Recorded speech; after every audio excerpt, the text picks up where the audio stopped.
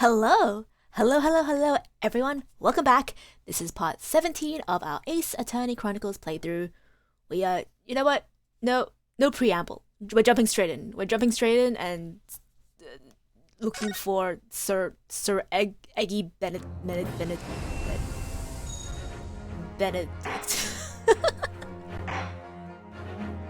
Sir Eggert Benedict. Oh, man. Eggert? The guy who got shot. The guy with the green blood. Oh, not green blood, but the green result? Hey Gina, how you doing? Ah, Gina, how are you holding up? Starting to feel quite warmly towards our frequent cold shoulders now. It's part of her charm. Ginny! Are you alright? Why didn't you say anything? Oh, she's shy. What's the point, eh? Why go to all this trouble and fight so hard for the likes of me? Because you're worth it. What? Well, you saw it. Picture?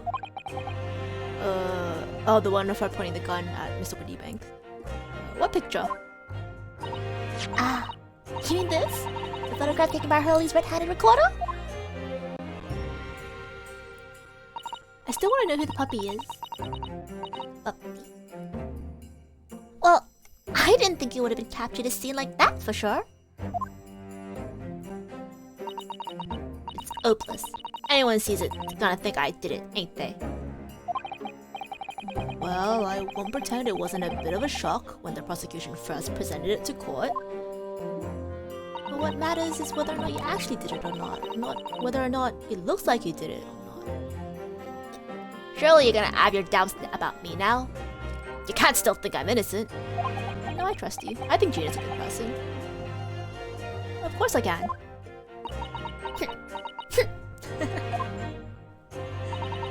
Ginny, why don't you talk to us? Tell us what really happened that night. Ernest cleverly managed to piece together a lot of new information, but still, we really like to hear it from you. Again, usually you'd think that this client lawyer conversation would have taken place a little bit before the actual court date. Not even before the court. Not before the trial, in the middle of the trial. During a recess. Alright then. But I'm glad we're finally getting it out of her. It was after we had that dinner together at your place, right, Iris? Then we all had a chat in your office, didn't we? Yeah, I remember. You had a point to prove. After that, just couldn't get to sleep. So I slipped out and went down the street To the 221. To the Windybank place. I had to know. If Iris' story was there or not. The Hound of the Baskervilles. The Hound of the Baskervilles. I don't know what about it, or nothing. I don't know what it's about or nothing. If you ask me, there's something in it that Sherms didn't like. Something what? Oh god. Something what he didn't want people reading. So that's what you lied about. Oh, so that's why he lied to Iris about sticking it in lug with Windybank for safekeeping. At least, that's what I thought at the time. So you broke into Windybank's? I just had to know if it was there or not. I mean, I had no idea all that was gonna kick off, didn't I? Yeah. Oh. Struck the lock and snuck inside. It was dark as you like in there. I gave the oil lamp at the counter a bit of a wick. And that's when... What do you think you're doing? I feel like rule number 1 of breaking into some place is not turning on the lights. I nearly died, I did. Next thing I knew...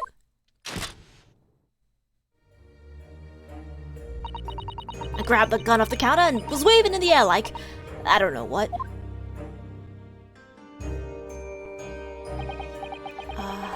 You're the girl who was in here this afternoon. I didn't think pickpockets went in for robbery. The the mantle script. Have you got it here? Did Sherms leave a load of papers with you? A story. Beg your pardon? The Hound or this something or other. It's here. I want to see it. I'm sorry, young lady, but I'd sooner die than relinquish an article belonging to one of my customers. I don't want it. What would I do with it anyway? I just want to see if it's here. That's all. You want to see it, do you? I want to know if Sherms really pointed here or not. Please, just let me see it, and I'll go. Oh, very well then. But for pity's sake, stop waving my gun around, would you?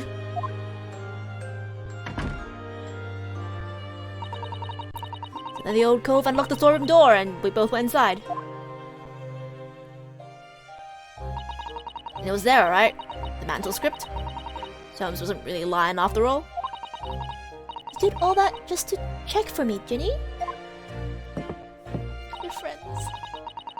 Anyway, there's a bit of pick-up out in the main old shop. The Skulkin brothers arriving on the scene, yes. What was that noise? Someone's breaking in! Poor Mr. Windybank. Dear me. Is there some burglars convention here tonight that I don't know about? I think I forgot to shut the door behind me. Sorry. I'd better go take care of it. Could I possibly have my gun back? Oh, well, I'll come with you and... Now don't be foolish, young girl. You must stay right here. Don't leave this room under any circumstances. And with that, I took the gun out of my hands and walked out into the shop. Oh. I hung back in the storeroom like you said, straining my ears in the dark to hear what's going on. Sounded like they got into a bit of a scrap, so I think I should help, see?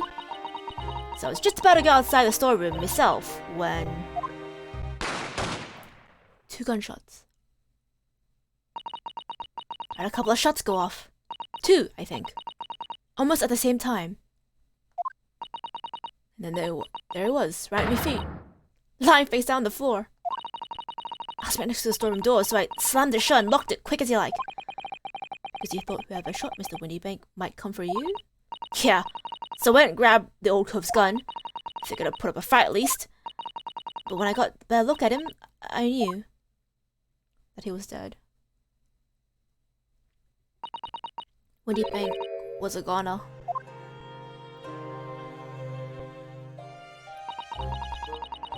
It's funny in my head all of a sudden. Kinda dizzy. And after that, I don't remember nothing. I guess you passed out from shock? That must have been when you passed out, you know? If I hadn't done what I'd done, the old cove might still be alive. Did you tell the police everything you just told us? Of course I did! But they didn't believe a word of it, did they? All they said was, I kept telling lies, and make things even worse for me.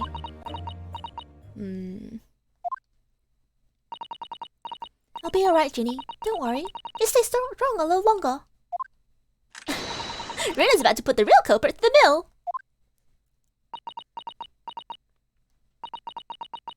Cove what? That cove what was there in the afternoon? That Eggert Benedict.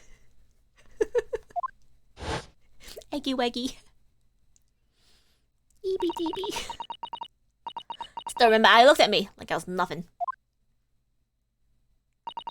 He was there that night. So she remembers him. Gina, you should have told us all this stuff. We don't know his real name yet, but I'm convinced that he's involved somehow. Yeah, he's the one leaking government secrets, dude. Anyway, thank you for telling us what happened, Gina. I appreciate your honesty. You what?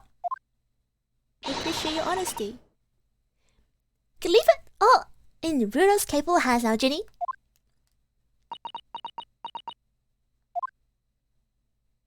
Oh, she's soft. Mr. Nara Odo. Yes? How can you trust me? I don't get it. We're friends. I mean, have you forgotten what happened there before? Come on, it's only 2 months ago. Me and McGill told you a whole pack of lies. And you got the bog trotter off with him, even though he was a killer. Again, that solely wasn't. I feel like that wasn't solely on either you nor Ryosuke, because he fabricated evidence, and murder trials are always they aren't on balanced probabilities. They're beyond reasonable doubt. So like, if there even was like one person being like, "Oh, I don't think so," like he would have gotten off anyway. Like maybe he would have gotten like slammed with some other charges, maybe. But like, it seemed like he was kind of pulling some strings. I mean, like he had money. I hate to say it, but if you have money, you can basically get away with anything, right? So like, again, I don't think you should blame yourself. Like, you didn't do the right thing, that's for sure. But recognizing that it was the wrong thing to do is a good step. Well done, Gina. And Rinosuke, you should also feel bad either. It's not your fault. No, I could never forget that. Oh. I did what I thought was best at the time. Yeah, you and me both, buddy. But the pain of that error of judgment doesn't get any easier to bear. Again, it's not your fault. You're just doing your job. Still, don't forget that I also made you a promise. I told you that I'd be on your side to the bitter end, no matter what. But what am I lying? She's been working to get another kill off the hook for her, you know? I was once in your position, Gina. I was the accused in a trial. You were? Before I left Japan, I was accused of murder. And strange as it might sound, the circumstances of the crime were pretty damning. I was sure that no one would believe it wasn't me who done it. Oh, Runo. But there was one person who stood up for me, who believed in me and was prepared to defend me. My best friend. Kazuma. Oh, pain. Ryosuke, no one believes in you more than I do. Leave this to me. All you need is to put your faith in me, and I'll do the rest. I was so happy I cried. But even then, somewhere inside me I couldn't help thinking, surely he doesn't really believe in me. Not completely. But I was wrong. Kazuma! As soon as my trial began, it was obvious that he had an absolute, unwavering belief in me.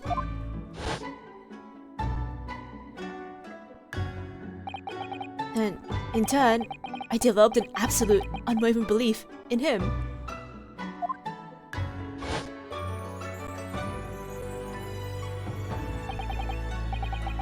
Since then, I've come to realize, if you want someone to believe in you, you have to believe in the other person first. Believe in me who believes in you. What are you saying? I promise you, Gina, that no matter what happens, I'll keep believing in you. So, you don't need to worry. I won't let you down.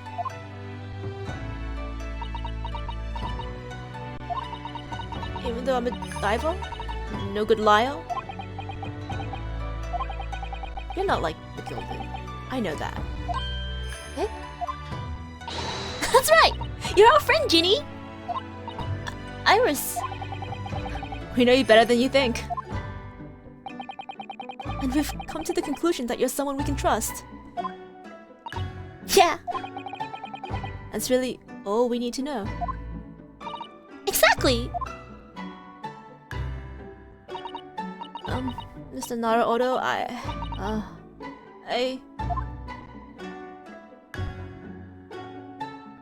Oh, Ginny, it's okay. Can we have a hug? Am I allowed to give you a hug? I want to give you a hug. No, shut up, bailiff! I want to give her a hug. Ah! No. I'm so sad. So sad about so many things. I'm still so sad about Kazuma, dude. Kazuma! Oh, he was taken from us too early. Or rather, he was taken from the story too early because we never saw the dead body. He's okay. He's fine. He escaped. He's doing great. Oh, God, Kazuma, why did he die? Why must you take the good ones? Okay. Enough mourning for now. We have a court case to win. Defendant Gina Lestrade and her legal representative. Court proceedings are about to resume. Please head into the courtroom immediately. Aye, aye. Yes, sir. Of course. Thank you.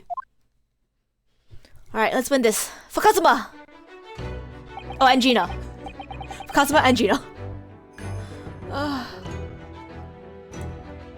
This case has all the girls crying. This case has me crying too. I'm like so sad. I wasn't prepared for this much sadness, like right off the bat. Okay. I've been both a defendant and a defending lawyer in my time. So I know only too well just how hard it was to put all your faith in another. And I also knew just how hard it was to bear the burden of another putting all their faith in you. This is it at last. The final chapter. The final battle. Wish me luck, Susato-san. Oh, Susato-san! I hope she's okay too. I hope you're watching it with me too. Partner? Hold it, objection. Exactly, Lagbreaker. I agree. My emotions. Oh. Susato is with us here spiritually. Just like Kazuma. We're all together. And we're gonna win this.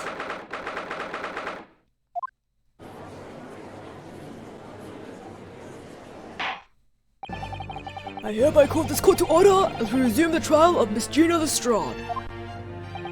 Lord Van Zykes, have you successfully subpoenaed the witness? The subpoena was delivered to the communication station, where the man works immediately, my lord. However, the heavy rain! God damn it! When Iris was talking about the weather this morning, I was like, oh, this probably is gonna play into something later on. Didn't think it would play in this immediately. Ugh, the heavy rain has delayed the arrival of his carriage, it would seem.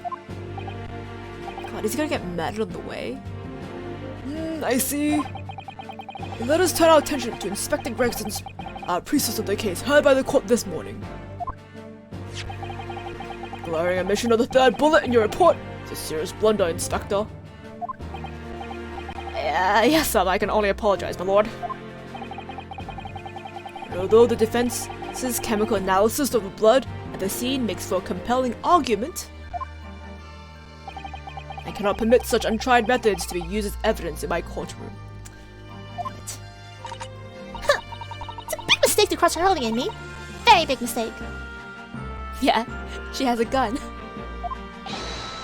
My lord! The subpoenaed witness has just arrived in the building. Oh. So it wasn't much of a delay, I guess. Thank you, officer. Show him to stand without delay. Mr. Eggert Benedict. Didn't expect to be crossing paths with him again so soon, and certainly not like this. What's his real name, I wonder? Oh, he's still wearing that, I thought it was a disguise. Does he just wear his usual clothes? He goes to work like that? Thank you for complying with the court subpoena at such short notice, sir. But of course, my lord. As an upstanding member of London society, it is my pleasure to oblige. Now kindly state your name and occupation for the record. Ashley Graydon, Communications Officer. Mr. Gray and I both work at London Central Communication Station. Now, perhaps somebody would kindly explain what this is all about. You were appraised of the situation by the court officer on your way here, I presume. Yes, I was. Something to do with a murder that took place at the pawnbroker on Baker Street? And some nonsense about me having been there at the night in question.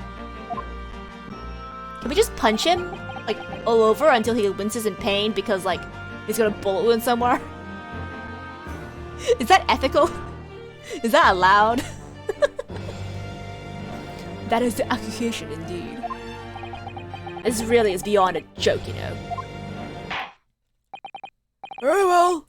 Without further delay, the court will hear your testimony now, Mr. Graydon. You will respond to the accusation made against you under oath.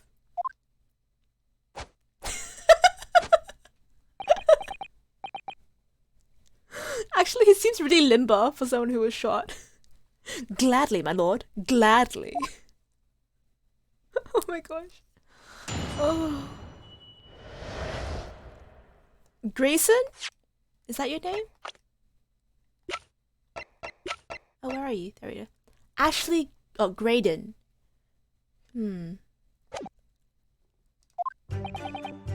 Naturally, I have occasion to make use of pawnbroking services from time to time.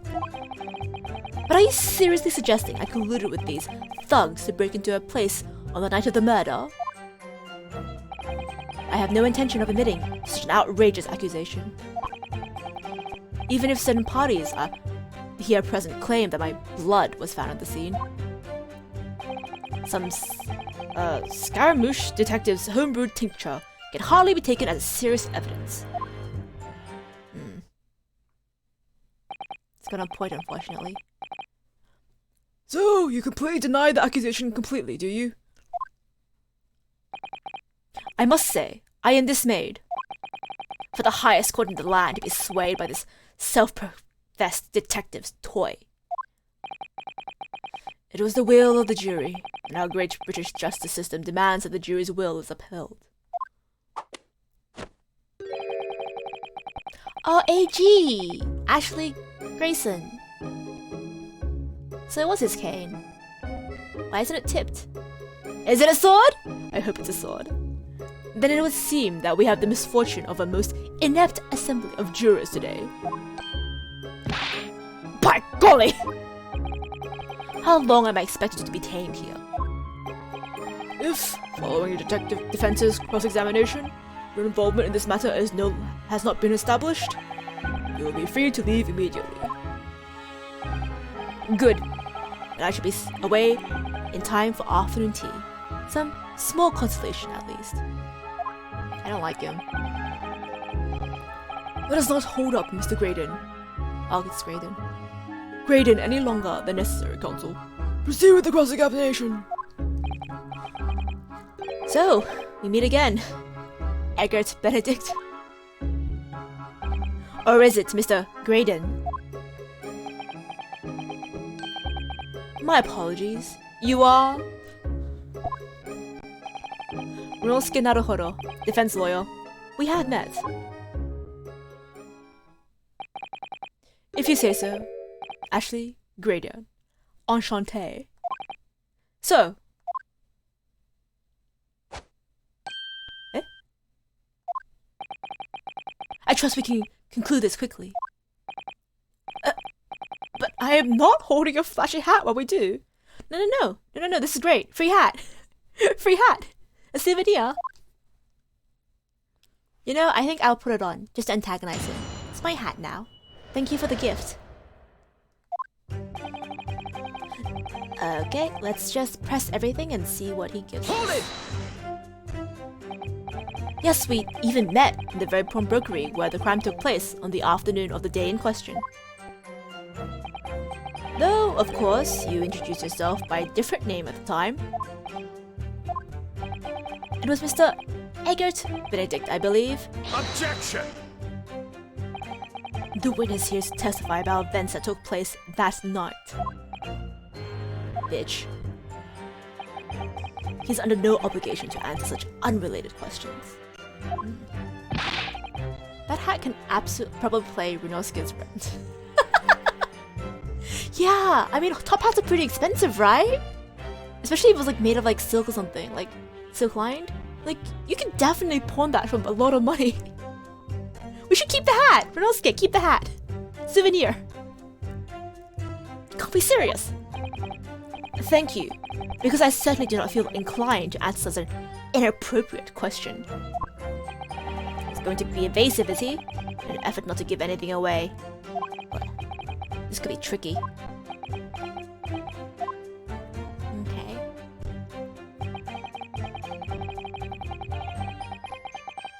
Hold it! Have you seen these two men before? This pair? Are you not see? No, I don't associate with criminals. Said by a man who introduced himself as Egert Benedict. I'd like to know who I have to thank for this. Who made this outlandish accusation against me? The young lawyer there in the black. This is a farce!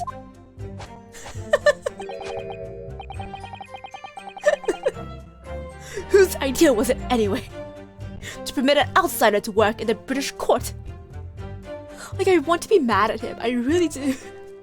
But every time he dances his silly little dance, I'm like, ooh. I am endeared to him. I do love Graydon's dramatic animations, right? He's so hard to hate. He's saying shit that should make me want to punch him right now.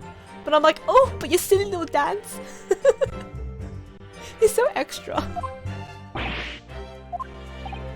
Well, needless to say, I have no intention of admitting such an outrageous accusation. Hold I it! don't think I have any evidence right now to kind of hold against him, do I?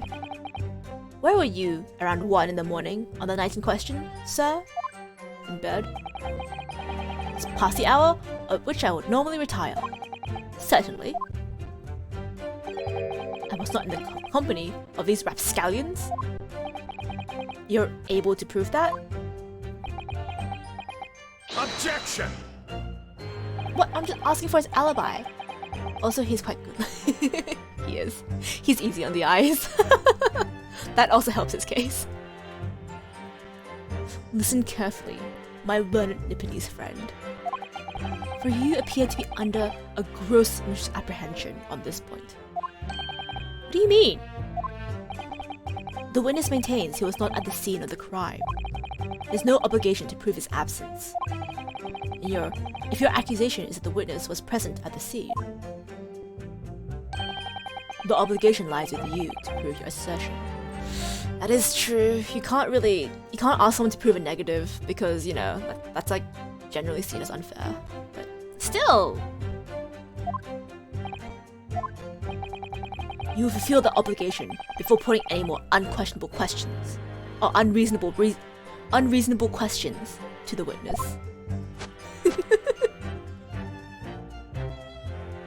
oh my god. A silent victory wiggle. Thanks. Oh, your talents are wasted, sweetheart. You should be on Broadway or something. Even if certain parties here present claim that my blood was found at the scene. Hold it! Blood was found at the scene of the crime. That is no question of that. Can we ask him if he has any injuries? Because that seems a bit... We probably would get objected, but eh. Mr. Holmes' chemical analysis has positively identified the substance as such. But I am not the only human to have blood running through my veins, am I? How can you be sure that the blood is mine? It could equally be the blood of one of these two miscreants. Every individual's blood has slightly different composition, it seems. Mr. Holmes' chemical is able to differentiate. Spare me the science lesson. Who this Holmes character anyway? Oh, I assumed all Londoners would know the name. He's a renowned detective. So even you are unable to bring yourself to say great detective. Yeah, that's my one weakness. Unable to say great detective. But he's a great guy. A great detective, you say? Right. Now we are under the realm of fairy tales, are we? Oh. Excuse me. Have you got something to add, sir? Do you have something to say about that, Mr. Skulkin? No, Nashi. No, the Mr. Skulkin next to you. No, not you. Right, I've had a here with you. How many times have I got to tell you? No, I know, you're not Big Puff Sulky. Mr. Nash Skulkin. Eh? God blimey, Governor! You what? Is it not the case that when Mr. Graydon just spoke, a thought went through your mind? Would you care to share that thought with the court? Eh? Your thoughts? I don't have none of them! Must have been him. Relatable. You what? Mr. Nash Silken, answer the question, please. What went through your mind when Mr. Graydon just spoke? Nothing, honest, Gov, nothing. I was just thinking, if he waves his arm around like that much...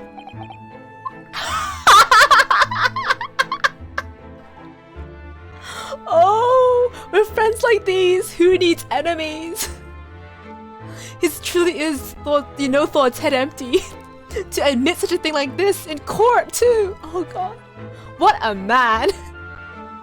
If it waves his arm around like that much more, it'll open up the wound again, that's all! The wound? What wound? Oh my god, he keeps going!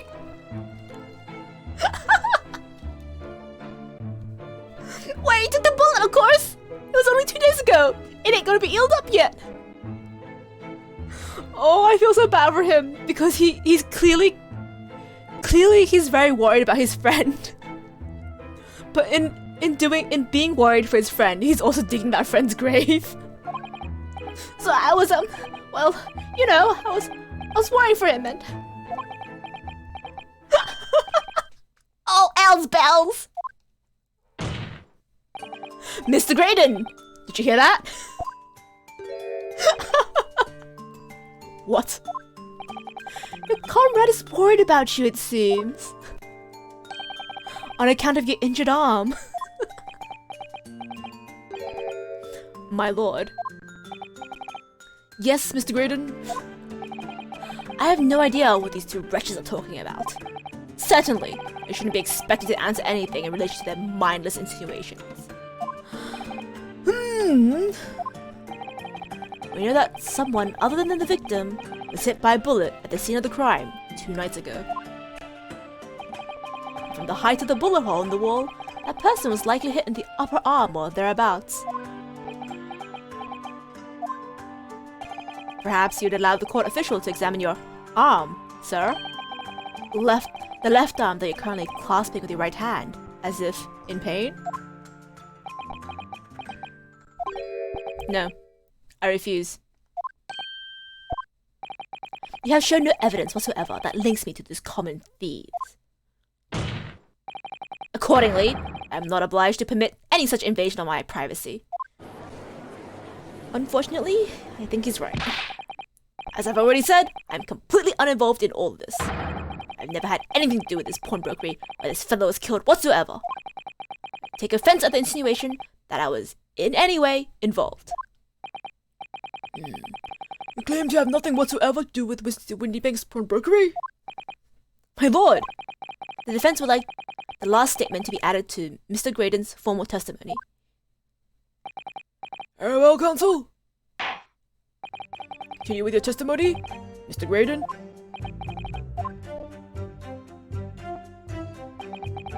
Bottom line, I've never had anything to do with the pornos when I was killed. Hold it! Oh, that... I meant to present, but that's fine. Yeah, we can press this. Never had anything to do with it? You forget that I was there, Mr. Graydon, on the very afternoon of the incident.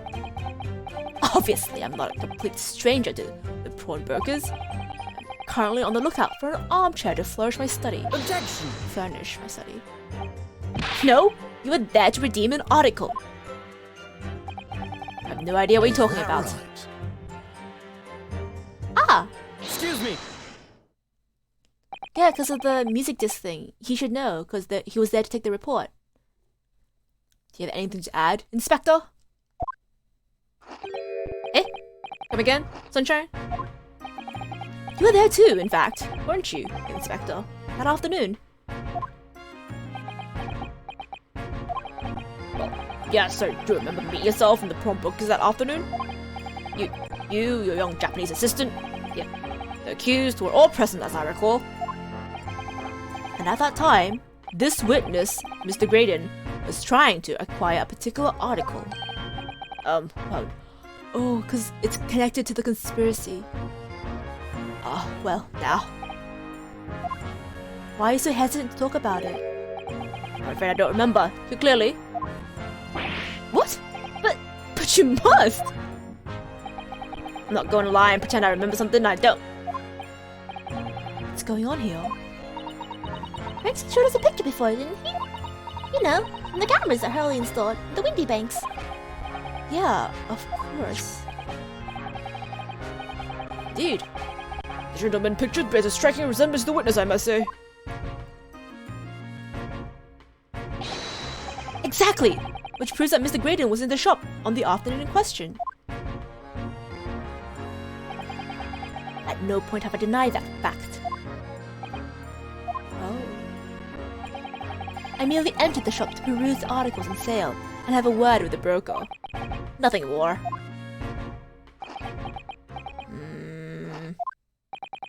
This makes no sense. I understand why Mr. Graydon might be trying to cover his tracks. But why would Gregson be trying to avoid getting testimony about what happened? That's all he's going to say on the matter, is it? What do you think, Bruno? I think he has no intention of telling us anything. He's well aware that the less he says, the less chance he has of giving himself away. The complete opposite of Hurley, then. He seems to think the more he says, the better. Oh my gosh, it's confirmed. Sherlock just does a scattergun approach to everything. But if you shoot enough, you'll eventually hit something. Well, at least I managed to prise a little more information from the witness's lips. All thanks to the Skulkin brothers. Yeah, they were the key to it after all. So he says he has nothing to do with the Windy Banks. Well, we know that's not true.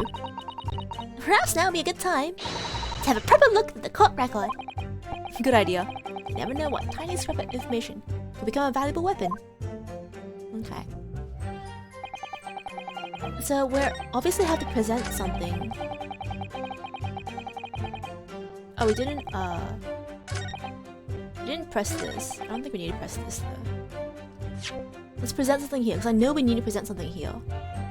It's just a matter of what exactly we need to present. Because I was gonna say, I was gonna say this. But that might not be it, all things considered. Because he wanted this. Because when he went to grab the coat, he said that he wanted all the music box discs that came with it. Like, insinuating there was more than one. There was like 2 or something. So maybe that's why he broke back in to look for it that night. But I don't know if presenting this would actually help or anything. I don't want to just present it. Objection! What could go wrong? Have you ever seen this disc before, Mr. Graydon? Why? Is it supposed to mean something? Yeah, your blood's on it. This disc was, until the day of his murder, in pawn in Mr. Windybank's shop. It was redeemed by the defendant, Miss Jean Lestrade, that afternoon. However, somebody mysteriously appeared to try to take it from her. And that somebody was you, of course. Wasn't it, Mr. Graydon? As I've iterated numerous times now, you are mistaken. That was not me. I've never seen that disc before in my life. It may have escaped your notice, but there's a small smear of blood on that disc. Ah, yes. Something from the abrasion of the thumb, perhaps? That's right. The surface of the disc is covered in hundreds of tiny metal bumps. In the skirmish to acquire the disc, the thumb of the person trying to take it suffered minor lacerations. Show me your hands. So, while this disc bears the remnants of that skirmish in the form of a smear of blood, the thumb of the person in question must bear the remnants also, in the form of a scratch.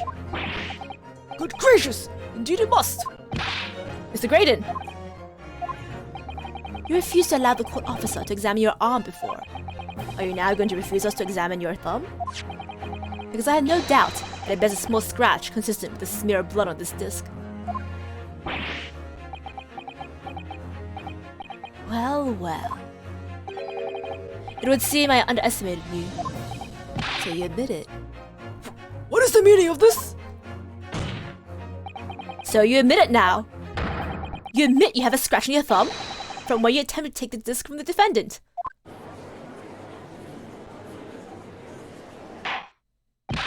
Order? Order? Well, Mr. Graydon?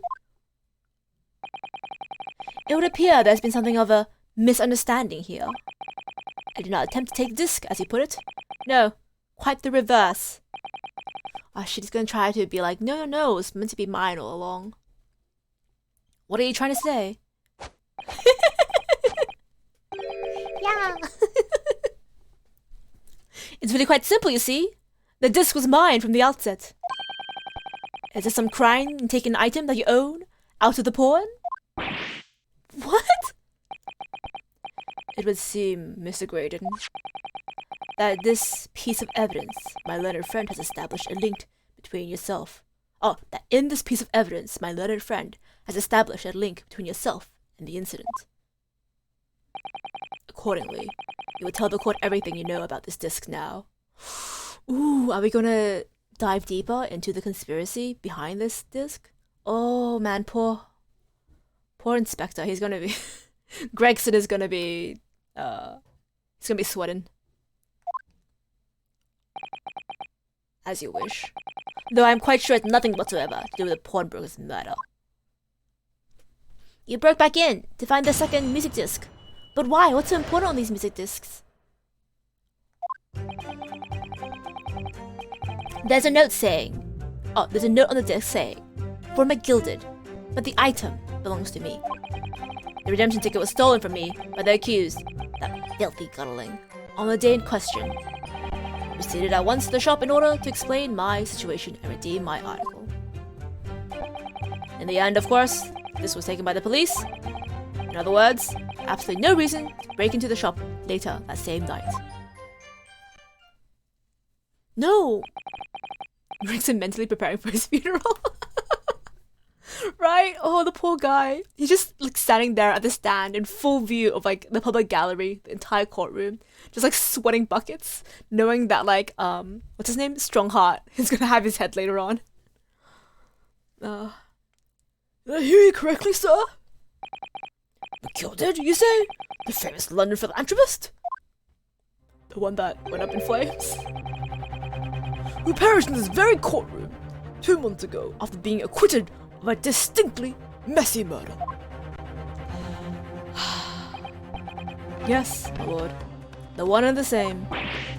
Good God, Mr. Graydon! Are you saying that Mr. McGilded and yourself are acquainted?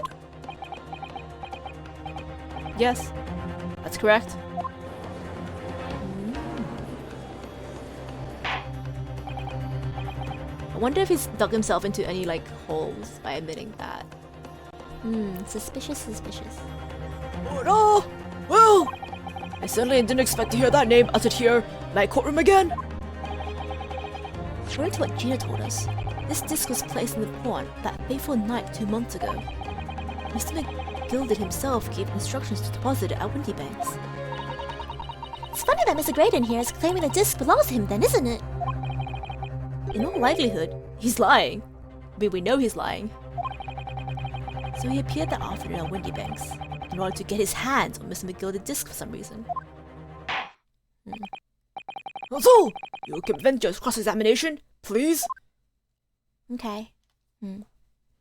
Because he wanted both discs. I wonder if they like play like slightly different things. They need to like play them together in order to get like a full message.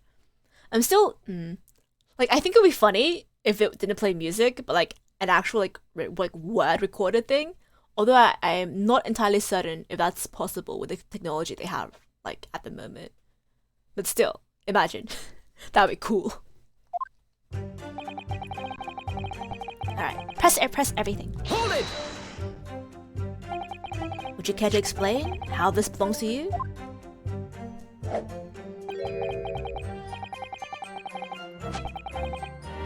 Oh my gosh, his fucking animations are so good. That fucking flourish, that sexy little look at me, all of me. As you observe, a communications officer such as myself commands a fine salary. Or is that bribery money, baby? You are certainly exquisitely dressed, sir. So you see, I have little need to make use of services provided by the pawnbrokery trade. However, I did once find myself in difficulty having misplaced my purse whilst on an errand, which is why I pawned a fine black overcoat to the broker in question. You claim that was your overcoat. Obviously, and in my haste I clearly forgot. The music box disc was in the pocket. And yet, there is a note on it that reads, for McGill. I am a collector of rare and unusual music boxes. Music box music. I first met Mr. McGilded at a gentleman's club in the city and was interested to discover that he shared my penchant in that area. So, the disc in question is a pre-production sample. I promised to let Mr. McGilded hear it. But then you forgot that it was in the pocket of the overcoat you were forced to pawn. Yes, exactly. Sheena didn't mention any of that in her testimony 2 months ago, did she? No, because Mr. McGilded had threatened her to keep her mouth shut. Which means that if we dig too deeply here, it's going to expose Gina's perjury. Oh dear. It's complicated, isn't it? Let's leave it alone for now, for the time being. He claims the overcoat with the blood all over it. Time to arrest him. Yeah! Although they did say they didn't accept the blood thing as evidence. But we can still prove the presence of blood on it, right? It doesn't matter who it belongs to, it's still sus as heck. Oh. The redemption ticket was stolen from me. Hold it! Press. Like, we already know the coat isn't yours. So you're saying that Miss Lestrade left the ticket from your pocket or bag? That's right, despite being mindful of danger and walking in insalubrious areas of her kind frequent. Objection! Miss Lestrade did no such thing! Me objecting to my own question. Objection, hearsay. But it was my question. God. Well, of course, you take the stance that the girl is a regular offender. You came to the pawnbrokery that day, prepared with all the information you needed to identify the defendant. You were looking for her. That's what brought you to Windy Banks. To get your hands on Mr. McGilded's disc. Objection! My learned friend is very veritable font of nonsense. Nonsense? Oh god. I concur with the prosecution. You guys went there, but Sherlock and I proved it. I promise. And so you're afraid for conjecturing this way? Is that clear? Yes, my lord. This sucks.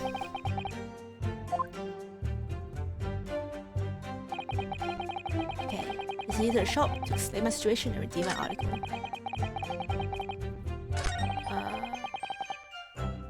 I don't think I need to press that because Hold it! I don't think I'll get anything new from it. Yes, it was taken by Inspector Gregson here, wasn't it? That's right. This is very man. Apparently the police are collecting anything that has connection to Mr. McGilded right? as evidence. You okay there, Gregson? Excuse me! Is something wrong, Inspector? Well, what do you mean? The last remark Mr. Graydon made in his testimony seemed to trouble you in some way. No, it didn't. Oh, then leave it alone. Let me ask you this, Inspector. Why is Scotland Yard gathering Mr. McGilded's possessions? It can't say something like that, Sunshine! What is it, Inspector? Investigative secrets? Yes, exactly! You should know all about that! You're a prosecutor. Magnus McGilded, who died so unexpectedly after his trial 2 months ago. A man renowned throughout the capital for his great contributions to public life. Yet, he had a dark side too. Where are you going with this, Van Dykes? I suppose the police are dealing with the aftermath of his nefarious activities, are they? It's enough! Coppers like me have duties to carry out that we're not at liberty to talk about. That's all you need to know. Duties conferred by Lord Strongheart, I presume. The Lord Chief Justice appears to have great faith in you, Inspector. Ooh. Wait, does he shove his vision shows back in his pocket? Mate? Bottom line is, if you want to get more out of me, gonna need Long Straw Heart's paw print first. Like his approval? What's all this about? It's like there's something going on between Gregson and Lord Van Zykes here. Yeah, why are they fighting? I mean, usually the prosecution works with police, so what's going on here? Oh, it appears that Inspector has revealed all he is at liberty to reveal. Mr. Gray, then, let's return to your testimony. Gladly, my lord. In other words, I've seen no reason to break into the shop later that same night. Hold it! But perhaps you've seen something of value among the forfeited items? No, not at all. Oh. A valuer was brought in by the police to assess everything in the shop. Without exception, every article on the shelves was common or garden bric-a-brac. In that case, it's clear that you broke into the shop later that day in order to recover Mr. McGilded's disc. Have you not been listening, man? Even though I had wanted to recover the disc, you may recall that I had been seized by the police that afternoon. I was no more in the shop that night than I. As I keep saying, I simply had no reason to break in. But you did say you wanted a second thing. No, wait. We have a pawnbroker ticket. The box, right?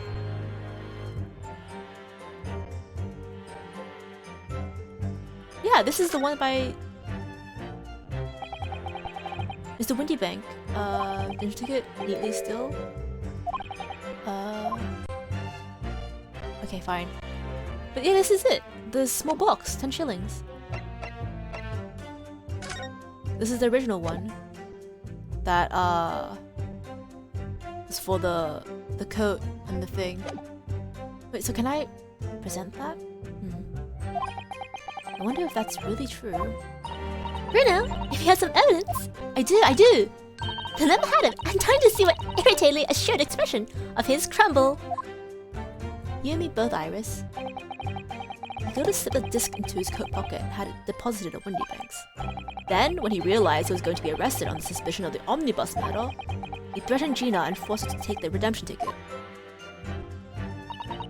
There's no doubt about it. That witness is lying through his pearly white teeth. Police were obviously after anything left behind by Mr. McGilded as well. That's why Inspector Gregson ended up taking the disc into custody that day. But Gregsy's being very strange about all this. Must be a reason for that, I'm sure. Just don't know what it is yet. For now, I need to focus on exposing the fact that Mr. Graydon is lying in his testimony. Okay. Was it the last one? Hold it! Ah! Wrong button! My bad. I get my lefts and rights tangled up all the time. So we will casually skip through all this. Can I skip faster? I really wish you could like pause and just present stuff in the middle. Can you? You You can't. Okay. Oh, I'm gonna have to go through this as well because it's the last statement. Oh.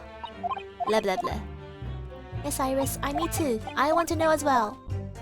I want to know! R for right. There we go. This one. Objection!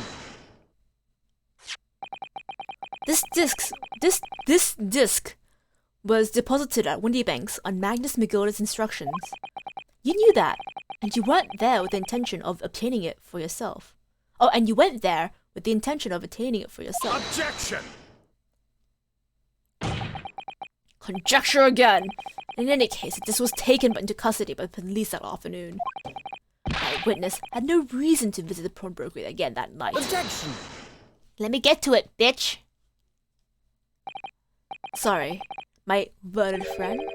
But that's not true! What? Mr. McGill had another article in pawn at Windy Banks. As this second pawnbroker ticket proves. There are 2 articles belonging to Mr. McGill in Windy Banks pawnbrokery, and the reason you broke into the shop that night was to recover the second one. Together with the 2 accomplices, the Skulkin brothers. This is the second ticket, is it? What had the man deposited? The article description reads, 1 small box. A rather vague description, it seems to me. Moroska just needs Iris to assert her control over Gregson to make him brag. Oh my gosh, if I could sick Iris on Gregson, oh, that would be so good. He would instantly just crumble and give me everything I need.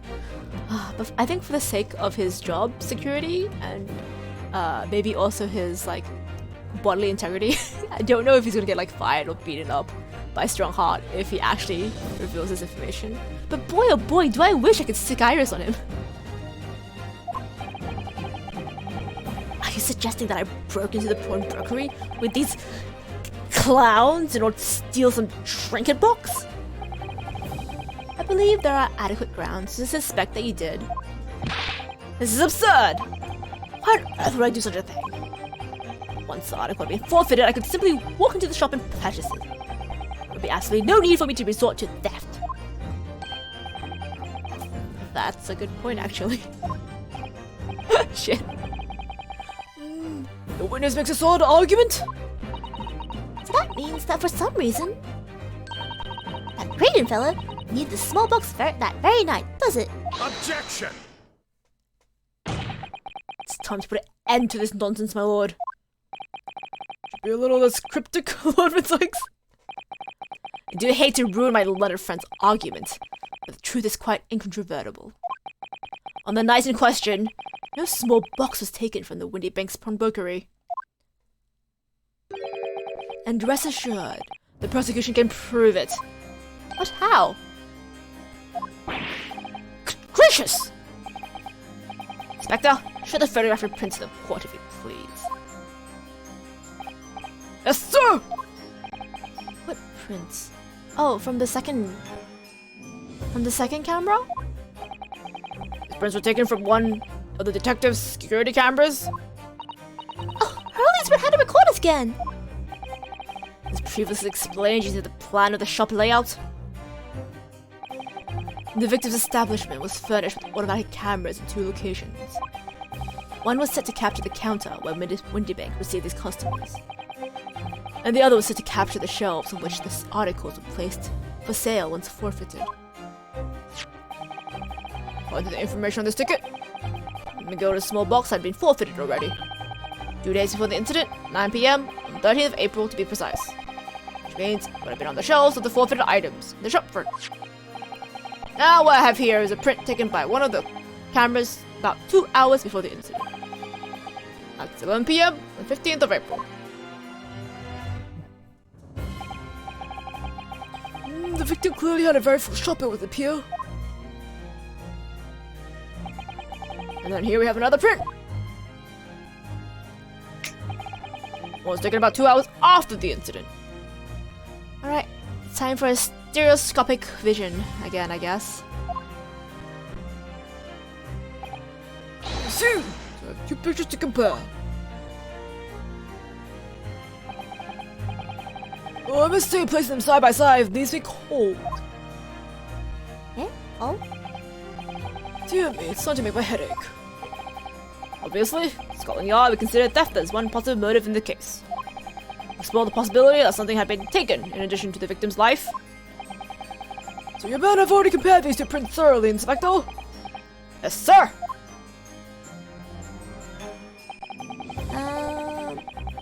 We counted every single item on each of these 2 photographic prints. The Yard's conclusion is that exactly the same number are present in both. I mean, he didn't have to take the box. You just had to take what's inside the box, right? In which case, it wouldn't have been taken, just like moved. In other words, nothing was taken from the pawnbrokery on the night in question. My lauded friend's assertion is nothing more than a hopeful fantasy. No, don't give up so easily. Don't scare. Get up. Don't believe it. I could just have shown that he'd stolen Magilda's pawn box. I might have been able to break him down at last. He's going for a different breakdown. He's going for a beat breakdown, baby. You know what, Bruno? I've been thinking. I wonder if these 2 photographs really are exactly the same. I'm going cross-eyed. What? No, counsel! Not the evidence put forward by the prosecution. What is your position? Wait, can I actually see it in... Are they in my... They're not. Okay. Seems that, in fact, on night in question, nothing was stolen from the victim's establishment. Do you accept this prosecution's assertion? No! I don't know. No!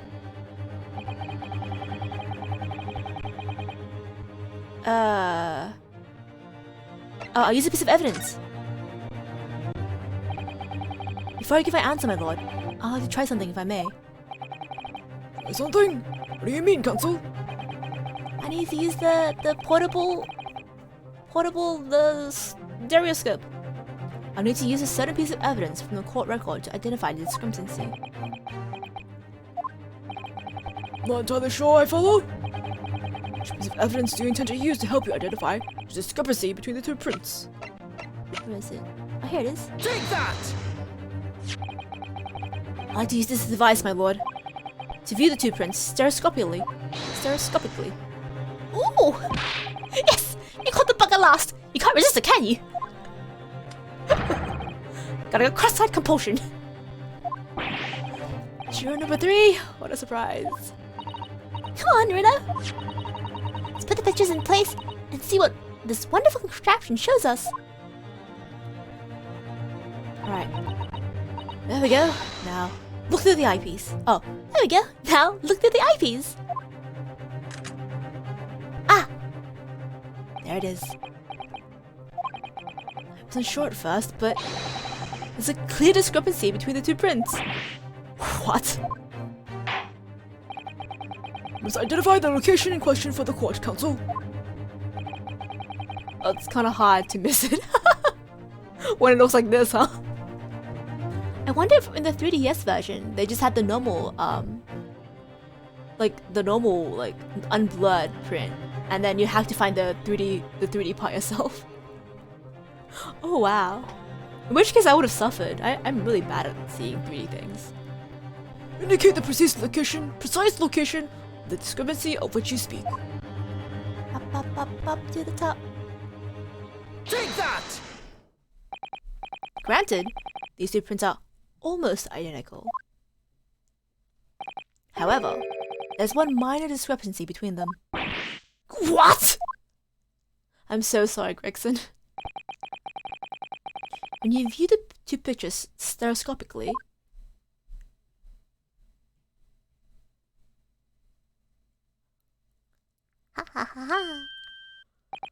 a single area stands out as being different.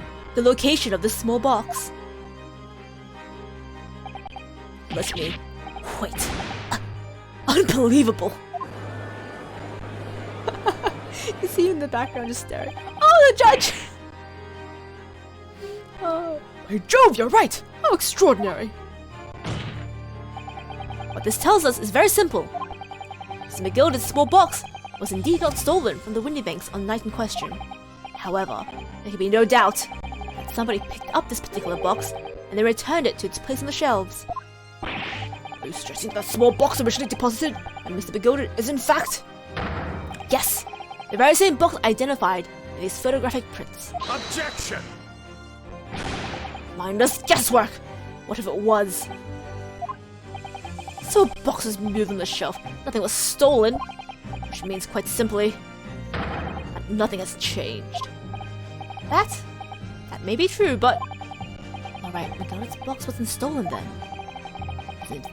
Doesn't the fact that it was moved like to change things? It changes everything! You can just take what's inside the box, dude! I mean, if you see a gold bar in a trash can, do you take the whole trash can, or do you just take the gold bar? I believe this changes everything about the case. How can that possibly be? The crucial point is the fact that what was moved was a small box. In other words, you have to consider what had maybe been inside the box. What are you suggesting? For a smart person, Van Dykes, you're really dumb sometimes. I'm suggesting that we need to examine that box as soon as possible. A vital piece of evidence is sitting on the shelves at Windy Banks as we speak. Objection! That won't be necessary. Some little box belonging to a man who died 2 months ago can't possibly be relevant to this trial. Court does not uphold your objection, Lord Van Dykes. Oof! Arrange for an officer to go to Baker Street at once. Obtain the small box in question and bring it back here for further examination. Wait, shit. If they already took what's inside, how are we supposed to tell that something was taken? Damn it.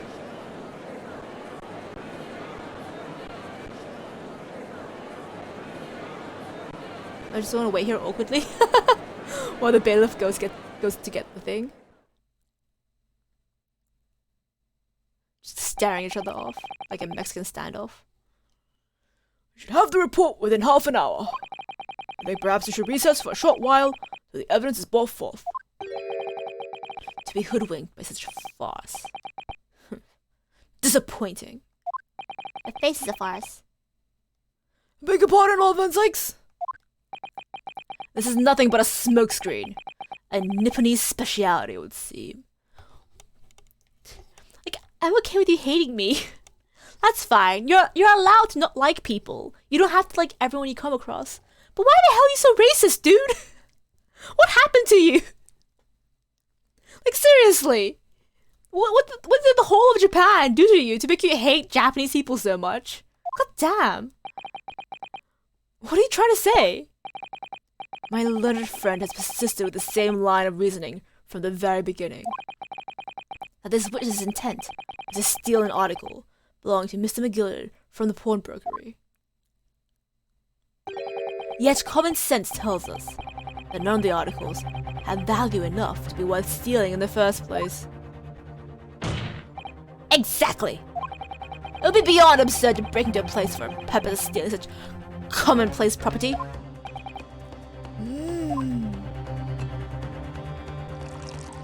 Bitch.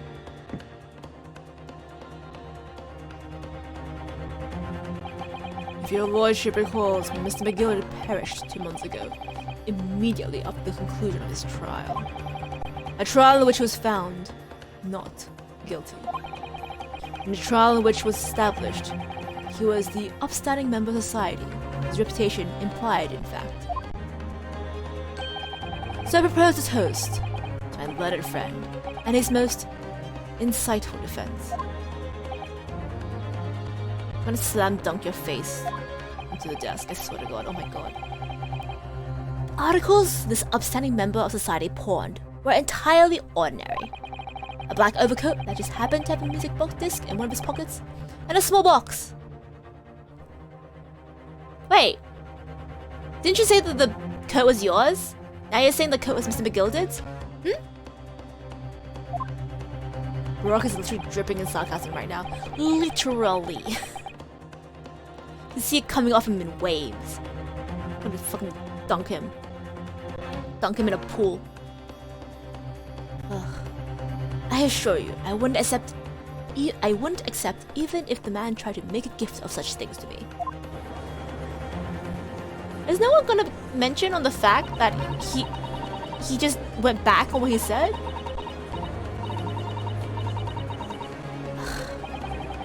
Deposit cash in the property, I'm quite certain of that. Blah blah blah. Doesn't that, like, things have more than monetary value, okay? The prosecution's argument is undeniably compelling. It is incumbent of the defense now to bolster its argument. Fourth glass, one bottle. Fuck this guy. To explain what possible significance these commonplace articles pawned by this fine citizen could have. Again, things have more than monetary value, okay? Well, counsel, is your argument in fact demonstrable? Okay, about that. I have to show proof that the disc or box art in any way tangibly related to the case. Oh, Susato's case notes. They have file summary. Conviction was assured with 3 eyewitness testimonies. However, a surprise fault witness's testimony resulted in acquittal due to insufficient evidence. No, it doesn't say. What else does she have? Okay, this seemed like a lot of notes, but it was just two pages.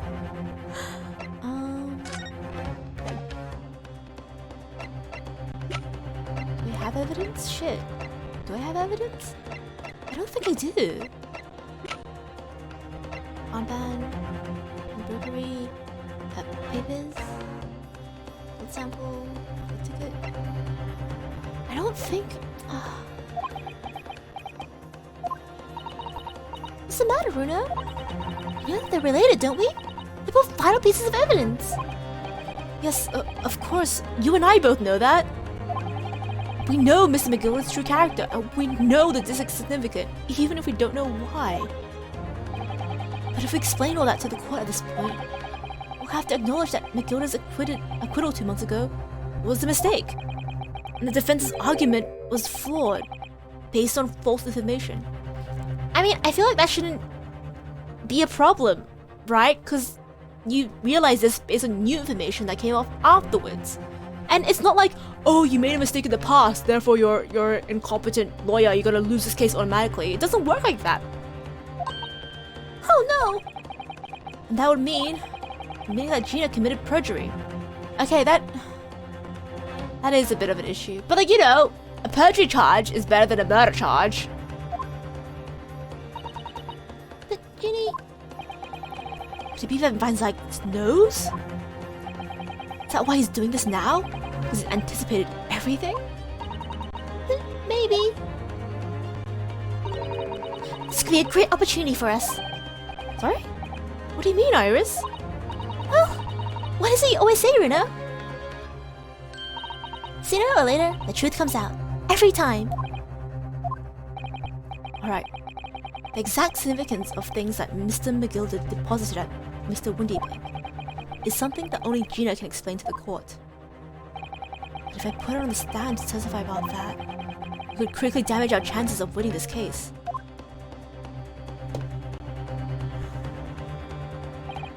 It's the right thing to do here. Again, perjury charge, much better than murder charge.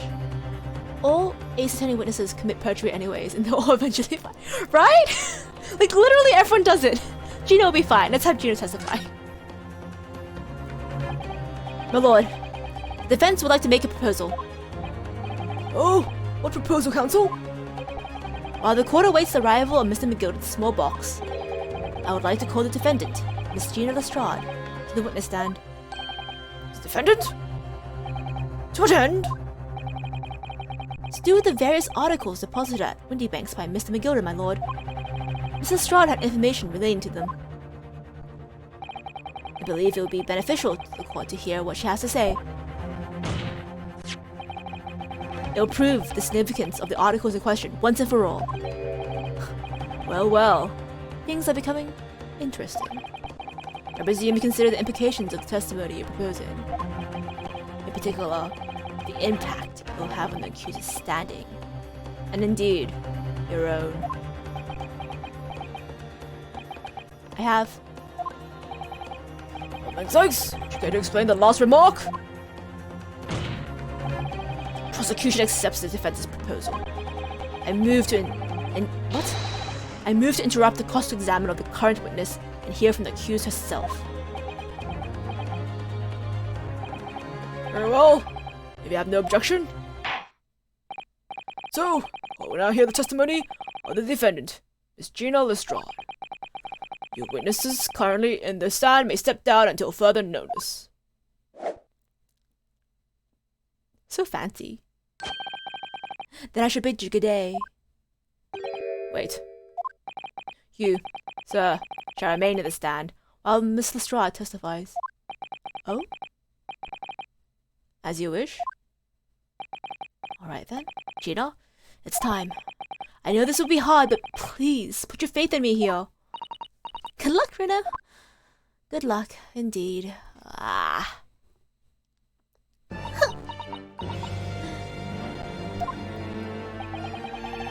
The articles that Mr. McGilder had deposited in Windy Bank's pawnbrokery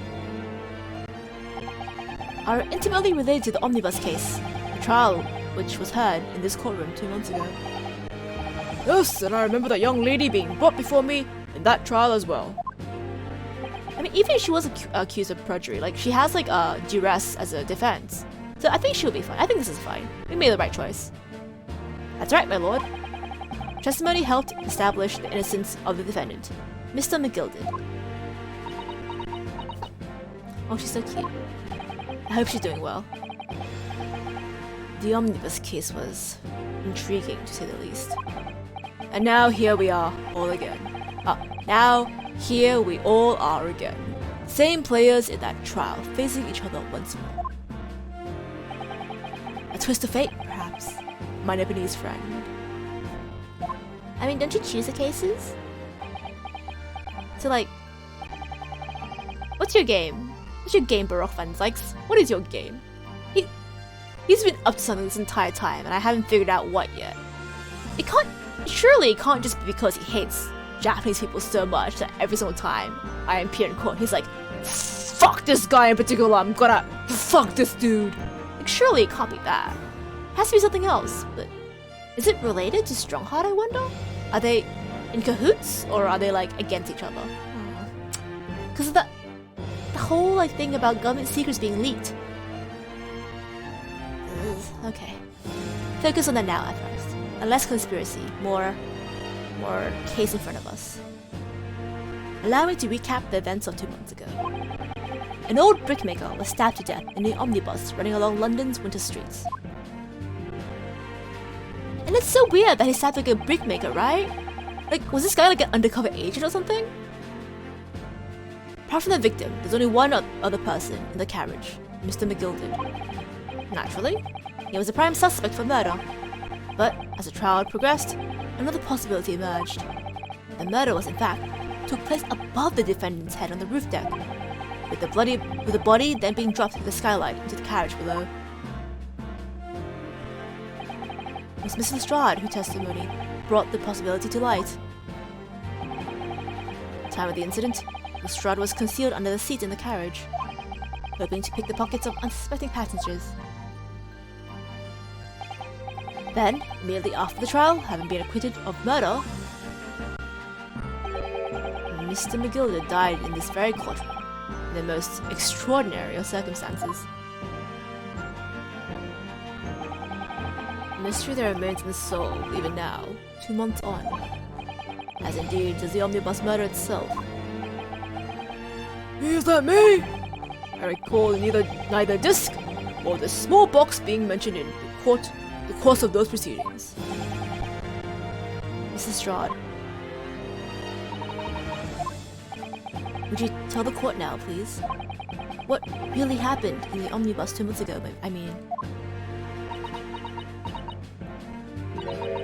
I don't know what you mean. I already said what I know. And what about everything you told us yesterday from inside your prison cell? Please, Miss Lestrade, it's extremely important. But... Remember, little girl, if it transpires that you willfully withheld information in the trial 2 months ago, the Home Office will seek to prosecute you for perjury. And naturally, you will lose all credibility as a witness. Although, let's face facts, you have little credibility to lose. Ginny, don't listen to him! Please, you have to trust Bruno now! Iris? We're on your side!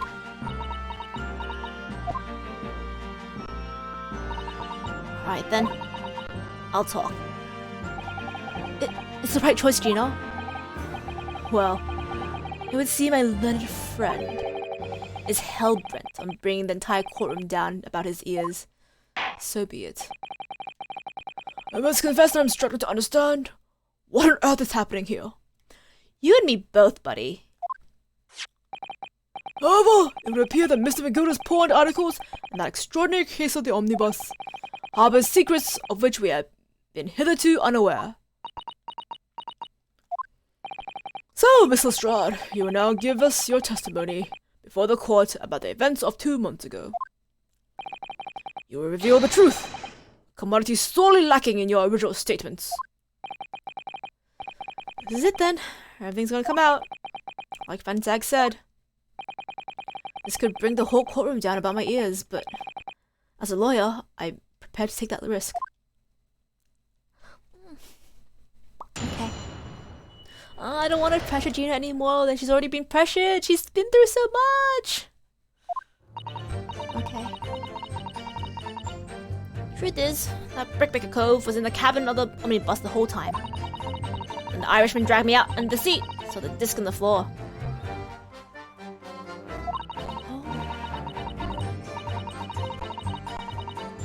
Wait, Paul McGill did. Wait, that guy was doing a handoff to Magnus when he got killed? Wait. Holy shit. All of a sudden, I heard a scream from over my head, and that pair on the roof deck went off to call the slops. That's when Miss McGilda slipped the diver some tin to do a run to the pawn shop roundabout. He threatened me not to snitch, to say nothing to no one about what I seen or heard. Yeah, see, duress. You'll be fine. Grief, this is outrageous! What you told the court almost bears almost no resemblance to your testimony 2 months ago. As you say, my lord. Then there's every chance I may have adjudicated an error in McGilda's trial. It sounds very much to me as if the man deliberately deceived this court in an effort to cover up the most wicked of schemes. Without doubt, your lordship is correct. A great injustice was done in this courtroom 2 months ago. And the actions of the accused in the trial, of this witness, and of my learned friend are entirely inexcusable. Hey, fuck you. Fuck you, dude.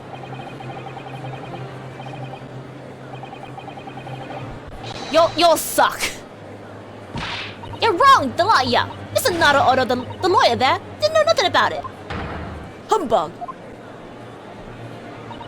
I don't think so. Are we really expected to believe that? Yeah! I said so literally in my first case.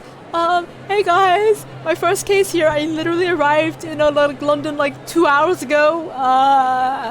Please be nice to me. And you guys were all like, no, fuck you, I'm not gonna be nice to you. And I still won. Admittedly, on fabricated evidence, but that wasn't my fault, okay?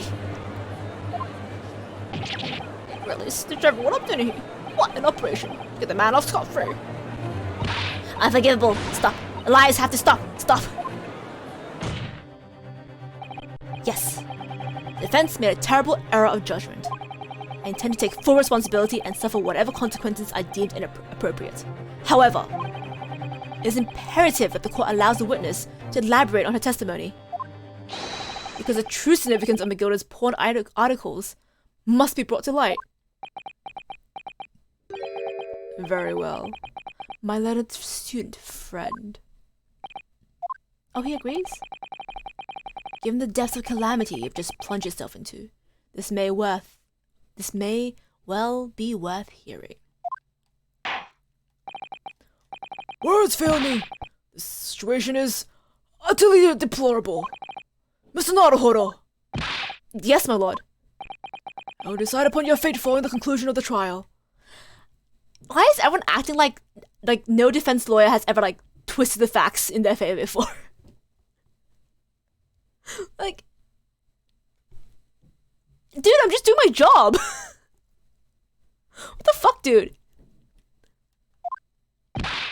Of course, my lord. Fly me, Miss Naruto. Now, counsel, proceed with the cross-examination. It's my job to get the best possible outcome for my client, okay? Whether or not I take good clients is none of your business. And I agree, I took a bad client that time, but you know, I was kind of strong-armed into it. It wasn't my fault. And additionally, the fabrication of evidence wasn't my fault. Y'all people here suck, dude. I hate all of you. This place sucks, I want to go home.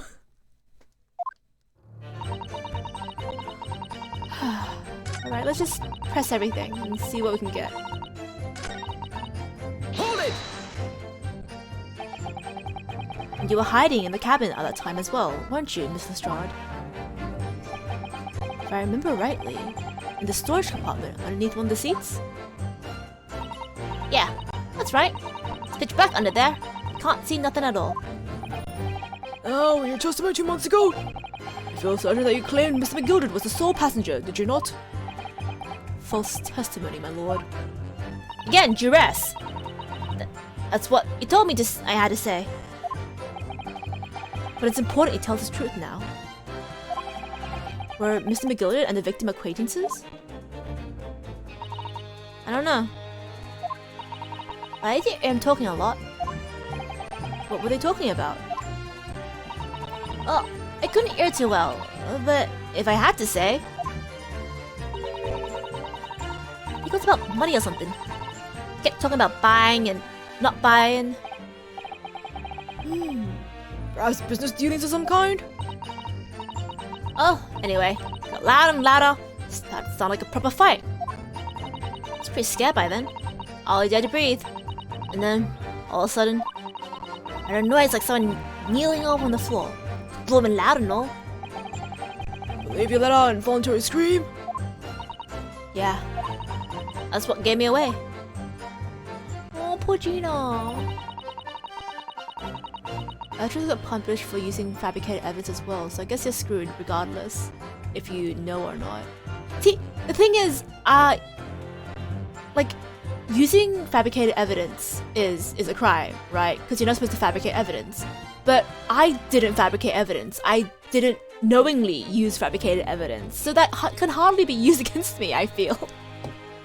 It's only a crime if I knowingly did it. And I did not know! When the Irishman dragged me out from under the seat, I saw the disc on the floor. All of a sudden, I heard a scream from over my head. Alright, the disc is important, let's go back. Hold it! Was the disc you saw this disc? Yeah, reckon it probably was. Right next to the cove lying on the floor. Does this belong to the victim, perhaps? I don't know, but Mr. McGilded picked it up pretty smartish. And then he sat on the cove with the knife in his belly, up on the seat. What did he say to you at that time? Don't have to say a word about what I've seen or heard to no one. Disc and all. I was dead scared. The way he was looking at me, I thought, if I didn't go along with it, I'll get stuck with that knife too. Duress. She should be fine. Let her off the hook, come on. Then he started asking me a lot of questions. Like what my name was and where I lived and that. Also about being a diver too. But after a while, what happened in the carriage was noticed? Yeah, that's right. It's kind of rapping noise. What a sudden there was a scream. Hold it! There were two gentlemen occupying the seats on the roof deck, I believe. That's right. Bruce and Faust. He must have looked through the skylight and noticed the cove with the knife in his guts. And screamed, and the driver pulled the horses, and McGilda got me out of sight. Out of sight? Where? Back under the seat where I started off. As the carriage came to a halt, the two coves from the roof ran off to fetch the slops. They immediately left to fetch the police. It would appear they were entirely unrelated to the incident. So that left McGilded, the driver, and you still at the scene. Only the driver didn't know I was there because I was under the seat. I heard the cabin door open and a voice from outside. Driver, yes. You also testified in that trial, I believe. Fellow by the name of Beppo, if memory serves. Good old Beppo. What did McGilded and the driver say to each other? Actually, no, not good old Beppo. Did Beppo take a bribe? I don't know what happened. Stuff like that. Mainly. That's why McGilded slipped the driver some tin. Yeah. Hold it! Beppo, you corrupt bitch. That pawn shop obviously being Windy Banks on Baker Street. Just a moment, counsel! Do you mean to tell me the driver gave false testimony at that trial as well? Now he has no excuse. He didn't have duress as an excuse. Perhaps the excursion to the pawnbrokery slipped his mind when he was in the stand. Indeed, Lord Venslix. Hey, why is he helping Beppo? Why is he helping Beppo but not me? Mean ass. Gil took off his coat and gave it to the driver. He followed up, or careful like, before handing it over. To hide the bloodstains. When I saw him do that, I remember thinking, that coat and what's in it's gotta be worth a few bob. Yeah, Gina was sure the disc must be worth more than Mr. Windybank was suggesting, wasn't she? Remember her quibbling with him over the price that afternoon in the pawnbrokery? The driver looked pretty happy when McGillis flashed some brass in his face. Went running off at a lick.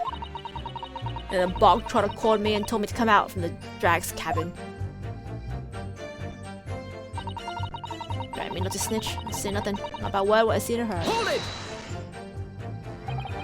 Threatened you? How exactly? Told me I'll only be able to scarp if I did exactly what he said. Which includes giving false testimony. In court 2 months ago? Yeah, that's it. And there's one other thing he said. Which was... He told me I had to hang on to the ticket from the pawn shop and made sure not to lose it. Ticket? Well, I never. Said that he didn't show up to get the ticket off me before 2 months passed. I had to go to the pawn shop and pay the money and keep it in lug to stop it being forfeited. Left me with some brass to pay for it. But really? Why on earth would Mr. McGill have done such a thing? Using his overcoat with the pawnbroker before the arrival of the police makes no sense at all. There would seem to be only one logical explanation, my lord. McGilded had the driver deposit at Windybanks was something he did not want the police to see. Something very important that he needed to hide at all costs. Anyway, after that, he let me go. I liked it before the copper showed up. Well done, Gina. Couldn't have been easy to tell the truth like that. She's really put her faith in you, Bruno. Yeah, and to thank her, she'll have to face a charge of perjury when this trial's over. So I need to use the time we have now to get as much information out of her as possible. It's time to really go for it. Press on every statement. I already did. I suppose I should. Oh, and another thing. What's that? Eh? The fuck are they talking about? Look at those two. Isn't it strange that they've been whispering to each other this entire time? Yeah, that is strange. It's like having a secret discussion about something. I'm not sure what I'm completely comfortable with that. I wonder if there's anything I can do about it. Eh? Wait, I pressed everything.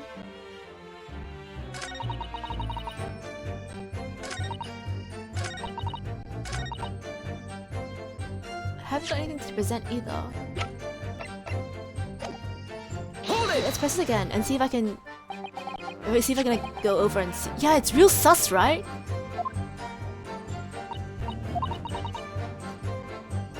Excuse me! Is there something you'd like to share with the court? Inspector Gregson and Mr. Graydon?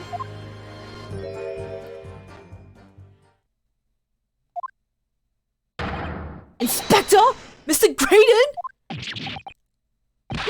Blimey! You're gonna try to give me a heart attack? You have been whispering to each other for quite some time now. Tell us, what's the discussion about? Discussion? With this fella? Pull another one, sunshine? They're whispering hot sweet nothings.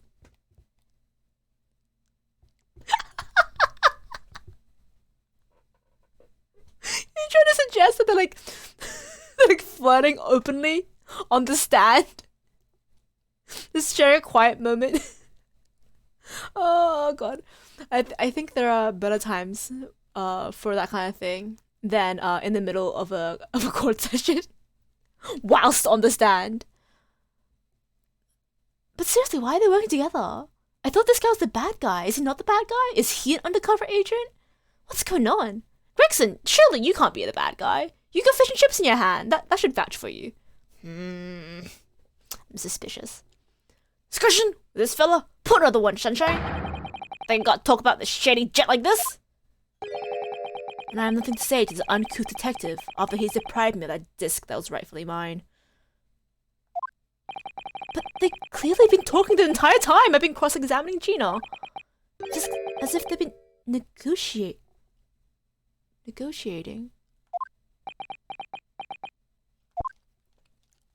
What have they been negotiating? Thank you, Mr. Strode. Thank you, counsel. I've heard enough. I believe we now have a reasonable understanding of what actually transpired in the omnibus. Wait, is Graydon trying to strike a deal with Gregson? GG? GG Gina? It would appear that night 2 months ago, a negotiation was taking place in the omnibus. A negotiator presented this disc. However, matters did not run smoothly. The parties involved began to quarrel over the price. Mr. McGilded took what he wanted by force, at the expense of the other man's life. What proves my point! This disc is clearly extremely valuable in some way. But I don't understand why yet. It still is super important. And 2 days ago, precisely 2 months after the omnibus incident, McGilda's coat and its contents were due to be forfeited. And I didn't know what I should do with the ticket. I mean, the Cove died right after his trial. I knew that.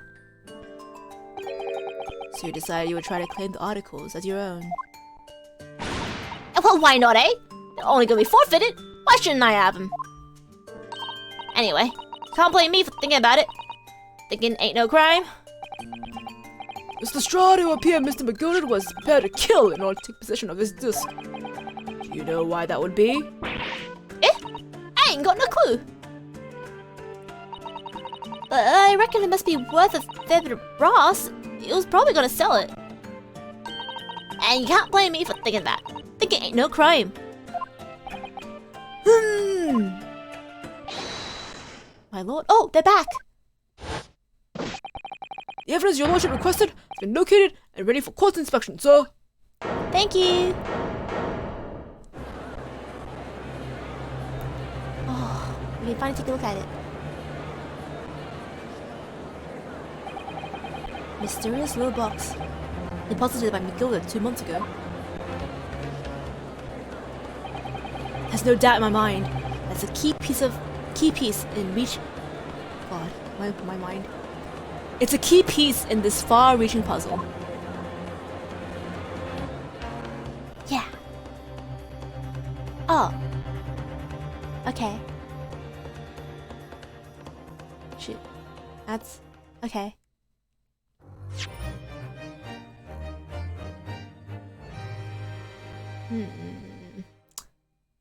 final part of the trial left.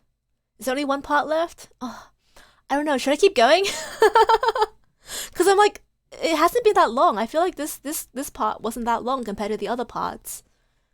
So like, should we keep going? But then I'm worried the final part's like super, super long. And I can barely read as it is. It's been 1.5 hours roughly? Yeah, so that's like shorter than the other ones, right? The other ones were like roughly 2.5 hours. Okay. Yeah, you're right. You know what? Why not? How bad can it be, right? We should do this while it's fresh on my mind. Let's keep going. Part 2, let's go! Oh, oops. Yeah, I just press B. I press B. I mean, I really, really want to see what's inside that box. Oh, it's so pretty too. So this is the article in question, is it? A small box deposited with a pawnbroker by Mr. McGill 2 months ago. And on the night of Mr. Windybank's murder, the only item on the shelves that was touched by whoever broke into the shop. Quick, quick! Let's open up and see what's inside! My thoughts exactly, my dear. It's the music box! Holy shit! It's the music box! We can play the music! Okay, now I'm sus of how bad it can be. Is it gonna be super bad? No, okay. No, we can play the music, holy shit. Good gracious, it's no Oni box it seems. Wow. Although in truth I had an inkling that it might be the case. Well, I didn't. Good job, Nosuke. It would appear the box houses a miniature music box movement.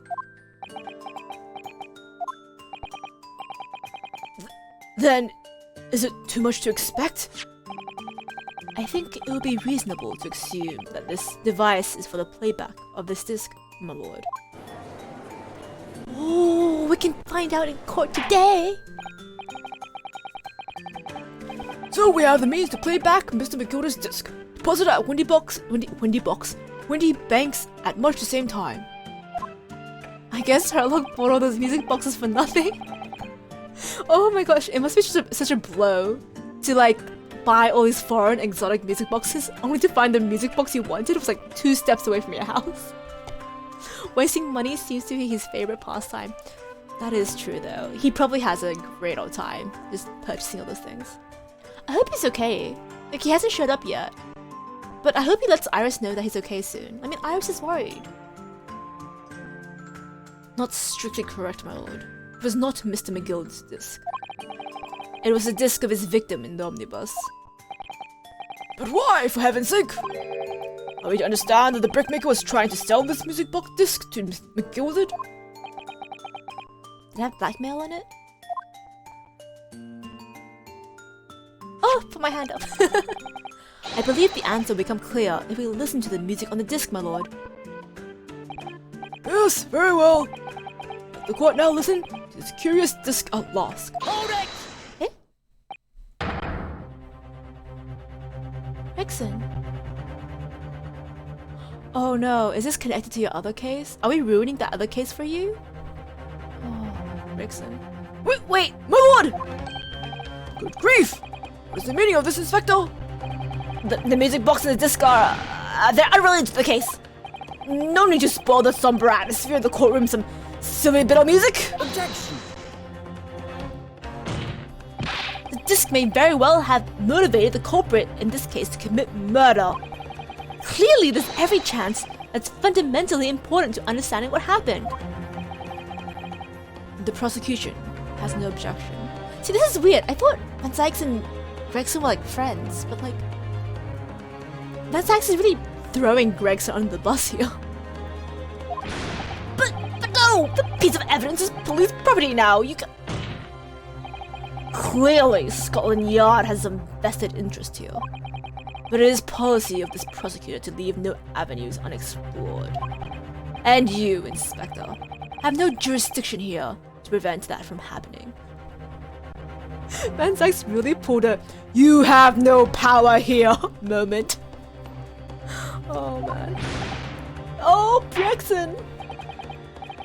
No further delays, please! Play the disc! Ooh, Barack gives us the vibes of someone who Drex all friends.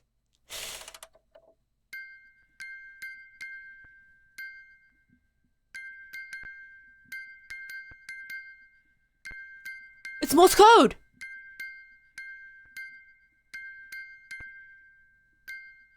Oh my god, it's Morse code! It actually was it was a message!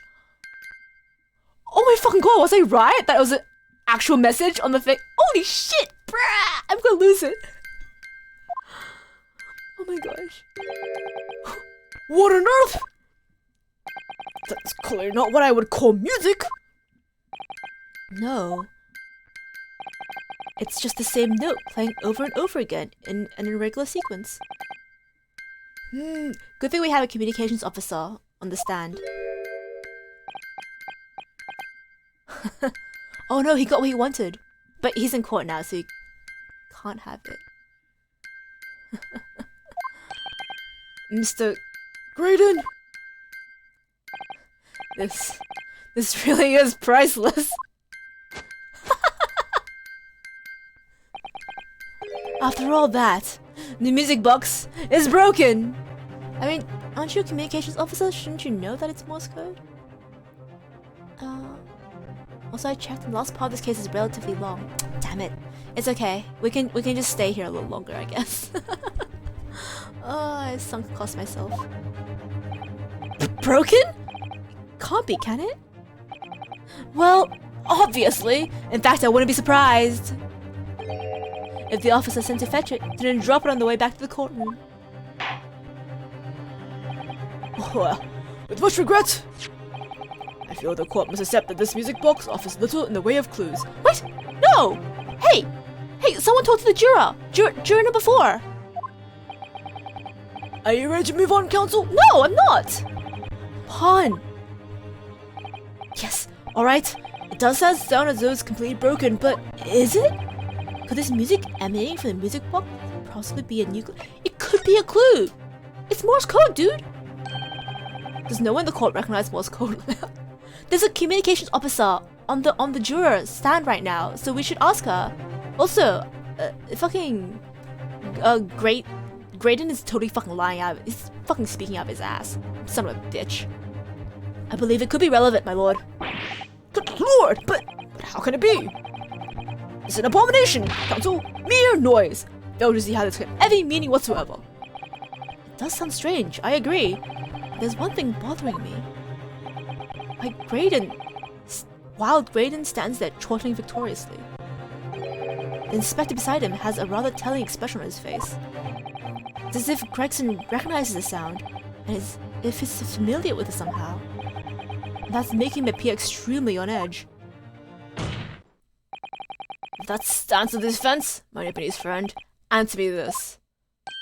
Oh!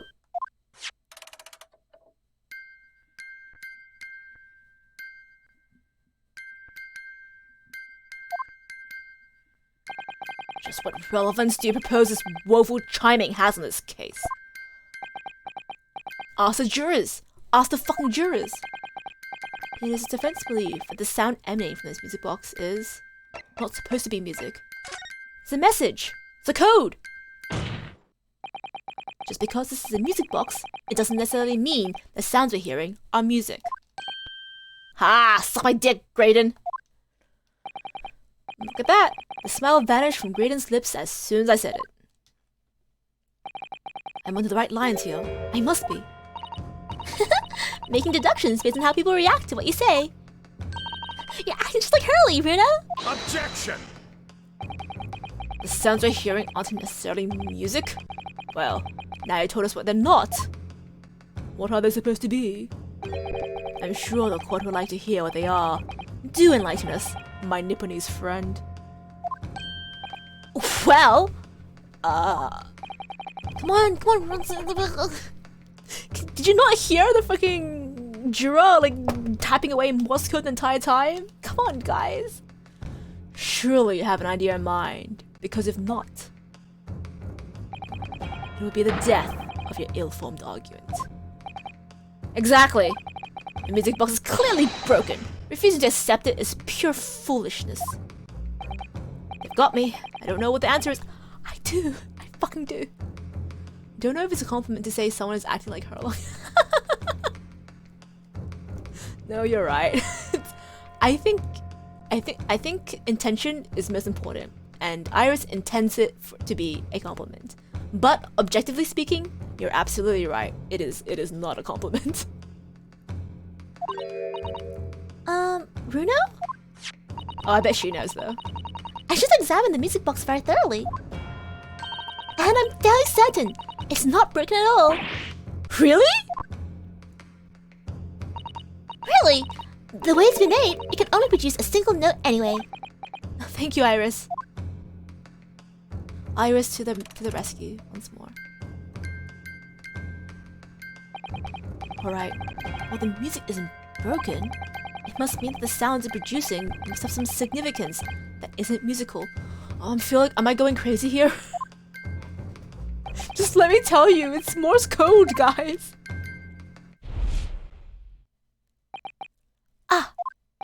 The penny drops. Could it be? Is that what the sounds are? Communications officer. Something just struck me, Bruno. I feel like recently, in the past few hours even, I've heard another sound very much like this one the music box makes. Yeah, from the juror's table. Actually, Iris, I was just thinking the exact same thing. I'm gonna set this courtroom on fire, I swear to God. Everyone's so insufferable. I'm gonna have to press the defense for an answer. Is your assertion that the sound produced by this music box is, in fact, not music at all? Then what the devil is it, counsel? All the evidence we've seen so far, all the testimony we've heard, it's all point to a single answer now. Stop waffling, just let me say what it is. Me too, Van Zykes. I also demand that I present proof right now. God. The prosecution demands that my learned Nifany's friend presents proof now. Tangible proof of this latest wild speculation. Oh, actually, shit, do I have something in my... I can't present jurors, can I? Oh shit. Oh, actually, no, I might be fucked then. Alright then. This could be the best chance I'm gonna get to fight back in this trial. You sound like you're 2 seconds away from jumping over the banister and shaking Brunosuke furiously. Yeah, I'm 2 seconds away from jumping over the bench and just like tipping over the scales of justice so that fire goes everywhere. God, I'm like so pressed, dude. Right, so join all the dots together. I'm like literally standing on the juror's table right now, like shaking the fourth juror number 4 by the shoulders. I don't know what the fuck I have in my evidence. Can't I just point at a person? Ah! I feel like I'm going crazy.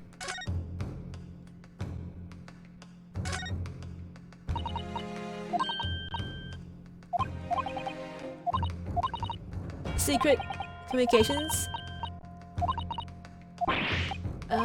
Is it this one? I think this is the only thing I have. Because everything else is related to our criminal thing. That's the actual music box being played, so obviously it's not that. I think it's this. Take that! Today's paper, counsel? The headline is Pawnbroker perishes in pickpocket plunder. Hardly supportive of your case. No, turn it around. Turn it around. No, my lord, I was hoping you'd look a little further down the page. Further down!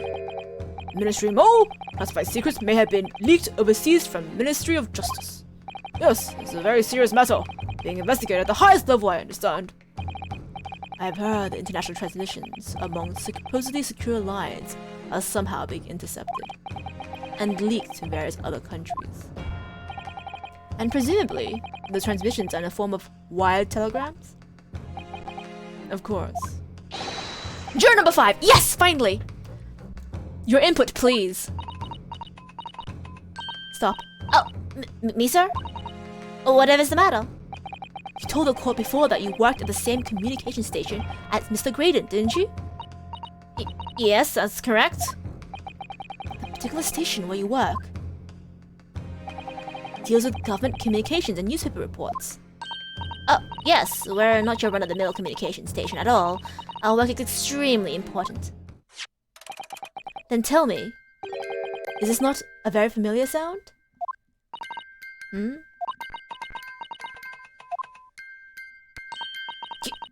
You don't mean to say... Is it? That's right, madame. You tell me, come on. It bears more than a passing resemblance to the sound made by a telegraph machine as you tap it. I believe it's called Morse code? But I don't believe it! Now correct me if I'm wrong, but when it comes to leaking telegrams from government departments, there could be nobody more perfectly placed than a highly skilled communications officer. Yeah! Vindication! Are you suggesting that the music box disc contains stolen government secrets in Morse code? I am. And I'm saying that Mr. Ashley Graydon there is the one leaking all the secrets. Please, everyone, order! This is high treason, Council! Deserving of capital punishment! Oh, you guys still have treason? Huh. Interesting. Too much new vocabulary. What is treason? What is capital punishment? Those sorts of words I half expect you to know. Don't be mean to him, come on. For our sovereign government's confidential information, hostile nations will surely pay almost any price. Yes. And on that night 2 months ago, that was the very negotiation that was taking place inside the omnibus. But in that end, the gilded perished. The all-important disc lay unclaimed in the pawnbrokery. My word! In which case, whoever stole that information in the first place must surely have been beside himself with worry. Ashley Graydon, perhaps? Because if the disc was to be discovered before it was out of the country, reveal an act of high treason, punishable by death. So the culprit had no choice but to retrieve it. In order to do that, they would have to gain entry to the pawnbrokery illegally in the middle of the night. Because the article left behind by Mr. McGilded would incriminate him too much if it got into the wrong hands. Isn't that right, Mr. Graydon? You think I've been stealing government secrets? I don't think. I almost know. Yeah, it's all coming together. I'm so happy to see it come together. Preposterous. Absolutely preposterous. So, in response to the defendant's accusation, you claim complete innocence, do you? Well, of course I do. I have to stand here in silence while the pretentious foreign lawyer has been prattling away. Objection! Oh. For me or against me? Then by all means, counter the charges, sir. Oh, for me! We're friends now. That's so good, Van Sykes. I'm so happy. Prosecution demands the witness testifies. In response to the accusations brought by the defense. I love how in AA cases, half the time, like, the court case you're actually, like, doing just becomes a different case altogether. And, like no one says anything. Like, we're like, defending for, like, a completely different case now at this point in time, I swear to God. Delighted, I'm sure. The witness is reminded that the crime under scrutiny in this trial is the murder of the pawnbroker, Mr. Windybank. Oh, wait, no, he's bringing it back. That being a flagitious? I have never seen that word before in my life. Like flagrant? Flagritious? Oh, flagritious offense, for which the laws of the land sanctions a capital punishment. The heinous act of high treason is no less serious a crime. I urge you to bear that in mind as you testify, Mr. Graydon. So then, let us proceed. Hold it! Gregson? No? Yeah, let's have rabbit. And Borky here, governor. We got things to say. I beg your pardon? Who do you think you are? Who do you think you are? Ashley starts introducing himself. Name's Nash Skulkin. Occupation is professional baddie. Name's Bingo Skulkin. Wait, baddies enough to sell out our motherland. That's right. We're what they call the Three Skulkin Brothers. Oh, poor Gregson.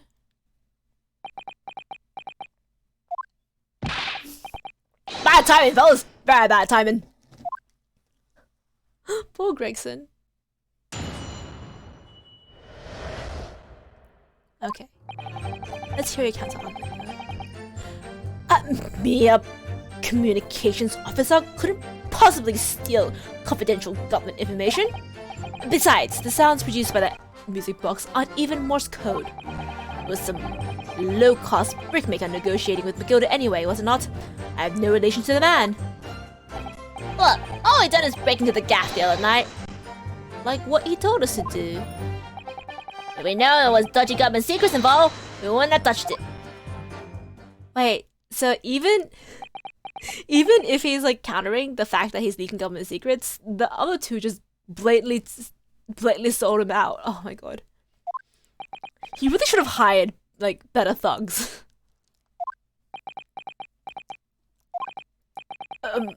Mr. Skulkin? Mr. Old Governor, what's up? Do I take it that you now admit to the crime? On that night in question, you did indeed gain entry to the premises illegally? And moreover so, you did as a party of 3, in cooperation to Mr. Graydon there.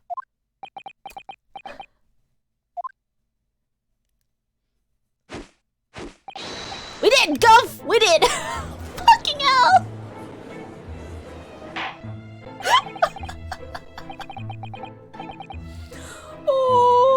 Oh, Ashley's my dude.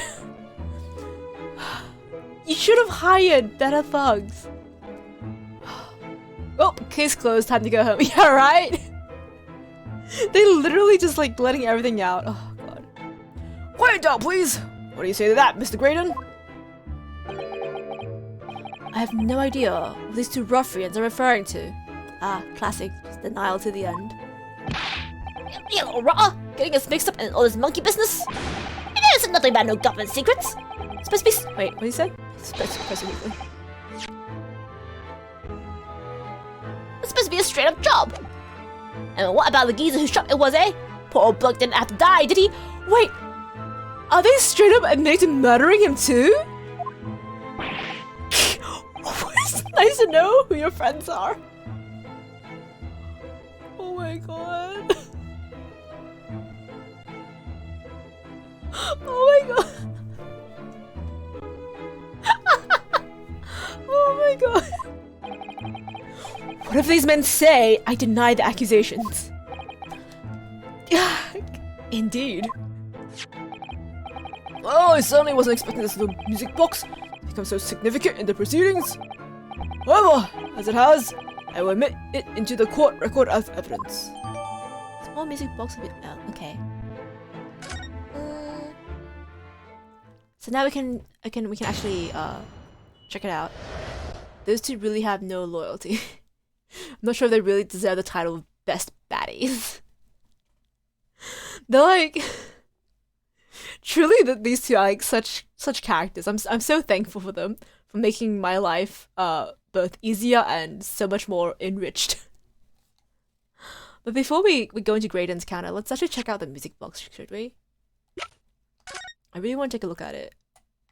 Are there any other secrets? Or...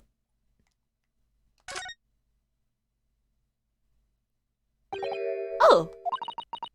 What is it, Runa? I just noticed something about this music box. Looks like the bottom of it opens up as well. Oh, you're right! Oh, come on then! What are you waiting for? Let's open it!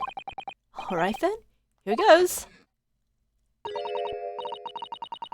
at that! It's not the movement on the underside! So does that mean you can set another disc to play back on this side? Oh my god! I was fucking right about the two music discs. So you play them all at the same time for the music. Oh my god. I should start a tally on like when I'm right. Just to like feel my ego.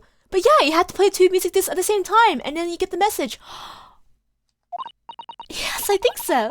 And it looks like the 2 movements are linked together. Oh my god. They're linked? So if you have 2 discs, they'll both play back at the same time. But wait, how am I supposed to get the other disc? Does Gregson have it? Huh, so that's 1. Yeah, we haven't got anything else that could possibly be it. Okay, let's just keep going. I'm assuming the second disc will come up eventually. Hold it! I would argue that a communication officer is perfectly placed to steal information, actually. So, this paper headline is accurate? Government communications are being intercepted? How could I possibly know? What do you mean by that? Any important government communications are handled by high-level officers, by specialists. General members of staff in the station where I work will never be entrusted with sensitive information. Oh, no, stop. Let's say something. Stop. Oh, juror number 4. Let me guess. 5. Juror number 5? We regular communication officers aren't as lowly as you're being led to believe. The team of us are responsible for setting up and testing the telegraph used by the ministry. And Mr. Graham is team leader. Oh, that's fascinating. He's a team leader, eh? Graydon's a highly skilled operator. Stop. Currently in presence of idol. Stop. Oh no. So he had access to the equipment used for these confidential communications, Mr. Graydon? Well, what of it?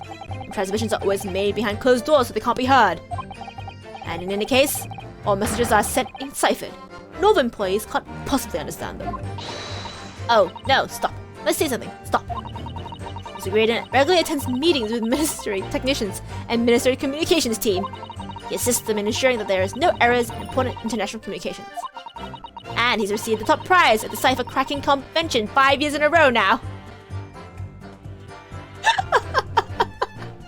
It's so funny how she's like, oh, I'm your #1 fan. And just like inadvertently just throwing him under the bus here. No one's letting Graydon get away with his lies today. Poor dude. Yeah, he can't get 2 steps without someone being like, actually. Which is actually a shame, because I think out of all the Ace Attorney games I've played so far, he's one of the actual best liars. Or, well, best witnesses in the stand, in that he's actually like really close-guarded with what he says, because he knows what he should and shouldn't say. It's just everyone else has been throwing him under the bus. Kind of feel bad for him, yeah. That's fascinating.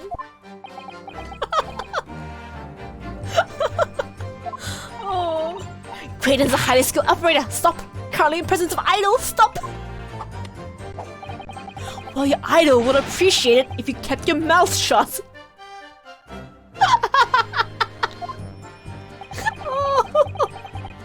Oh no. She should really pick her idols more carefully. Oh. I tell you, this Lord's accusations are completely unfounded. Besides, the sounds produced by the music box aren't even Morse code. Hold it! They're not? To anyone with a brain, that would be blatantly apparent, even on listening to that music box for even a few seconds. Is it half the Morse code? Oh, haha, of course. Surely you can't be that murdered friend is unfamiliar with Morse code. I know SOS. No, actually, I've forgotten SOS. Something with dash that dash dot, or is it the other way around? Well, let's hope I never need Morse code in my life. Cause I would just die. Ouch, he looks genuinely shocked at my ignorance. I'll be more than happy to demonstrate the basics for you, sir. A lesson? Here in court? Morse code is a continuous series of two distinct tones. Dashes and dots. Tones, you say? Yes, a short dot and a long dash. By combining those in different ways, you can construct letters. I see. For example, this is A. This is B. When you listen to the sound produced by this music box, you can hear only one tone, don't you? But it sounds so similar. The rhythm of it's the same in everything. But there's no discernible meaning to this apparently random sequence of sounds. So your assertion is fundamentally flawed. This is not Morse code. Yet. That's okay, Ryunosuke, we'll get them. Really, you shouldn't be so surprised. What did I tell you? The music box is nothing but a worthless piece of scrap.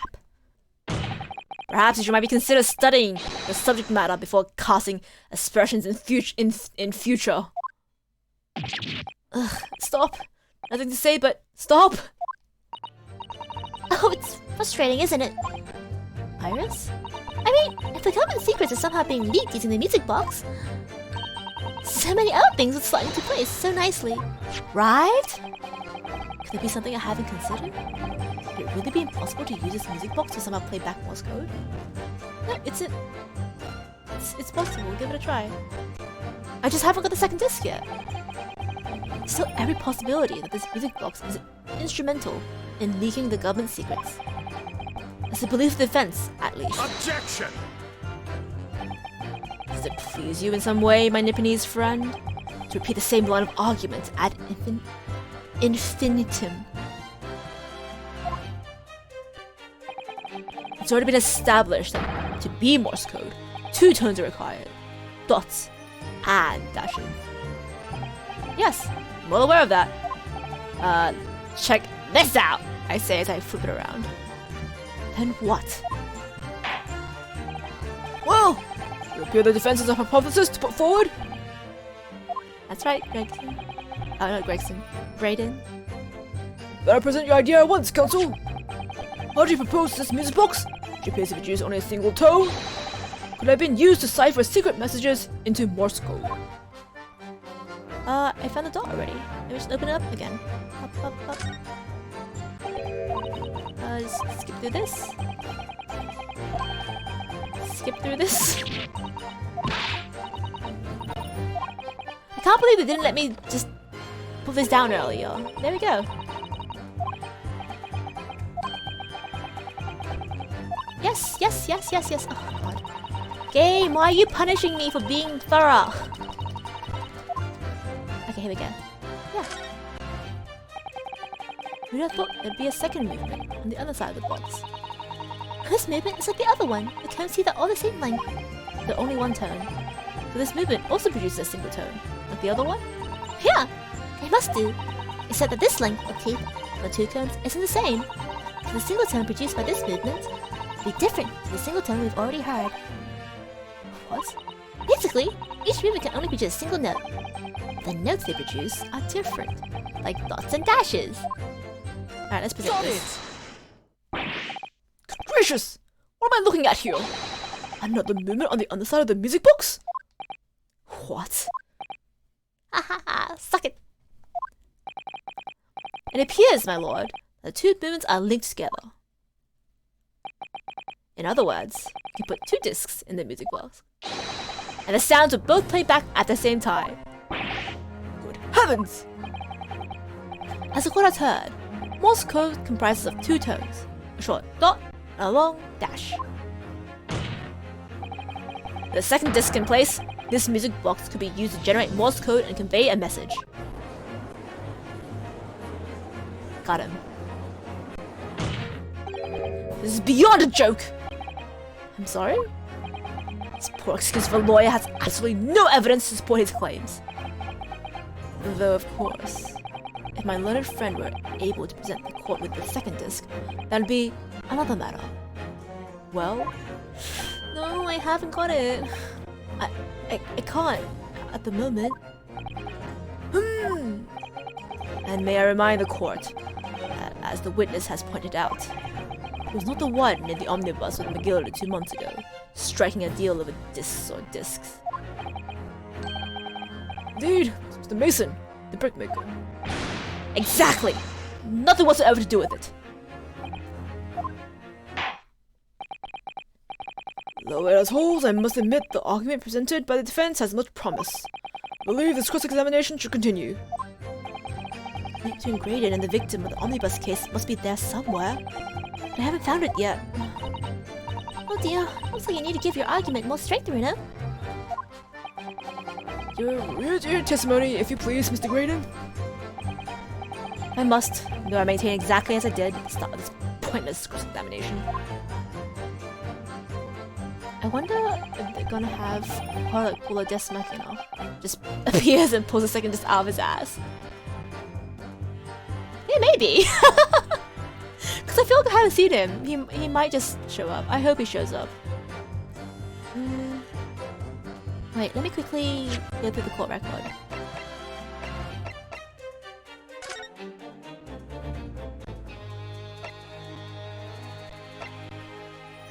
I wonder if where he lived, the brickmaker lived, is gonna come in handy. Not handy. Hold it! Relevant. Become relevant. So 2 months ago in that omnibus, He go to kill the brickmaker and stole the disc. Mr. Mason was a single man with almost nothing to his name. It seems he lived in an artisan quarter some years ago, but people there remember little about him. Doesn't make much sense though, does it? How would a humble brickmaker come to acquire secret government information? How indeed.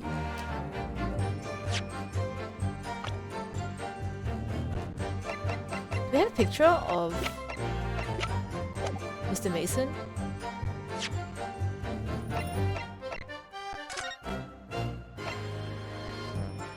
Yeah, as I thought, they have the same coloring, the same colored hair, same colored eyes. Graydon, Mason. How old was Mr. Mason?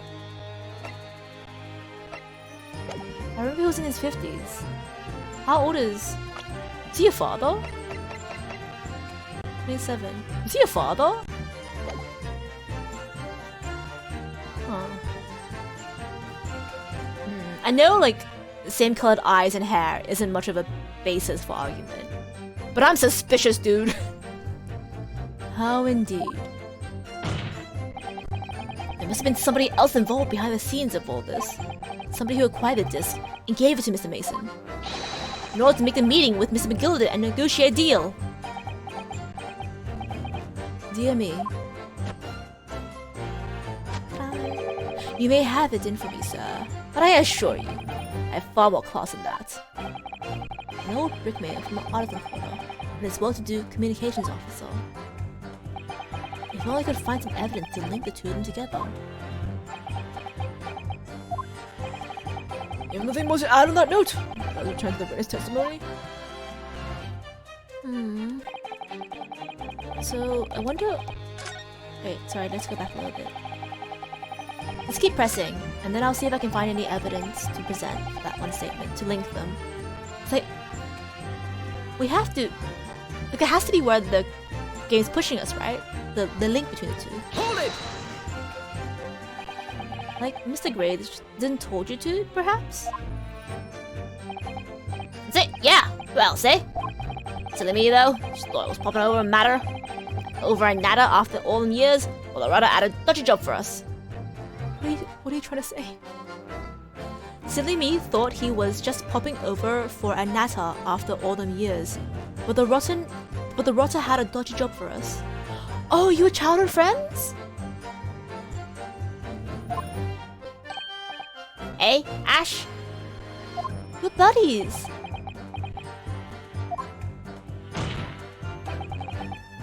Let me stop you right there, Mr. Skulkin.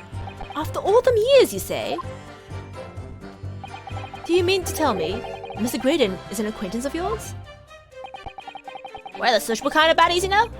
Sure, let's say Graydon's a in old China. Excuse me. Excuse me, Ringo. You got something to say? Something wrong, Mrs. Skulkin? Eh? No, not you. Ringo. No, the other Mr. Skulkin. What? Ooh, me? When your brother was testifying just now, he said something that seemed to cause you to react. Oh, I was just remembering the old days, that's all. We used to have a right old laugh together back then. Together with Mr. Graydon, you mean? Yeah, the bash. I mean, look at him now, he's fancy as a whistle and flute. And y'all wouldn't at him and eat it. But when he was younger, he was from the poor part of town, just like us. That's so. Is that why he knows all the slang? Because I remember when I first met him, I was like, wow, he knows a lot of like street slang for a gentleman. Which is why I was like, he's not a gentleman, he's up to something. And I was right. But he was always a leery one. He had the brains, he had the savvy. Always coming up with smart ideas like what would never have gone through our heads. Oh, blimey, ain't that the truth? Remember Milverton and Skunkin Milk Run? That was a corker, eh? Save it until after the trial. Your reminiscing has no place in this courtroom. And neither does your fruit. Now let them have the fruit, come on. Oi, he just asked us a question, didn't he? Me? A geezer? No, I'm not that old. And we will answer him. Yeah, we ain't done nothing wrong. Nevertheless, the court is not prepared to accompany you on your trip down memory lane. Counsel, can we turn our attention back to the testimony, please? I don't know. Could that sentimental story be relevant somehow? Add it. My lord. Yes, counsel. The brother's last sentimental statement could hold vital information relating to this case. Very well, counsel. I will permit the brothers to supplement their testimony with that detail. Briefly, I hasten to add. Say no more! A Skulkin's never skulkin'. That's so cute.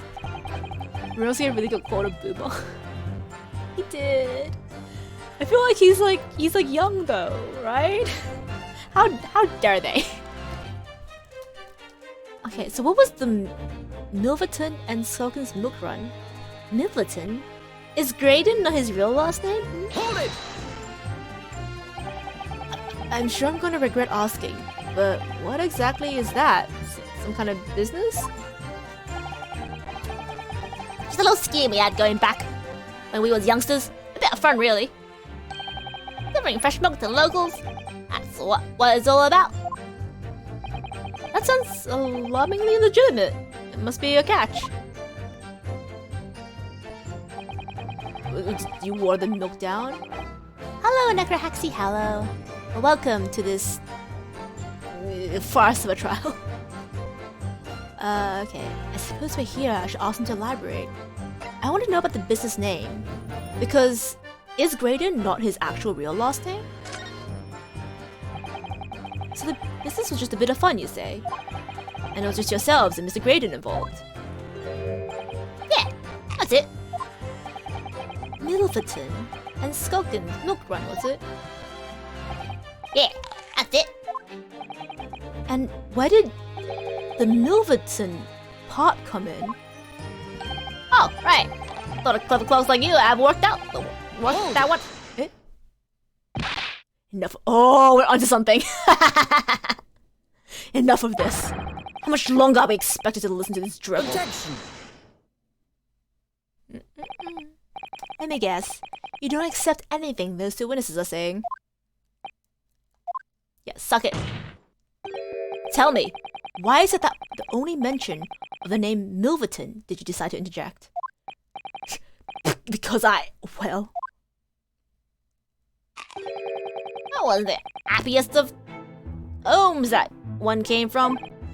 Yeah, the old man was struggling for money so much, his wife walked out on him. Took the name, great, and then, see? But Ash will always be Milverton to us.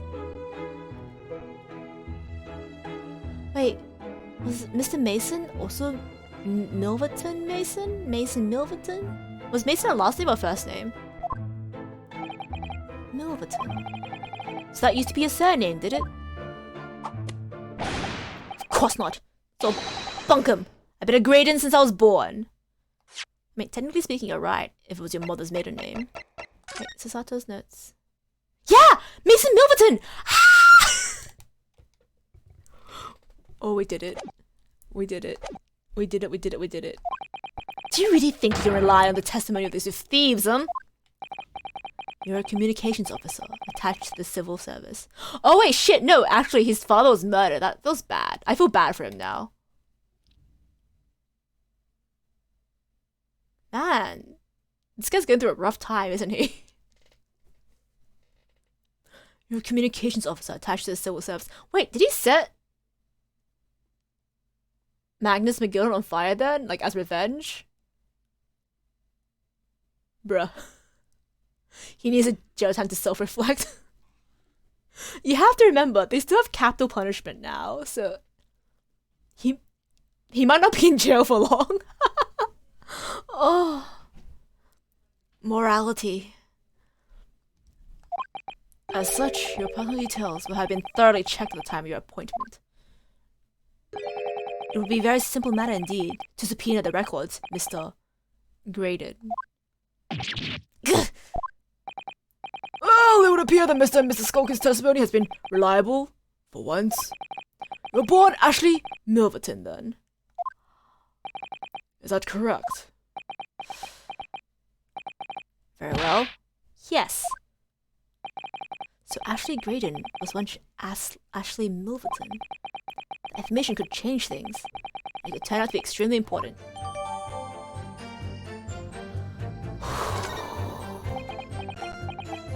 We got him. Oh, it's a short time to self-reflect. Yeah. All of a sudden, we seem to be up to our necks in this serious matter of national security. Although, all this talk about the interception of secret government messages is still just conjecture at this stage. It would explain a number of things though, wouldn't it? Negotiation Ginny overhand omnibus 2 months ago, the break-in at Windy Banks. So the trouble is, if it wasn't Mr. Graydon in the omnibus with Mr. McGilded... No, that was Mr. Mason, the brickmaker who was so horribly murdered. If only there was some link between two men somehow. Father and son. No, but Mr. Graydon's testimony seems to be as watertight as ever. One of the key to was making headway with his with the cross-examination here could be those two brothers. Well, I already made headway. I already know. It is... this one. Some low-class brickmaker negotiating with them? No relation to that man. Wait. Objection! Mr. Ashley Milverton.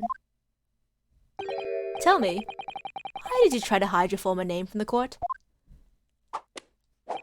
Because I have not gone by a name for years. It means nothing to me. No, I don't think that's the real explanation at all. The truth is, we had a reason to hide that name. Gotcha. Explain yourself, please, Kyoto! I have here the notes from the omnibus case, my lord. And as we all know, the victim, the man who we now understand to have been negotiating with McGilded. Yes, Mr. Mason, brickmaker? That's right. Only Mason isn't his surname at all. It was his given name. The parents gave him the name Mason and he became like a Mason. His full name was Mason Milverton. Milverton? Do you mean to say? Saints alive! Mr. Ashley Milverton. Is it not the case that the brickmaker, Mr. Mason Milverton, was your father? I don't.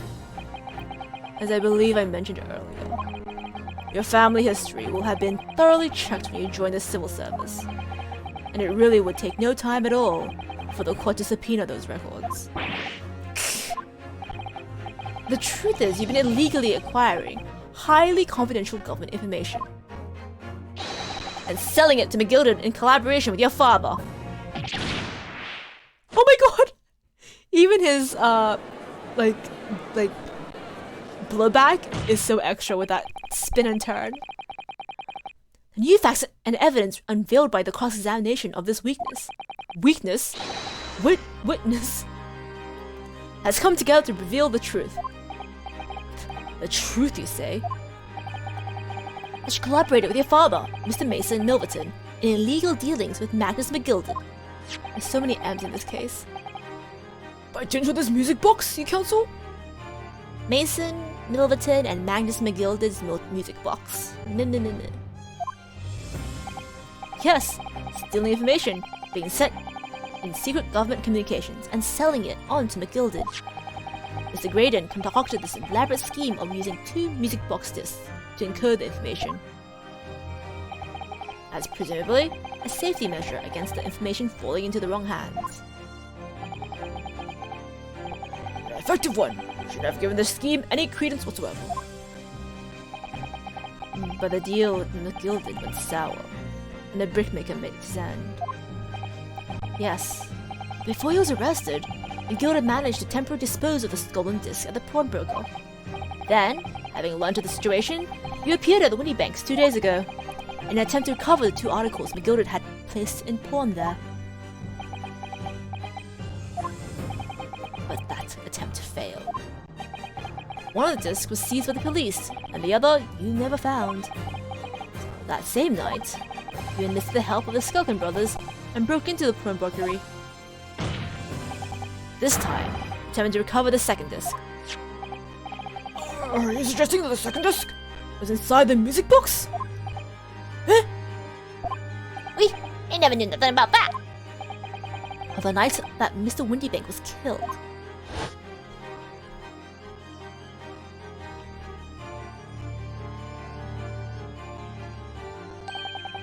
The intruder to the pawnbrokery touched one item, and one item alone.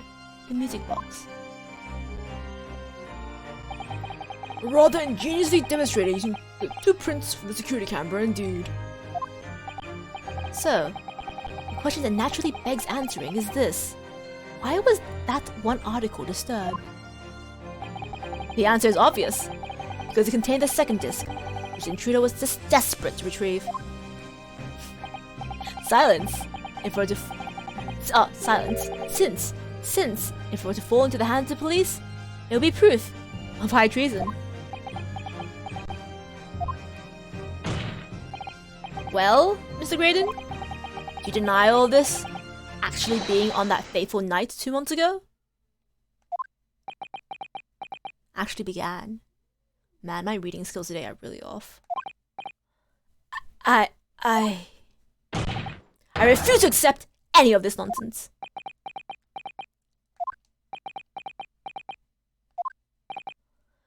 Sir, there appears to be blood seeping through the sleeve of your jacket.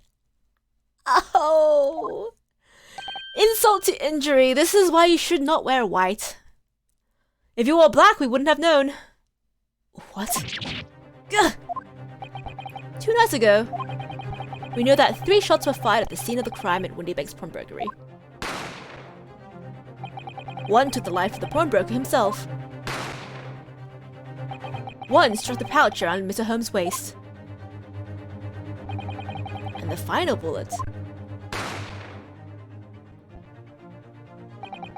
struck the calendar on the wall of the shop, having first pierced the arm of one of the intruders. Mr. Graydon, that wound in your arm that you seem to be trying to hide, it's a bullet wound, isn't it? Got you now, me old trainer. Time to call quits and croak, I reckon. Time to just roll over and die? That's not good advice. That blood is never coming out that white suit jacket either. It's a good thing he probably isn't gonna be wearing that suit for much longer. It's because he's going to the gallows. Feel kind of bad for this guy. feel a little bit bad for this guy. If it weren't for the fact that he was trying to throw Gina under the bus, I would feel a lot bad for this guy. I'm sorry, Graydon. Just don't commit crimes. What can I say? Don't acknowledge my presence there under any circumstances whatsoever. Those were my terms, remember? And I paid you handsomely to comply. Oh, he's straight up admitting it too. I guess with the bloodstain, it's kind of hard to deny it. Clearly, I was a fool to think I could trust some common back-slum thieves. Fine. I admit it. I was there in the Winnie Banks that night. Pay this pair 10 guineas to accompany me. And as you noticed, I sustained an injury in the course of my adventures.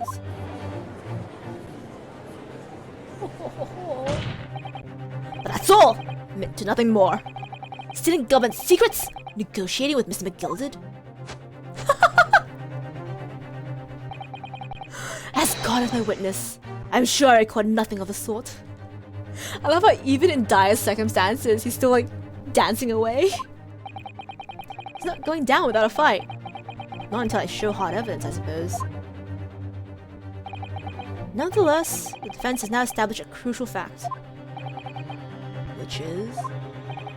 Well, you know that one bullet was fired from each 2 firearms we have in evidence.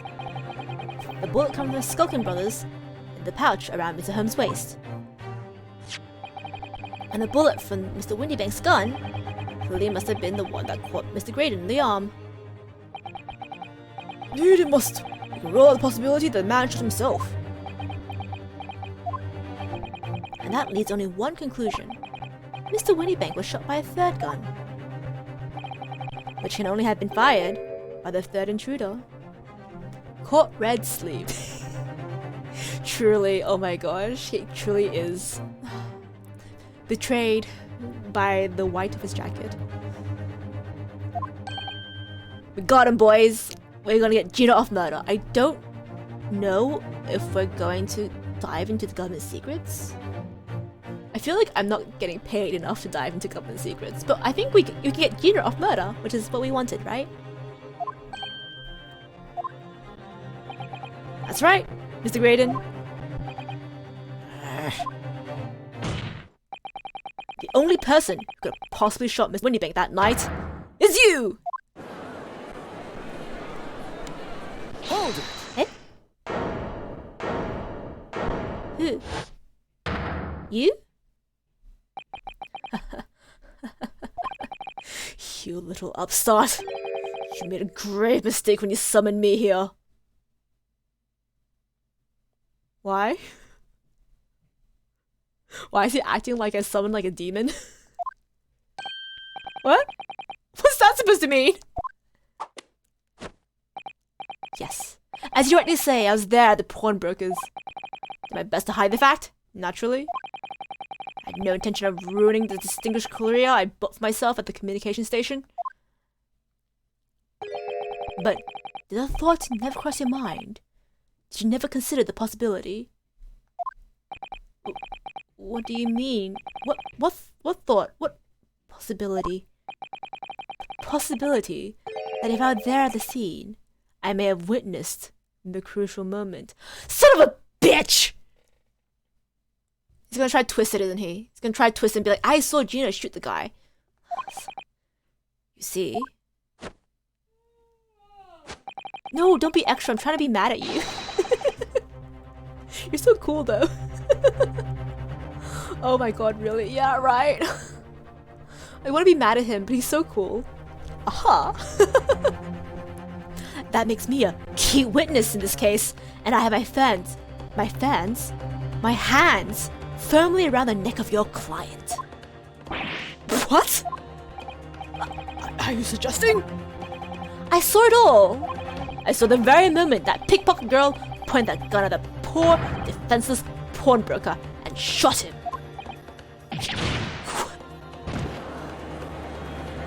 Speechless, I'm speechless. Oro! Well, it would seem we are finally entering the last act of this theatrical trial. Truly, it has been theatrical. He's using strategic dramatic dancing to lower your guard. This is the equivalent of in Pokemon using tail wag. My defenses are low. My defenses are so low, dude. Oh, I've been completely enraptured by his little dances. Oh. Mr. Grayson? Yes? I trust you are fully aware of the implications here. If it is shown that your claim is false, you will have incriminated yourself as a killer. I guess he's literally like, well, I've hit rock bottom. Only way is up. Might as well just lie. Oh, I understand fully. Then I must ask you to give your formal testimony once more.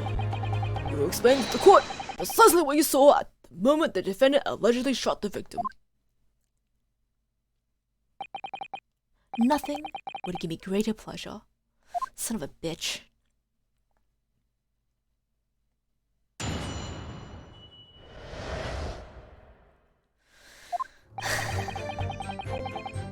While these ruffians were jostling with the broker, I was still near the entrance of the shop. When Winnie Banks threw a Nash over the counter, I felt a sharp pain in my arm. See the man. He shot himself in the storeroom. I could see him through the peephole in the door, though. The accused, in the black coat, shot the man in the back as he was trying to flee to safety. I saw the blood splatter all over the wretched girl. Blood splatter all over the wretched girl. So wait, does he know about the coat splatter? How does he know about the coat splatter? We only just found out about that. Wait, oh, we haven't got a picture of Gina's coat.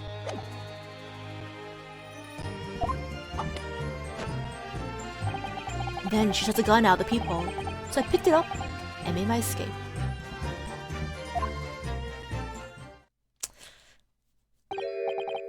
I can't believe we were close to nailing it. I actually got... Oh, I can't believe I thought.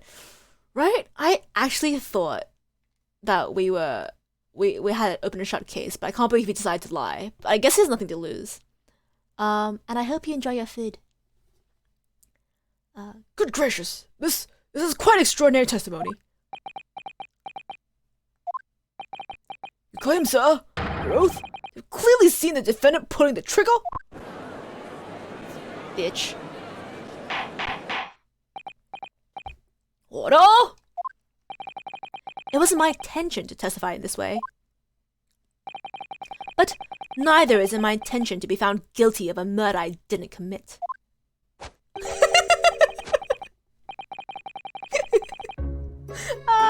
He's so funny, I love him. So you see, my hand has been forced. I tell the truth now as an act of self-preservation. The truth? Fucking liar McLiar.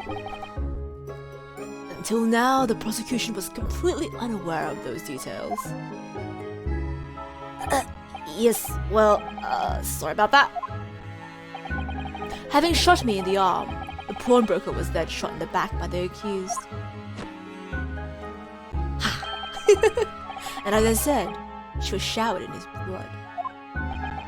You say the blood splattered over the accused coat? Are you sure on that point? It is true that he's making such a point. Oh yes, quite sure. All over the black coat that pickpocket girl was wearing at the time. Really? If the coat could somehow been shown to the harbour, vestiges of blood, it will be conclusive evidence here.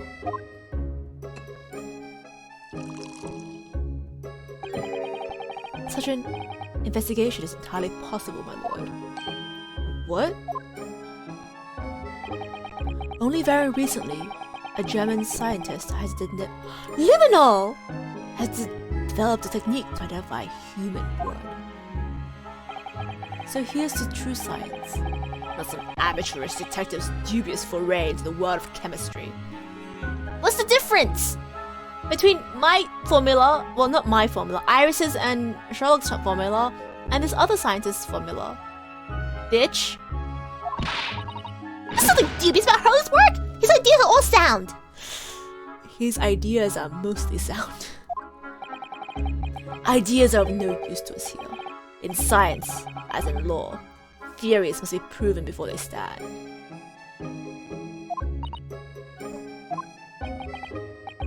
In Germany, the technique has already been employed in the courtroom as a basis of evidence. Scotland Yard has a small quantity of the chemical reagent used, with your lordship's permission. 5th glass. 1 bottle, 5 glasses. Fuck you. Should shatter all vestiges of doubt within minutes. That doesn't look good, Runa. No, it doesn't. Because we know that there's blood on the coat, but we also know that it's not the victim, Mr. Windybank's blood. We know it's another victim's. It's Mr. Mason's blood. Wait, is Ashley using the knowledge that his father was murdered by Mr. McGilded in that coat specifically to like frame Gina? That's such a bullshit. Oh, God, this guy. Why not? Well, we know, don't we? There's blood all over the front of Ginny's coat. They tested with their chemicals. Oh, help! You're right! I was forgetting what happened yesterday. Don't move, Ginny. I'm gonna shoot.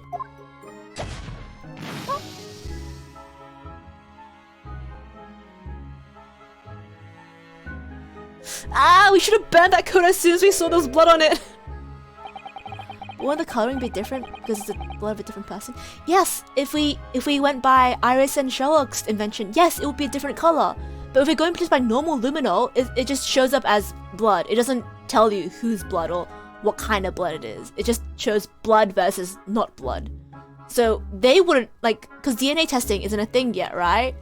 So as far as the court is concerned, when it comes to valuable and legitimate evidence, this would be a mark against Ginny, not for her. This sucks! It's not Mr. Windybank's blood, it's a stain from 2 months ago.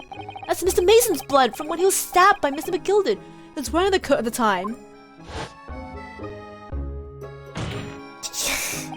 My lord! The defense objects to the test proposed by the prosecution. Am I getting overruled? I'm getting overruled. Well, if it works, make it so at once. Fuck you, dude! Every single time! I'm like, oh, Van Zyx is actually quite nice, you know, I'm being too harsh on him. He's actually quite good. I should like him more. He pulls this kind of bullshit that makes me want to rip his goddamn hair out and feed it to him. I'm gonna cut holes in all your socks right where your fucking big toe is, so every time you put on a sock, your big toe would stick right out and it would be really fucking annoying. Fuck you, fuck you, fuck you. Then while we await the results, the defense may proceed with the cross-examination. This sucks, dude. I hate this. Once they find the blood on the overcoat, Chino will be... Counsel! Yes, my lord! Your cross-examination! Of course, my lord. If this cross-examination doesn't go well, if I don't manage to uncover some decisive evidence or a really compelling clue now, I'll have a very bad feeling about the outcome of this trial.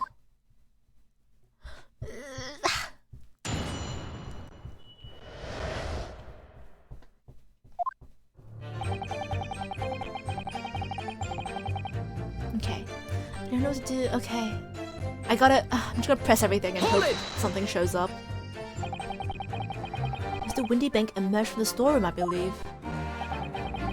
Ringo and Ash were scouring the counter when he suddenly appeared and flew at them. He already had the revolver in his hand. Fortunately, it wasn't too close. I've never been so scared in all my life! Yeah, just your regular mild-mannered burglars, that's all. We don't like violence. They're the nice burglars, you know? The ones that just take your stuff and don't actually harm. God. Says the pair who carry a gun. What do you mean by when you say you were near the entrance to the shop? I was in the doorway, running my eyes over the shelves for forfeited items. Looking for the music box, of course. The broker went for Nash in the first place. Then Ringo joined in, making it 2 against 1, so I assumed they could handle the situation. But I was wrong. I was trying to help me little bruv. The old geezer chucked me over the blooming counter. So I pulled me gun on the old fella. And that's who made him Scarpa. Where have you setting upon the poor, defenseless pawnbroker together? Shame on you! Sorry, Gov. And the Winnie Bank threw Nash over the counter?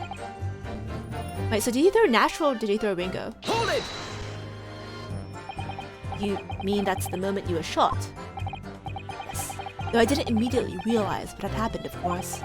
Things crashed to the floor from the counter as the 3 men were brawling. It was that exact moment when it happened, so I didn't hear the gunshot. And the bullet went to strike the calendar on the wall behind you. So it would appear. I looked at my arm, I saw I was bleeding badly. So I wrapped my handkerchief around it. Seeing as I couldn't explain what happened to the doctor, I had no choice but to wait for it to heal.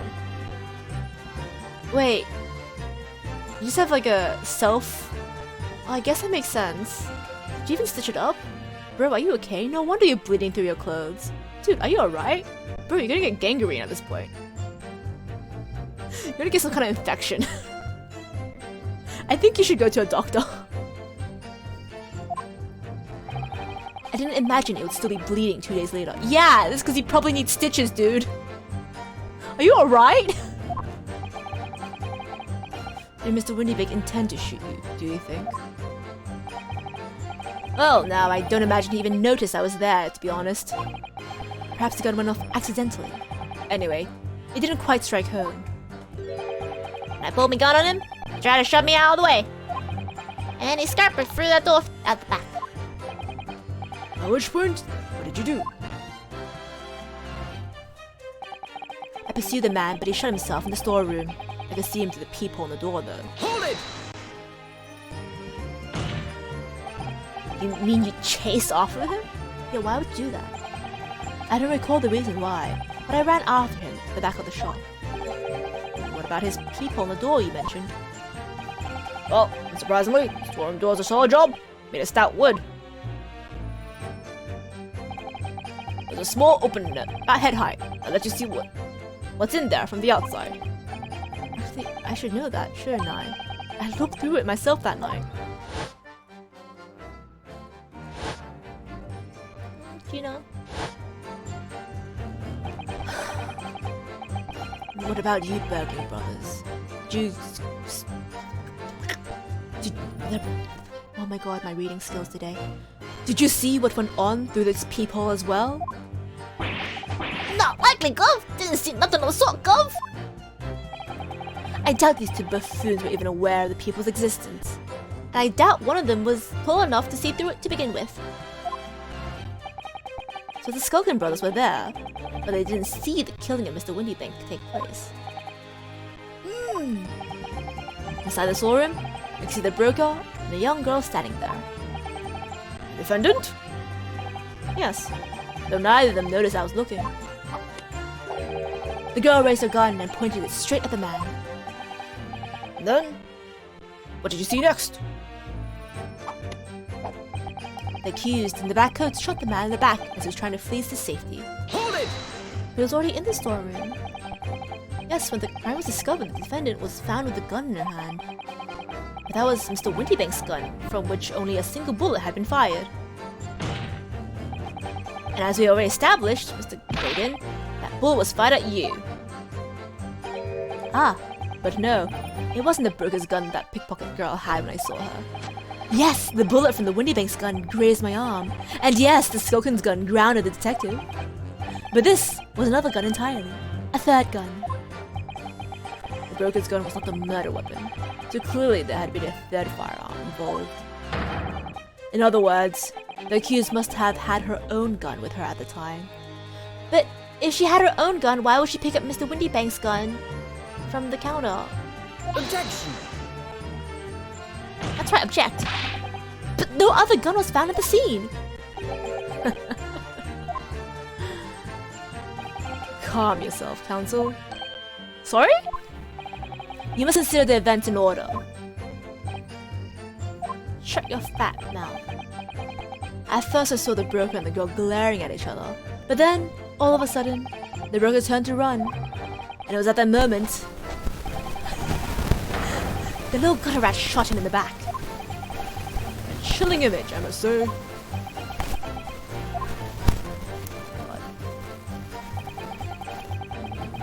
Okay. Hold it! All over her? Yes. Through the peephole I saw it clearly. Of course the stains are invisible now. What with the coat being such a dark colour? But I assure you, the garment is sullied with the victim's blood. Well, it's sullied with blood, that's for sure. But it's not Mr. Windybank's blood, is it? No, that's right, it's Mr. Mason's, Milverton's blood. From when McGillard stabbed him 2 months ago. So annoying! If only they accepted Harley's chemical analysis, we could prove that! They won't, so unfortunately we can't use it as evidence to support our case. Bother. Then she tossed the gun out the peephole, so I picked it up and made my escape. Hold it! Did I hear you correctly? She threw the gun out of the room? That's right. The broker fell to the floor as she started walking over. Over where exactly? In the direction of the storm door, to where I was watching. Of course, I quickly retreated. And then the girl dropped the gun through the peephole onto the floor on my side of the door. Why on earth would she do such a thing? I couldn't tell you. Perhaps she was hoping to distance herself from the murder weapon. Without thinking, I went to pick it up. Suppose I was worried about just leaving it there in case any more tragedies took place. Fuck you. That's so unbelievable, come on. So it was you, in fact, who took the third gun for the scene of the crime. Yes, it's yours truly. I left the clear up to my lackeys on the left. Clear up? We made a bit of a mess around the counter, so Mr. Whistle and Flute here told us to tie it up. He thinks to that bloomin' mum sometimes. I was paying you enough, by God. People in this universe really see a gun on the floor and think it's free real estate. For real! They're like, oh, free gun! no, like, you know, no implications about, like why there'll be a gun on the floor. They're just like, oh, wow, a gun! That's mine now. God. Well, Mr. Graydon, when you left the prop brokery that night, was it by any chance with the second disc in your jacket pocket? He's not gonna tell us that, come on. You little toe rag! You're like a bull at the gate, aren't you? What the fuck's happening here? Can I help you? Excuse me! Gentlemen! What's happening?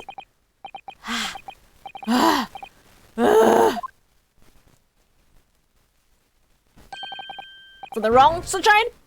Yeah, you're picking up and shaking at the other witness. I don't think you're supposed to do that. That should be my line. Do you realize you're just violently shaking Mr. Skulkin? Blimey, this dude's a bit of a hooligan, isn't he? What's going on just now? You saw him? He grabbed me, whistle. Whistle? Throat? And the blazes, I said. Didn't you mention the gun when we got you down at the station? And why didn't you? Cause? We did nothing about it! Or the flaming people in the door. Sorry about that. You prone to lose my rag sometimes? Not hurt, are you? God blimey. See the way he's looking at me? Tell ya, these give me the willies. That was strange. The inspector doesn't normally get quite as worked up as that. He wouldn't normally grab someone. No, that wasn't like Rexy at all. He's normally all sweetness and light, no matter what I say to him. That's only to you, Iris. That's only to you. Yes, well, I think you might be a special case, Iris. Huh. Well, anyway, I was definitely out of character. And now he's back to his fish and chips. My lord. Requesting your lordship's permission to interrupt the cross-examination? Yeah, what's happening? Explain yourself, officer! What's going on? Oh, the luminol.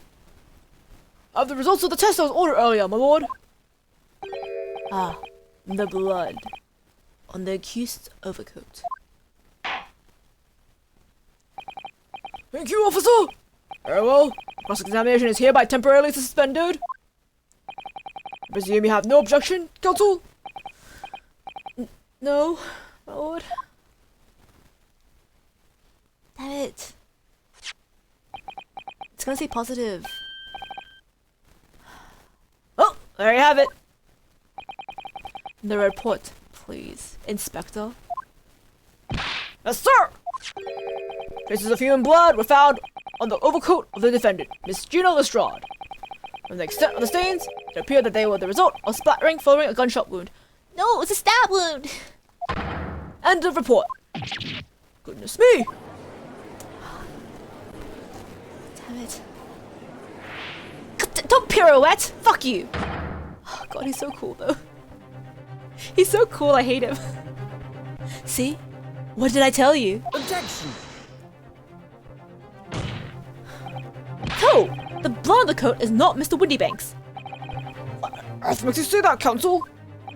The coat originally belonged to Magnus McGilded. Just before his coat was deposited at Windybanks, McGilded had fatally stabbed Mr. Mason Milverton. So the blood on the overcoat is the blood of the brickmaker from the omnibus case. Objection! Well, the dead cannot speak. Isn't that right, my Japanese friend? Sorry? 2 months ago, in this very courtroom, did you not argue fervently for Miss McGilda's innocence? Yo, that was then! This is now! That's a convenient report to arrive just now. Right? Things always arrive at the worst of times, I swear to God. Man, Zykes! And yet, now the man is dead. You brand him as a murderer? You're making it sound like I was only being nice to him when he was alive, and now that he's dead, I'm turning my back on him. But in reality, it's because new evidence came out, and I realized he was a bad person. I'm gonna set your coat on fire. Fuck you. Number 6. 6 glasses, 1 bottle. That's how much glass shards you have all over the ground. Your conduct shatters any shred of respect you may have earned for yourself in this country. Yeah, and your conduct shatters any shred of respect I may have had for you, asshole. But that was...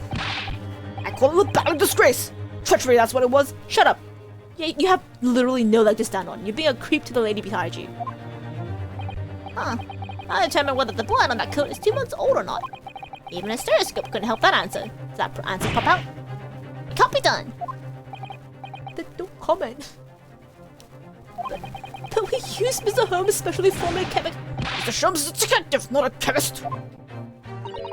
Would you put such faith in a chemical formula devised by me, for example, and I am a communications officer? Well, if it was sound, yes. Because, you know, sometimes people's backgrounds don't matter all that much as long as you come up with the correct thing, right?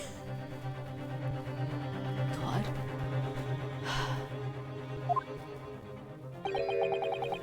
I held out for Piroski to Starving Boy, and he ran away crying. What? What? Wait, what? It's because you have a scary face. Do you think he's just doesn't understand how to read the room right now? God. Sherlock Sholmes is barely more than a figment of the public's imagination. His name carries no weight in this courtroom. No weight at all.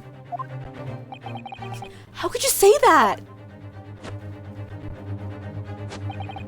Her victory is sweet indeed. Don't count your chickens before they hatch, mister. This proves my testimony is the whole truth from start to finish. How do you arrive at such a conclusion, sir? As the witness said, the accused's coat was splattered with blood of the victim. The only way Mr. Grayson could have possibly known that fact is if he saw it happen. In other words, his testimony is solid. The conclusion is singular. It was the accused who shot the victim in the case. That is the whole truth.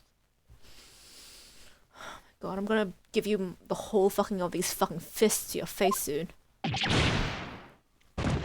You know what you are? A whole ass! Bitch. Huh? My lord? It's been a long battle, this one! The old warhorse has something to say now, if you please! Mr. Foreman? As of this moment, sir, the squadron has reached its final decision. No! Ready, men! All for one now! Sir! Guilty. Fuck you. Guilty. Fuck you. Guilty. Fuck you. Guilty. Fuck you. Guilty. Fuck you. Guilty. Fuck you. You'll suck. I hate all of you.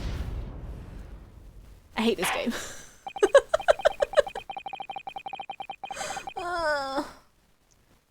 Did we at least get another summation examination? It appears the ladies and gentlemen of the jury have reached a unanimous verdict. And fuck you most of all. Hope your wine sucks.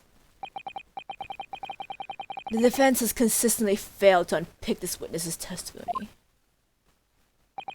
Here's to any attempt you may make at unpicking the jury's decision being equally successful.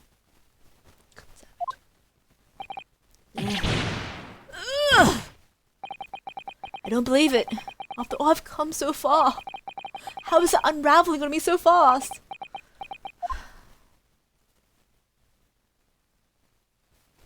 Sherlock, if you're out there, we need you now. Sherlock? No way. Actually? Wait, did he answer my prayers? How very distressing to be held in such low esteem.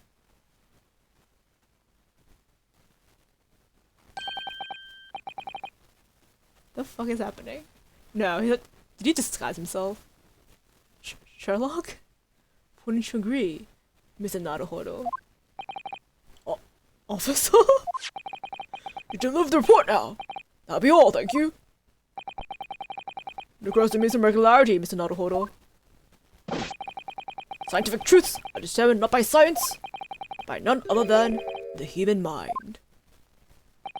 I know that voice. Am I going mad? Huh?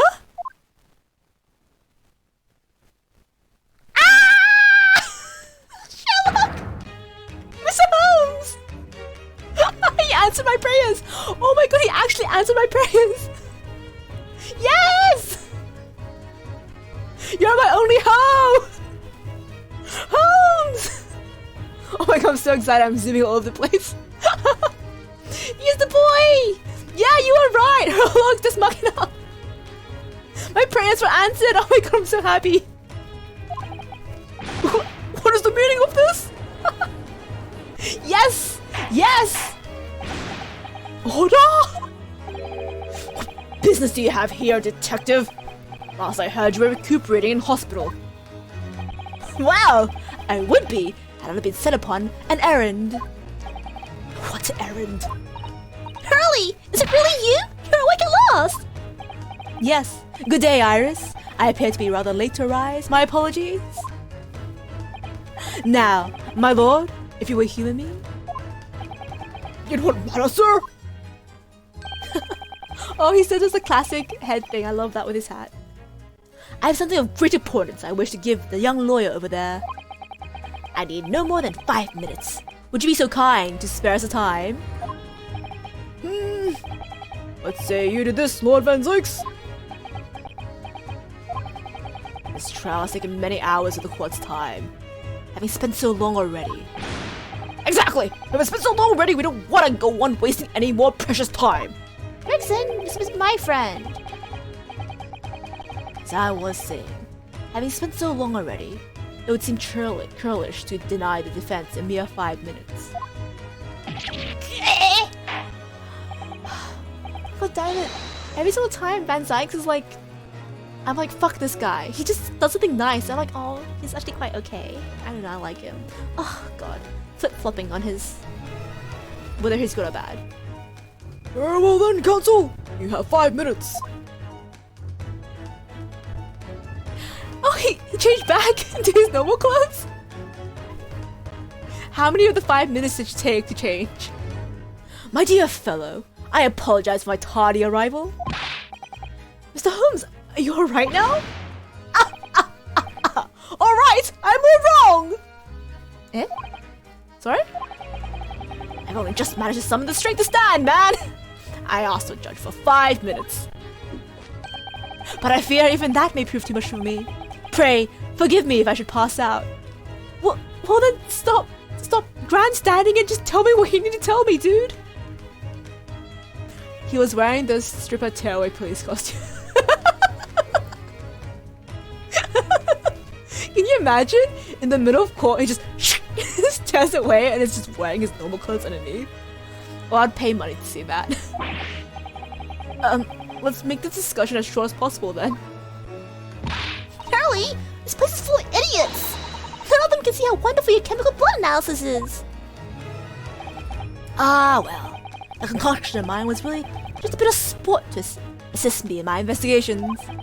I never took the trouble to refine it or praise it by the scientific community, an oversight on my part. Right. Modesty? Surely not. Don't tell me he invented the luminol too. No, apparently there was a German scientist who invented the proper luminol. He invented just something different that the court doesn't accept as evidence. Which is what, like, that's the trouble for us, basically. But yeah, it turns out he can actually do things. He's actually capable. Who would have thought, right? But enough of that. I'm here to give you this. My Susato! My dear fellow. What's Susato's gift? What's that? A lavender furoshiki wrapping? A leaving present. From Miss Susato. From Miss Susato? If possible, matters were to be settled without me giving you this. Those were her instructions when she asked me to do this favor. I don't understand.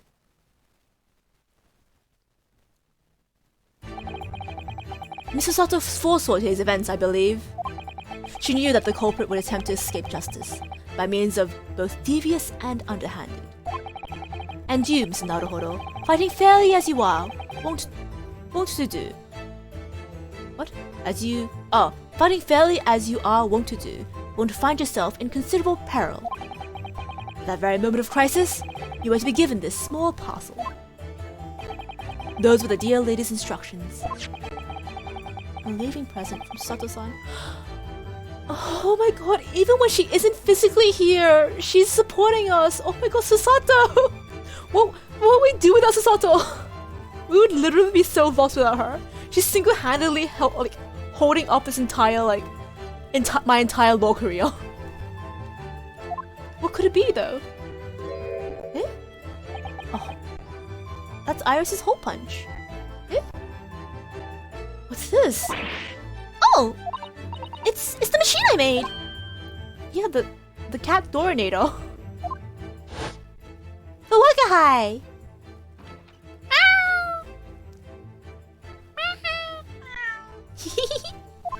Good kitty. Look! I used this! It's my latest invention! What's that? I call it the cat flap-o-mat. The cat flap-o-mat. You can make a cat flap for a little furry friend like Waggy in seconds.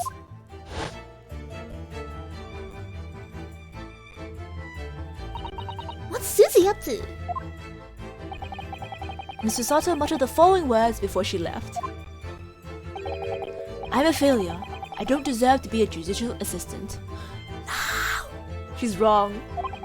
She deserves to be a lawyer more than anyone else. More than me. More than me indeed. What? Didn't she say something like that? You really are the best judicial assistant in the world. Well, that's extremely flattering. But I'm sorry to say, that I've been a complete failure. No! Whatever did she mean by that, Mr. Holmes? That night, he left Windybanks in pursuit of the thieves. Mrs. Sato made use of this contraption for a certain purpose. She punched a hole in the floor to hide something? Did she? No way. What is she hiding? We have to go to Windybanks immediately. Wait, what? That is your answer, dear fellow. Not at all cryptic then. Wait, Holmes, why did you bring me this then? Why didn't you just bring me the thing that she hid? Gotta go. Sorry, good luck with the rest of the game. Oh, no, it's okay. You, good luck with the rest of your night. Have a great night. Thank you for coming and with staying by with this crazy case. I'll see you next time then. Bye-bye. What the fuck is happening though? So Sato-san used this cat flapper mat that night. But why?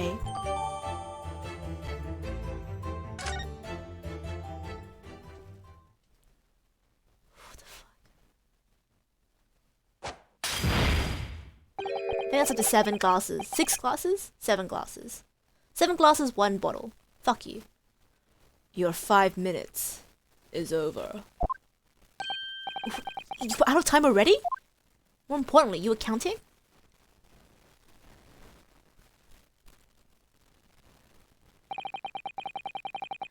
I am grateful to you for affording us that brief recess, Mr. Reaper.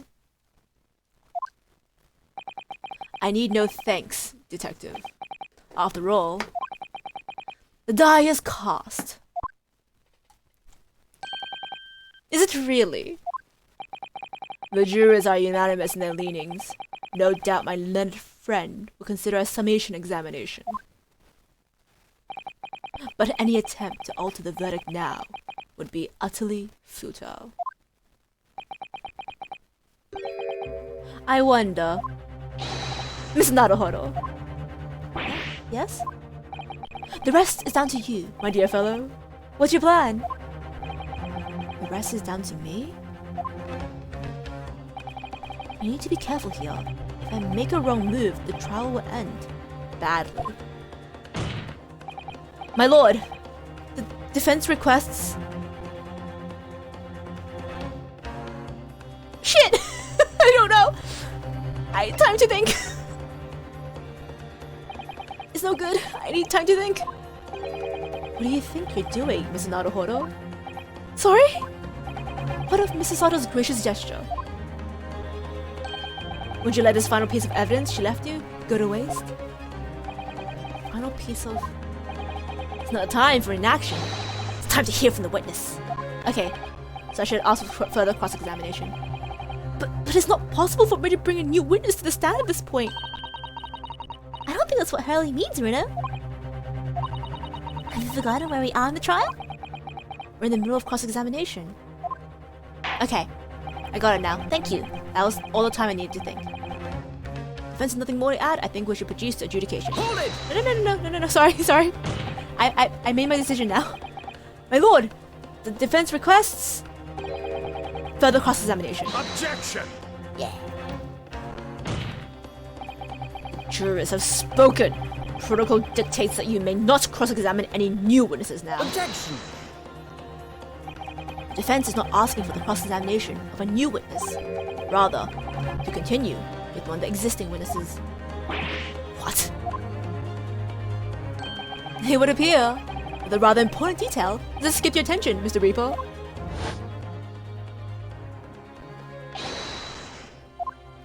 My lord, requesting your lordship's permission to interrupt the cross-examination. Thank you, officer. Very well. Cross-examination is hereby temporarily suspended. Presume you have no objection, counsel? No, my lord. Let's resume. So nobody can say anything then. If Bruno asks to resume his cross-examination of Mr. Graydon... The court is obliged to allow it. Yes, it's absurd.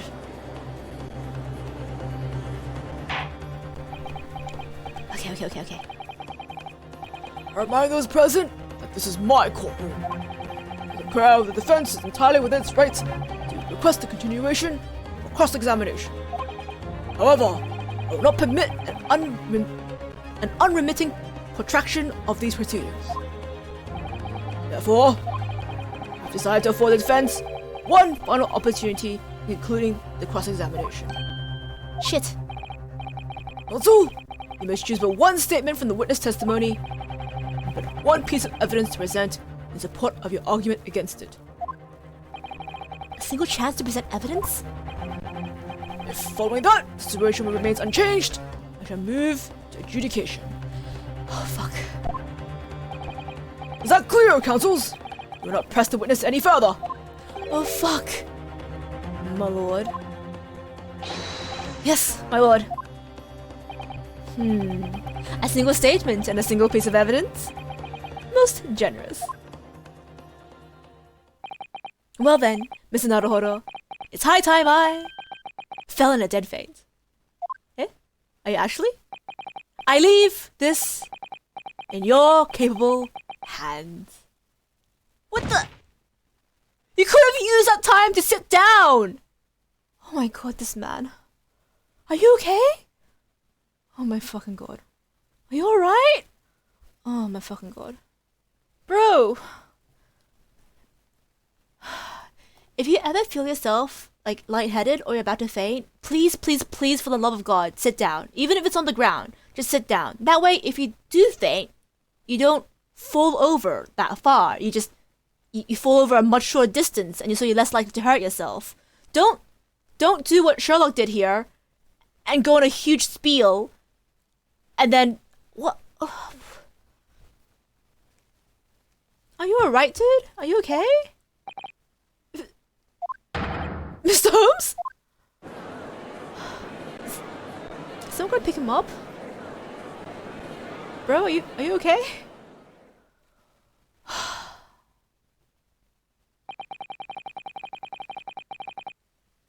To stand so instinctively before the court in a state of such high fever.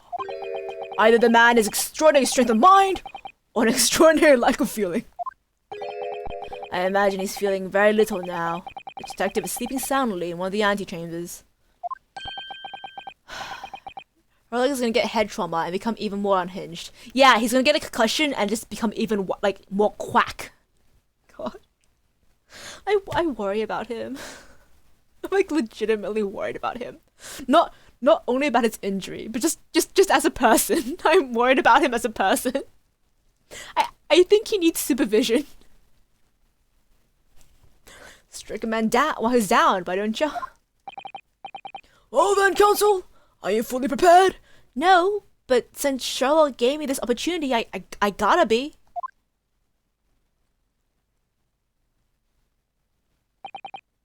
Yes. One statement, one piece of evidence. I won't let Mr. Holmes down. Or Iris. I won't waste this final chance that Sato-san has given me. This is going to decide the entire outcome of the trial.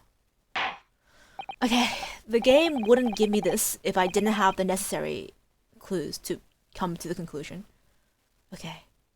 Very well then, under the terms I've outlined, you may resume the cross-examination.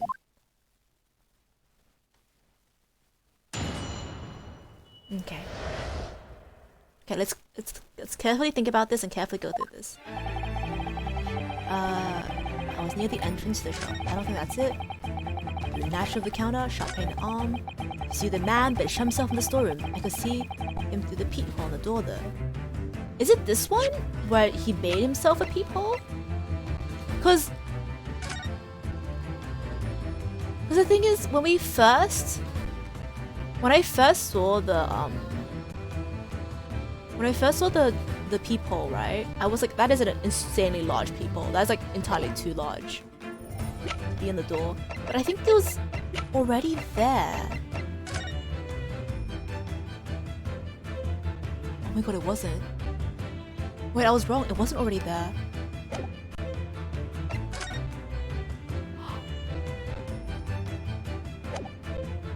Oh, this is Sato-san. That's the time we got him.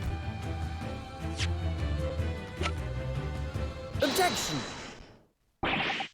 What on earth? Is that eccentric contraption, Counsel? Oh, it's like proper mat, my lord. It makes a way for cats to get in and out of the room. I can't believe this is actually a thing. Because when the case first happened, I was like, that's the stupidest way to have a peephole, right? In a fucking door. And I was wondering then, I'm like, oh, would Iris's cat flapper meter like fucking come into play? But I was like, nah, that's crazy. That wouldn't happen. And then I completely forgot about it. But wow. Fucking Chekhov's gun. We did it. It paid off. It makes a way for cats to get in and out of a room. You can cut through any door you can think of. And make a new little door in the middle of it. That's right, my lord. It's a device for creating so-called cat flaps. Small doors for cats to come and go as they please without their owners having to open the main door. I'm sure we can all work that out for ourselves. Yeah, fuck you. Don't yell at the little girl, bitch. But this cat lover's contrivance has no possible relevance to the case. Oh, really? We saw it. We all saw it. Of course it doesn't. To start with, there's no cat flap in the pawnbroker's door.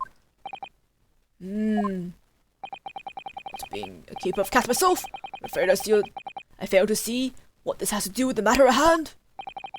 Perhaps it would help if I describe its function another way then.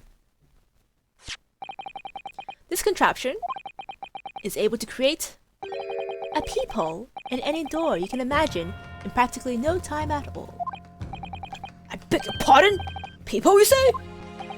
2 nights ago, we arrived at the scene only minutes after the murder of Mr. Windybank had taken place. That's right. According to the paperwork at the yard, it was you, Japanese assistant, and Holmes. Yes, the 3 of us were together, and it's recently come to my attention that my assistant made use of this device at the time. Your assistant did what? There was a peephole in the storeroom door.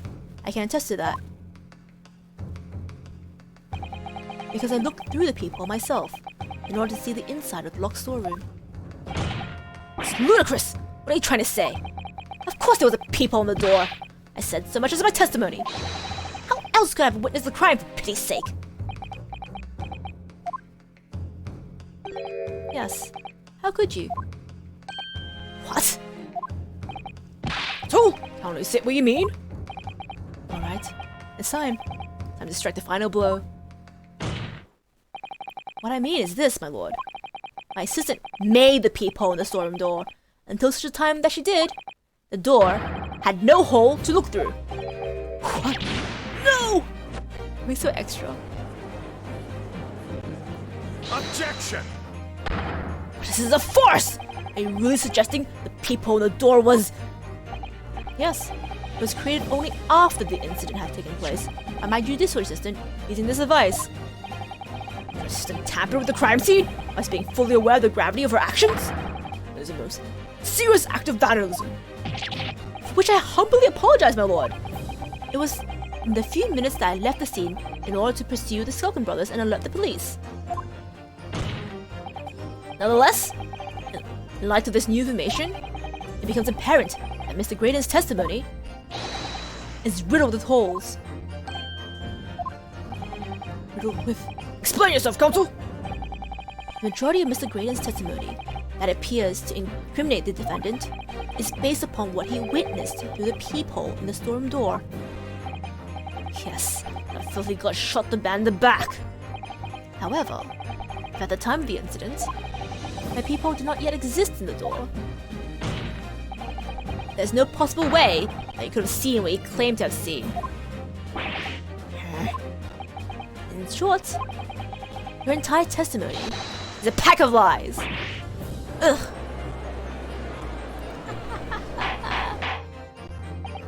Order!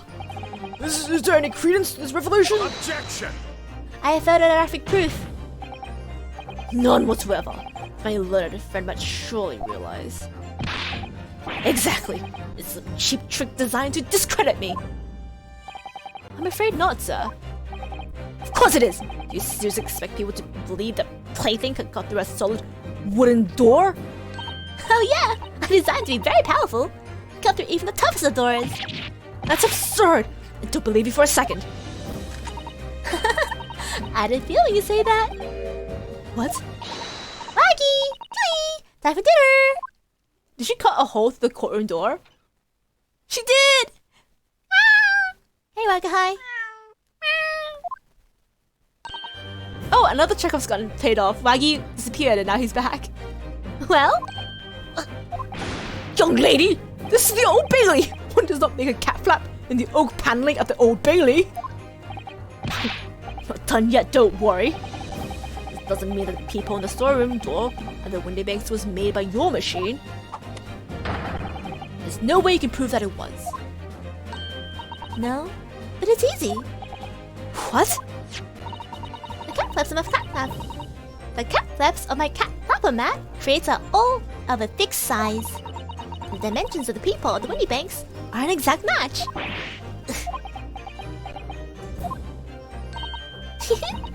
Old Suki's lost for words. Excellent work, Iris. Thank you. And now it's my learned student friend's turn to be lost for words, I feel. What do you mean?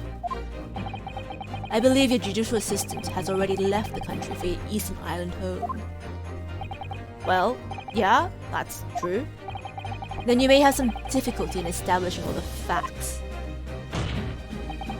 For the sake of the argument, let us assume that people has dimensions that are a perfect fit for this contraption.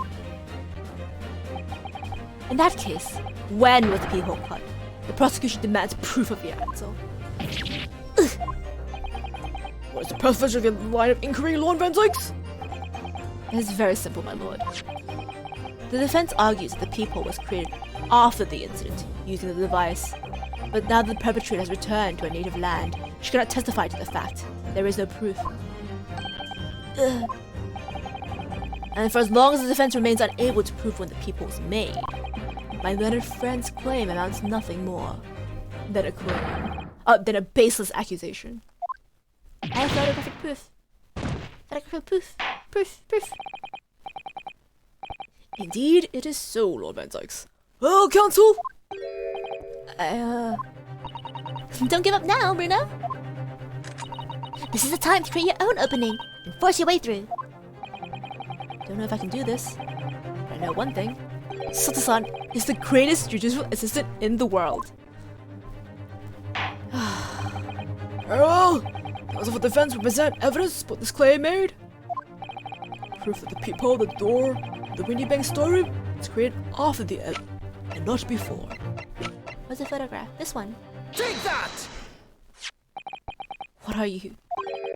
A print? The detective's infernal cameras again. My judicial assistant, Mrs. Sato Mikotoba, is an extremely intelligent and capable woman, which is why I never had any cause to doubt that she would have considered this scenario and made sure I had necessary proof. And that necessary proof is this photographic print, counsel? This print shows a scene from the shop moments after the defendant entered the premises. Agreed. And it also shows the accused mercilessly wielding a gun in the direction of the defense's broker. But, more to the point, it pictures the storeroom door in the background. Let me see that print again.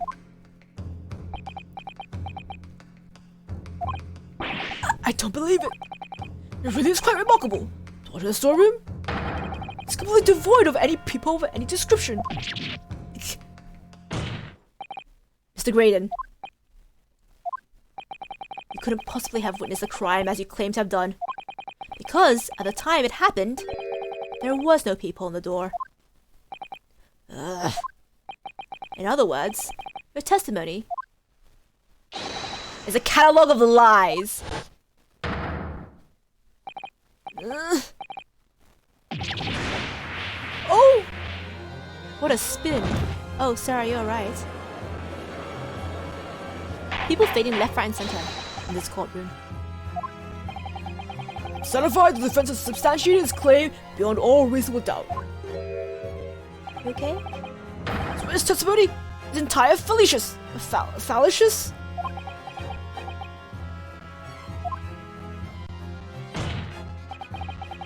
It's not the only thing we now know beyond all reasonable doubt. My learned friend's assistant, guilt can no longer be denied. It went tampered with the crime scene. At that time, it wasn't a crime scene because we didn't know there's a dead body inside. So her cutting it open in order to see was perfectly valuable because, you know, like, Fucking Good Samaritan laws and shit. Wait, actually, do Good Samaritan's laws exist yet? you know what? Never mind. Maybe she can't be held accountable. But at the time, it wasn't a crime scene yet, so. But more importantly, Also, she's like in a completely different country now, so fuck you. good lord, there's more Lord Van Zykes? The defense may have established a reprehensible instance of perjury, but that is no proof that this man is the victim's killer. Yes, that's right. What? I was there at the scene. It's true. And I was shot in the arm. It's true. That's all. Bro, this guy's looking completely unhinged now that he's like scruffy. Yes, in fact, if you look at the circumstances, I am the victim here. Oh, please. I don't believe this. But they're right. As it stands now, don't have any definitive proof that he's the culprit. Still, he can't worm his way out of this now. Iris? You know what they say? There's no point in locking the cat's door after the cat has bolted. Did you make that up just now? Isn't that right, Runa? As Hurley always says, one lie begets another. No. Wait, that might have been a line I wrote for him in one of my stories. Oh, Iris. Well, no matter who said it first, you're right. Mr. Graydon, not only did you give false testimony to the court, the lies you told make no sense. Oh, he's put back together again. Make no sense? What do you mean it's such a remark? What you said in your testimony reveals that you knew something that you shouldn't have known, but the blood on the coat. In other words, there's a fundamental inconsistency in your statements. What? Objection! This is provocative talk, counsel. Won't you enlighten the court? Explain this alleged inconsistency. Iris is right. One lie begets another. Oh, I can get him now. The inconsistency is revealed by the lies in the witnesses' statements that show that Mr. Grayson had knowledge of something he shouldn't have known anything about, namely, bloodstains on the coat. The bloodstains that were present on Miss Lestrade's coat. That's right. The victim's blood splattered all over her when she shot him. But how could you possibly have known that? Obviously, because I saw her do it through the peephole in the...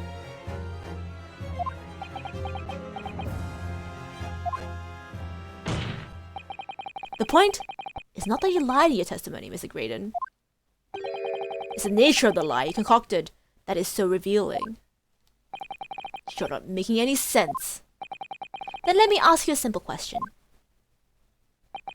How is it, Mr. Graydon, that you knew of the existence of the peephole in the storeroom door? What? Well, obviously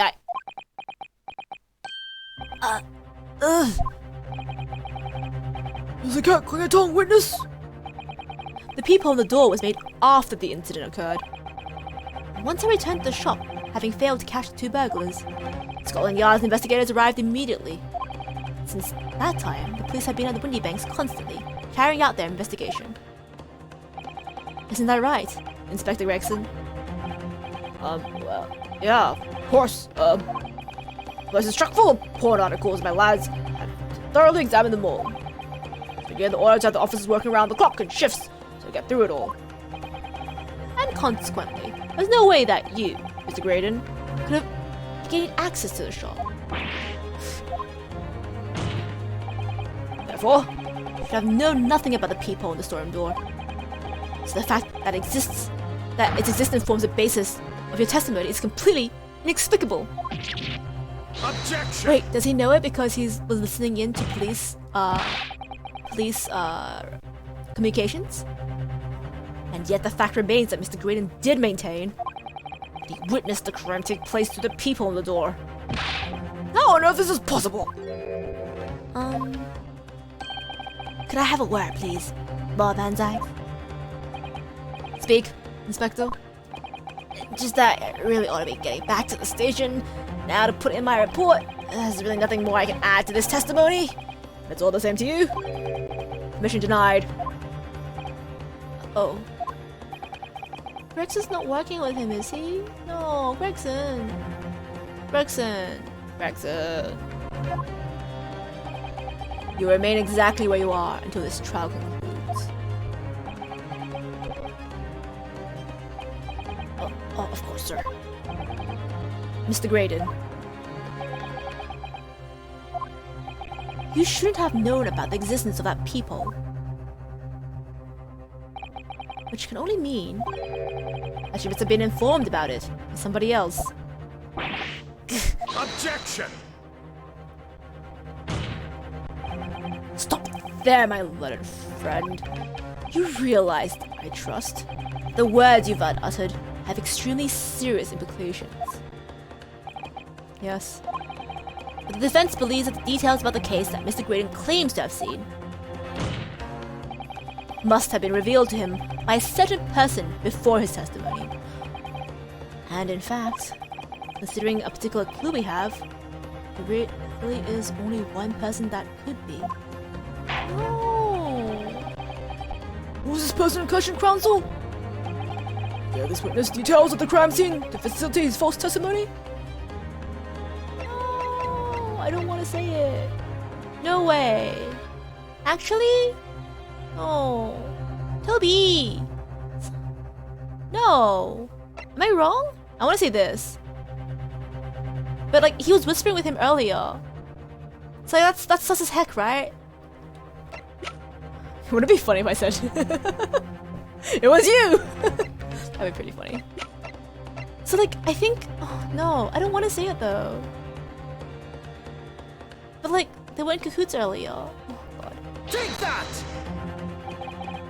The truth is, it could only have been you, Inspector Gregson. Objection!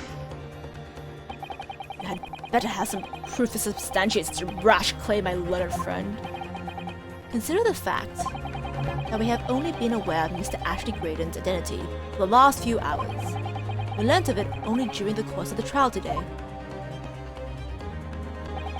Indeed, preparations for his testimony were made with the great urgency using an hour-long recess. Other police executed the subpoena and brought the man here from the communication station. And until that time, Mr. Graydon would have no idea. No inkling that he would suddenly be required to appear in court. It's interesting that was until such a time he was summoned? Yes, my lord. Until then, it's reasonable to assume he knew nothing of the people. It was only once Mr. Graydon was in the stand that he realized his position. That he would have to defend himself against the accusation that he was a third intruder. Suggesting to the court that it was while this trial was in progress that he received the information? So that he could commit perjury in order to save his skin? Exactly. And the only person with knowledge of the investigation that he had any contact with is you, Inspector Gregson! It's blooming outrage! That fish and chip cone that you're holding. I trusted you because of the fish and chips. I trusted you!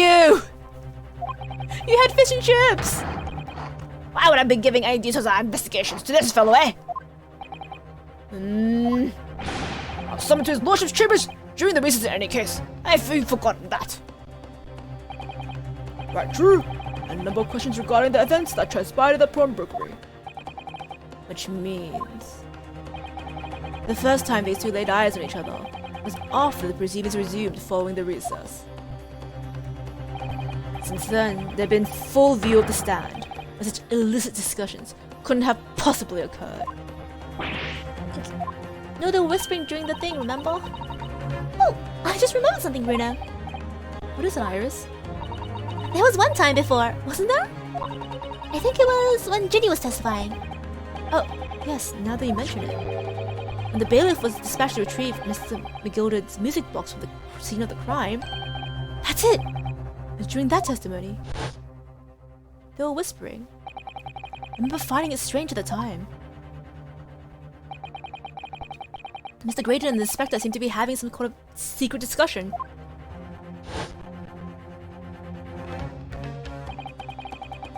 It would have been possible for you to give Mr. Graydon the information he needed then.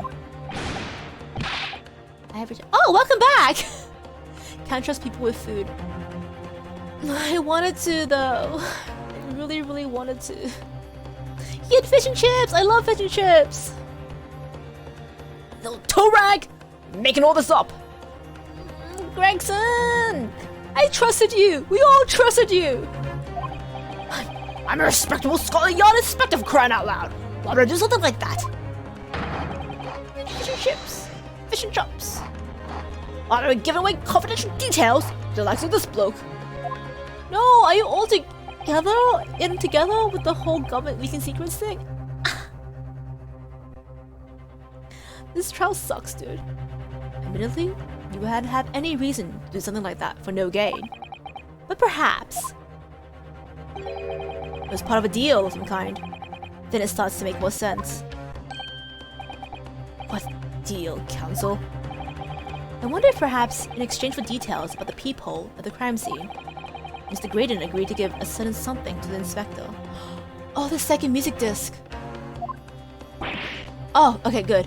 Thank God, you're not a bad guy. You're just we ruined your investigation. That's on us. That's my bad.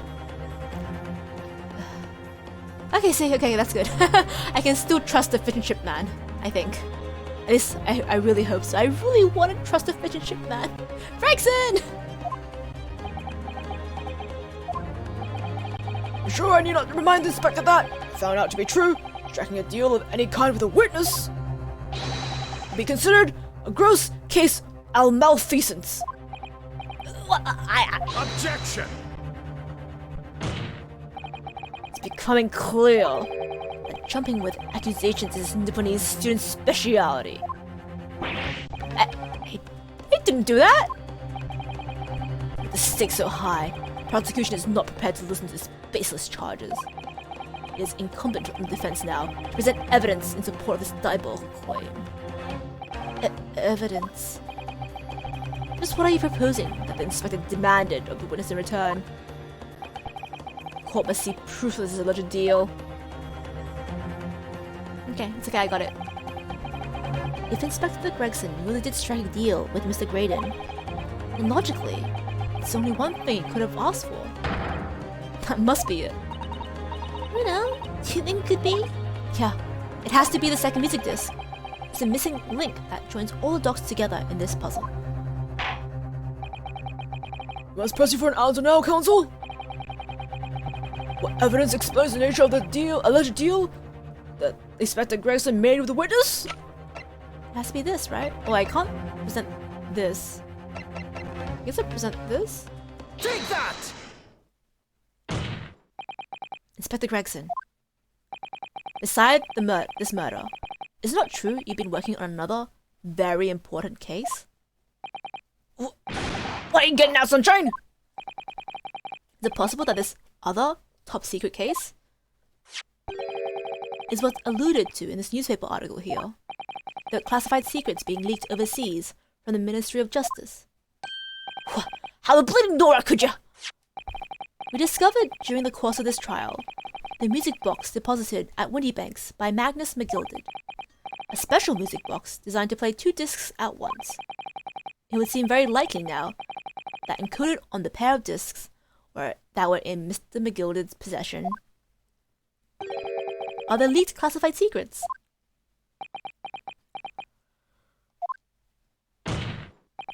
So I put to you, Inspector, that in order to recover the second of the discs containing these secrets, you covertly made a deal with Mr. Grayson in which you exchanged the disc for the details in the case. You liar! Oh, fish and chips everywhere. Oh no!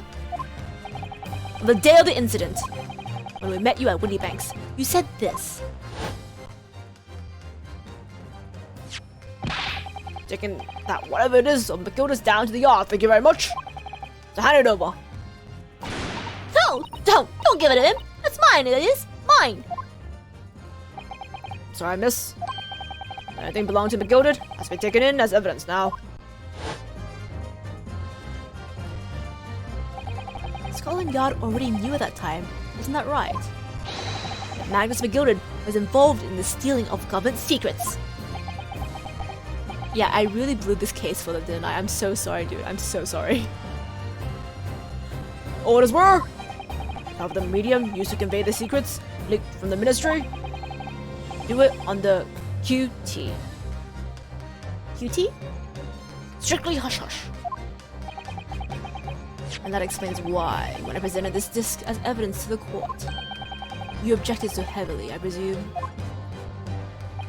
Because you knew that it contained highly confidential information. Blimey, not likely! I mean, I wasn't sure of it myself. I realized there was a possibility, that's all.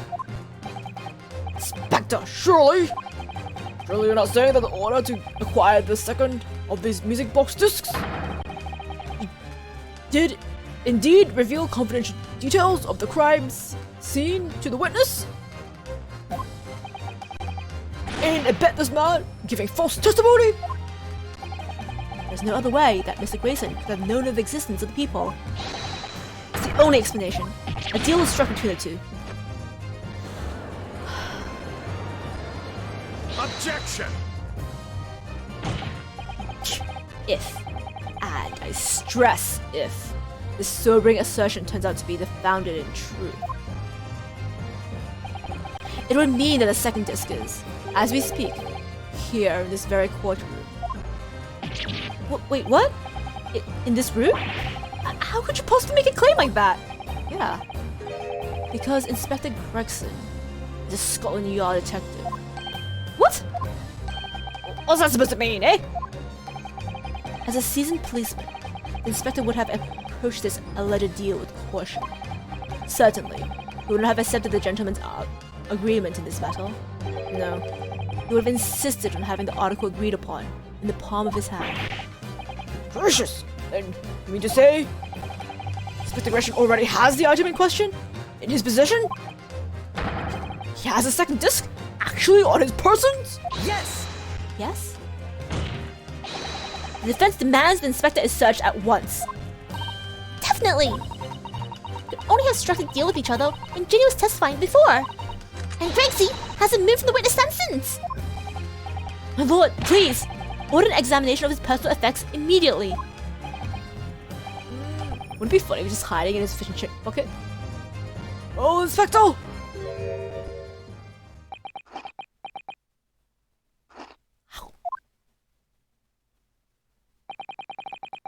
This young lad wants to tone down his imagination. He insulted me and my profession quite enough. However, if he'll put a man to bed and dispel any doubts about my involvement, I'll happily submit to a body search. What? He's going to agree to it? I presume you're aware of the precipice on which you teeter, my learned student friend. You made a most serious allegation against Scotland Yard here. If, following the search on the inspector's personal effects, no disc is found, you'll be deemed unfit for court service. This trial will end, and my country's government will formally demand of yours that you are severely reprimanded. Don't think you can scare me off this, Zyke boy. That sounds serious. Indeed! If a visiting student makes such a defamatory remarks about our country's most senior police force, it's not something Her Majesty's government will be able to overlook. You're just threatening Bruno because you're scared. The accusation is beyond serious. You must be prepared for grave consequences. true. I can't imagine Gregson would have accepted a gentleman's agreement for something so crucial. This must have physically changed hands, which means the inspector should have it. But somehow, something doesn't feel quite right here. Very well, Counsel. You know the implications, so let me ask you one final time. Yes, my lord.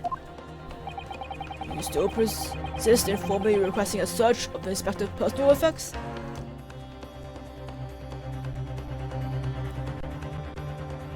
The bailiff just starts pulling piles of fish chips out of Gregson's pocket. Wouldn't that be funny though? If it's just like a never-ending pile of fish and chips. Although I don't think Gregson will be that eager to be searched if he had it on him. So I don't think I want to back down from this. I don't want to withdraw the request. So I think the best avenue would just be to search someone else, because I don't think it changed hands yet. I think maybe Graydon maybe still has it. Actually, wouldn't it be funny if it was in the hat that he tossed me? I think that'd be hilarious. Yes, the defense formally demands the search be conducted. Well, don't say you weren't warned.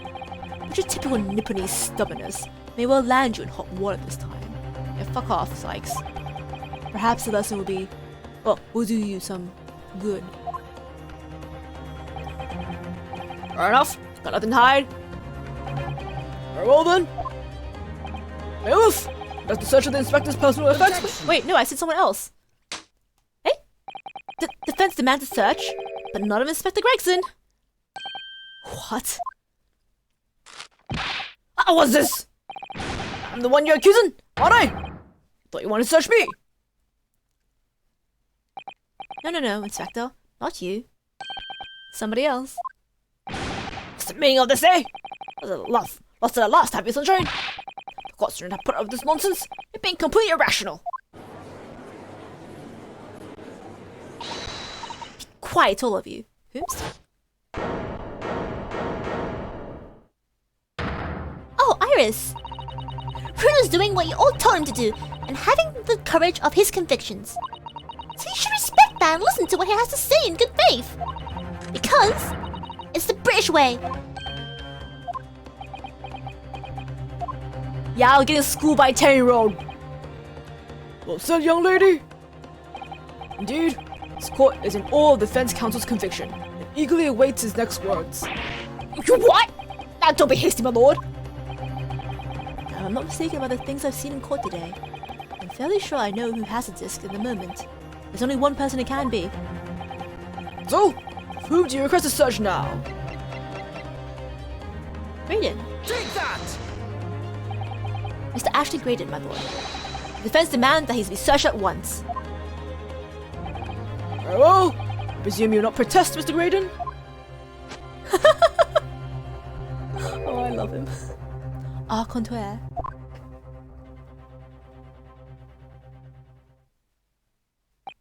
And so, a brief body search was carried out by the court bailiff.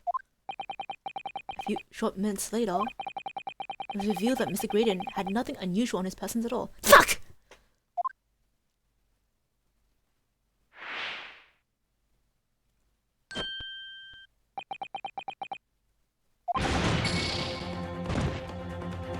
I got fucked. Oh, counsel! I'm not mistaken about the things I've seen in court today. I'm fairly sure that I know who has a disc at the moment. No one person can't be, and it wasn't the person I thought it was.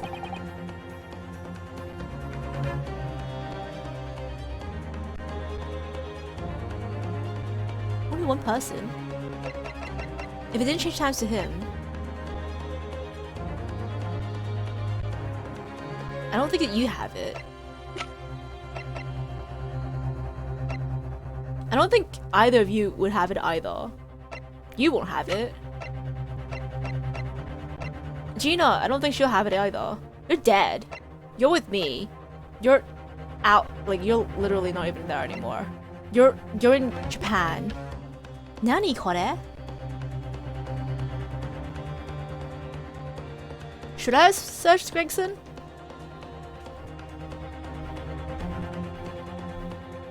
the stand the entire time? Who was in the stand the entire time?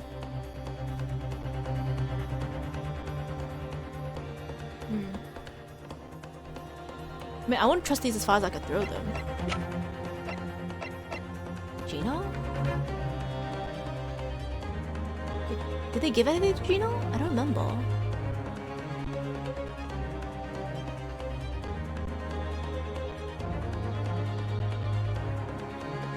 I mean, I don't think Gregson has it. Huh. Maybe he is Gregson. Maybe I'm just overthinking it. Take that! My lord, the defense demands the person be searched at once. Good grief! What possible relation could that exist between that person and the case, counsel? Objection! It would seem my Japanese friend does not understand the gravity of requested search. Okay, so it wasn't Gregson! If the defense aims humiliation, then perhaps this will give him a taste of his own medicine. So I was right when I said someone else? If Brexit doesn't have the disc at the moment, the question is, where he could have hidden it? The trouble is, he's been in the witness stand the entire time, in full view of everyone in the courtroom. Not an easy situation to go about hiding anything, really. Why is there only one place he could possibly have hidden it, then? What am I missing?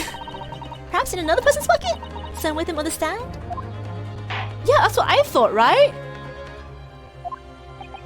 I thought it would have to be, like, someone else. Like, did he slip it in Gina's pocket, then?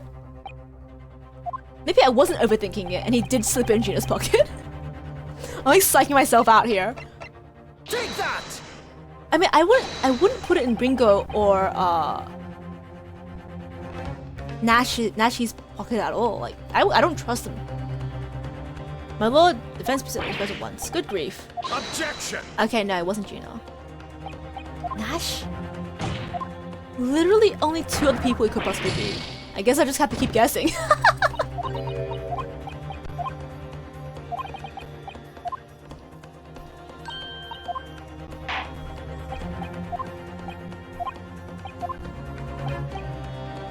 I mean, literally, I'm like going through everyone that was like on the stand with him. I guess these two. Take Professional that! baddies. Any strange occurrences during the trial? Oh, cause he grabbed Nash and he shook him. Oh, that's when he must have slipped it over. Oh, that makes sense. Oh yeah, that explains his strange behavior. Oh, well, I got there eventually by guessing. I originally thought that that they didn't make the exchange that you know Ashley Graydon just like showed the inspector that he had it, and then they'll make the exchange later, right? But wow. Or like then I was like, oh, maybe like, you know, he pat Gina on the back and like fucking slipped it into her pocket or something shit like that. Wait, I don't think she was wearing the coat anymore actually. Was she wearing the coat? No, I don't think she was wearing the coat. Actually, that would have made it harder. Yeah, that makes sense. But yeah, like Nash Skokin. Got there in the end. Well, I never. Eh? Blimey. Me? Him?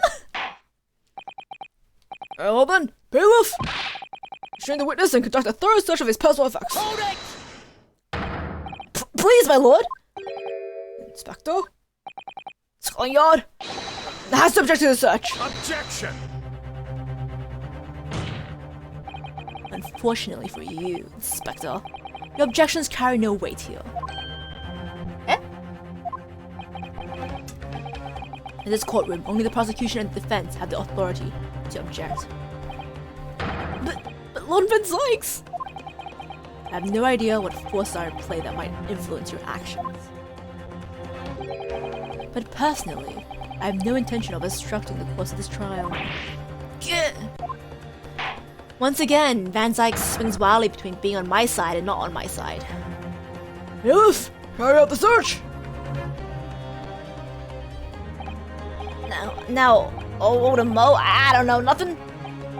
Nothing about no disc. Cut it out! Like, I do agree that having someone who doesn't know anything about having it is like the safest way to keep an item secret, right? But these two? Like, their holes probably, like, their pockets probably all have holes. Like, they're gonna just drop it immediately. I don't know if it's a good idea to give it to these two. But you know what, Gregson? You were standing next to him the entire time. I completely understand. Good job. You had me fooled. Ah! Here, my lord! In the witness's pocket! I found this! Good lord! That's... another music box disc. I don't know nothing about it. Nothing! I'm so sorry, Gregson. I'm so sorry. Gregson, I am so sorry. I am not sorry for you, whatever. I don't care about you. But Gregson, I am so sorry for ruining your investigation, dude. That's the second music box disc left behind by Mr. Magnus McGilded. Is it not, Inspector Gregson?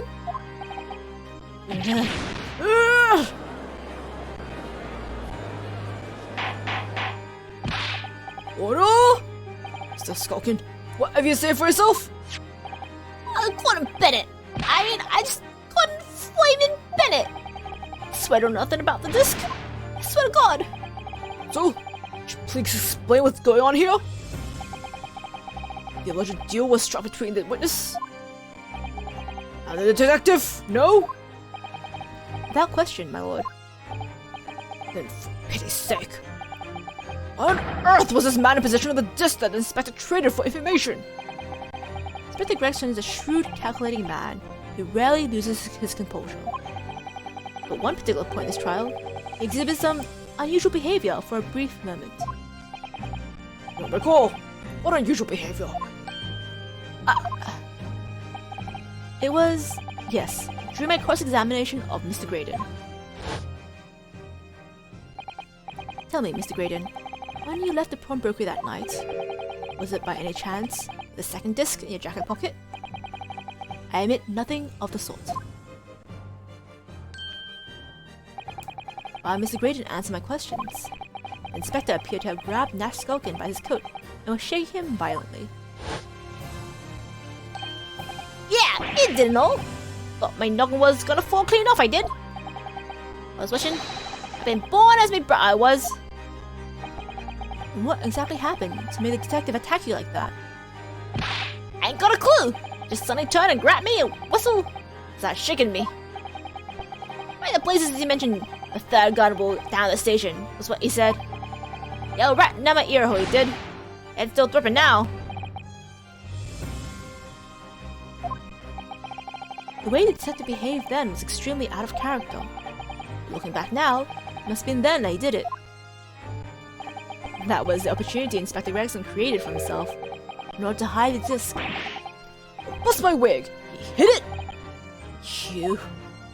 I'm afraid I failed to comprehend the motive here. The detective acquired the disc he was after. I don't know if we then proceed to hide it in another man's pocket. This is a court of law! Should have submitted the item as evidence. It would appear, my lord, the inspector was not at all at liberty to do that. However not! As the man himself revealed earlier, his current assignment has some special conditions. Orders were, of the medium used to convey the secrets leaked to the ministry, and do it on the QT, strictly hush-hush. Hush-hush? Top secret assignment, is it? As far as we are aware, the information stolen comes from confidential government communications. It would seem that if the information were to be revealed in the court as evidence, that would be problematic. Does that sum up the situation, Inspector? I'm operating under direct orders from the ministry. Afraid I'm not at liberty to answer that question. So, realizing there's a chance he may be searched here in court, took steps to hide the disc he acquired from the witness. Ah, what does it mean? He only pretended to attack Mr. Skulkin in order to get close enough to him, to slip the second disc into his pocket. So it was a pretense? I'm so sorry, Gregson. I'm so sorry. Oh no, Inspector Gregson! And you, Mr. Graydon? Are you prepared to admit the accusation made against you of this alleged deal?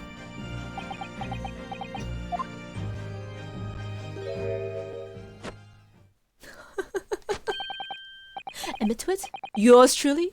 Please. Mr. Graydon? clearly our Eastern visitor has an uncommonly active imagination.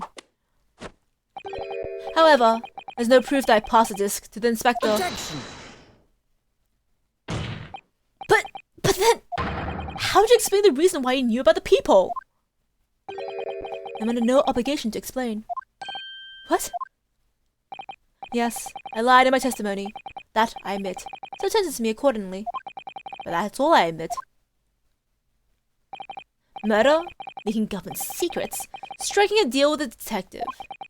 All of this is young Eastern man's fancy. I have no idea what any of this is about.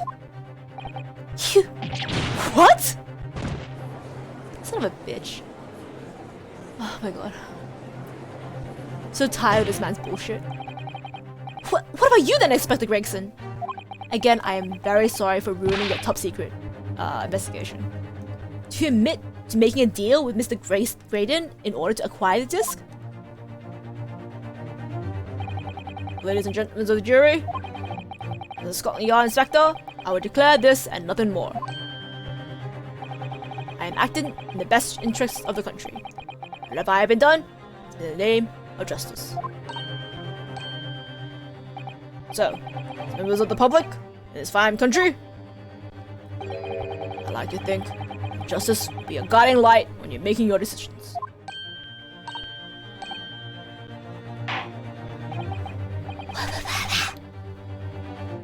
It's quite a quandary indeed. Rarely have I encountered such extraordinary tumultuousness in concluding of a trial. Nonetheless, in the absence of any further evidence to be presented, I believe it is time I put the matter to the jury for their final leanings.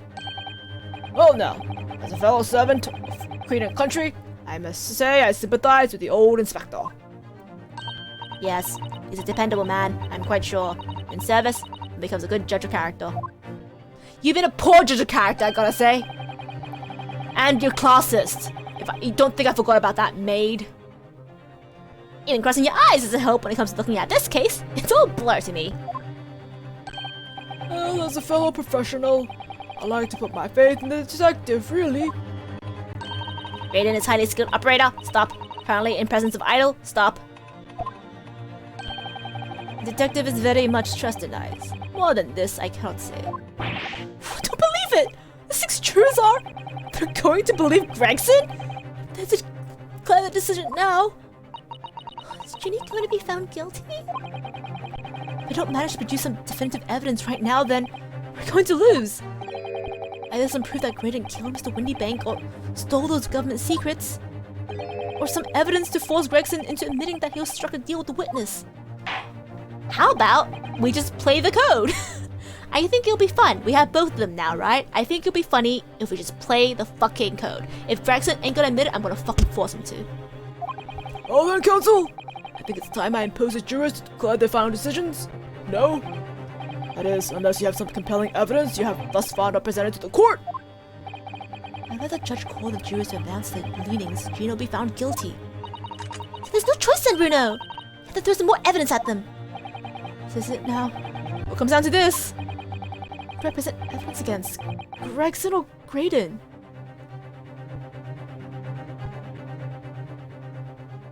I want to say Graydon. I think Graydon. Yeah, it's time to casually reveal some government secrets, right? So who's represented to? Actually, I don't... I think I might... Do you think if I start playing the government secrets in front of Gregson, he'll admit to it? Or do you think if I should give it to Graydon, and then he'll be like, oh shit! High treason, fuck! But then he'll be on, I don't think he will care, because he already is on, like, trial for murder anyway, right? I mean, not murder.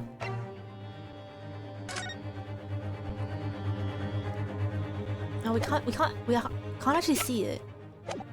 We can't leave it to the jury, that's obvious. Gregson seems more logical. Yeah, right? Because, like, Graydon, he already has his back to the wall. He has, like, nothing to lose. Gregson has something to lose. So I think if I give it to Gregson, I think he's more likely to admit that he colluded with the witness. And then... yeah. Okay, let's go for Inspector Gregson.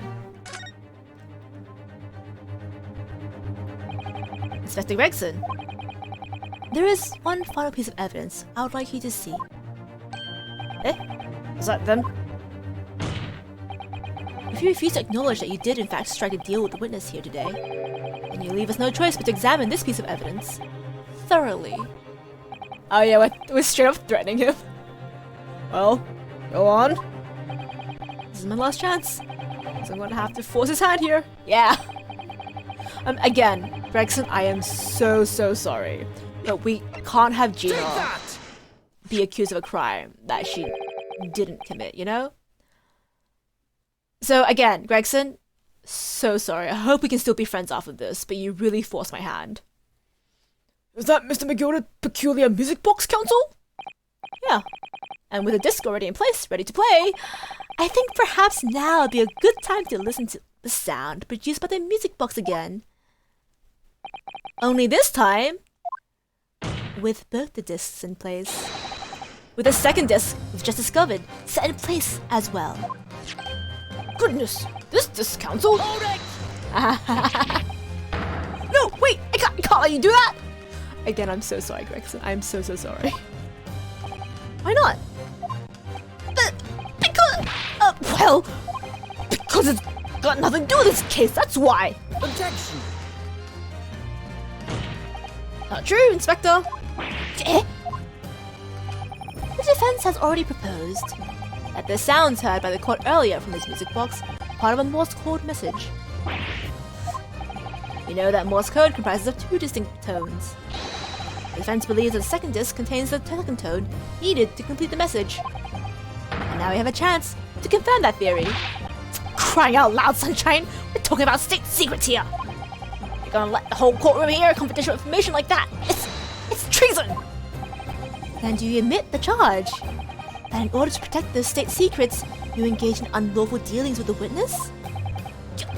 You're mad! You let that secret information out into the public domain. You'll be making an enemy of the entire British government, you idiots! Objection! Let's not forget, Inspector, that you, a Scotland Yard officer, leaked confidential case details to a witness. That if you continue to lie in court, and all because, by fair means or foul, you're determined to do your duty. Well, by fair means or foul, I'm prepared to do mine. Don't you dare! I will stop at nothing to protect my client. I don't care who I make an enemy of.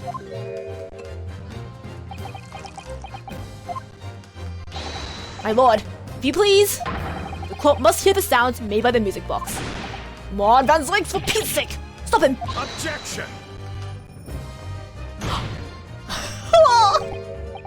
Inspector, you should know my methods by now. I'm a prosecutor. I am no Scotland Yard puppet. In this courtroom, my duty is the law. So let me propose a toast to uncovering the truth by fair means or foul. See? When he pulls shit like this, it makes me really like him. Why are you so unlikable like 99% of the time, but so likable like 10% of the time? You give me hot and cold vibes, my dude. No! Gregson, again, I am so sorry. I hope we can be friends after this. I really do apologize. Very well. Defense stance is made. Dissent here, and that of the prosecution have been very clear, I feel. Whoa. Therefore, in accordance with the defendant's request, the court will now listen to this music box and set. And will listen as this music box is set in operation once more. This time, the second disc in place. Both discs playing simultaneously. Oh.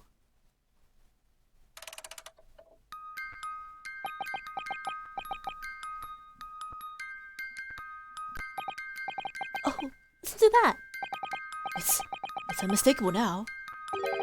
Morse code. Yeah, alright, I admit it. Whatever you want, just for the love of God. Just shut the blame box up.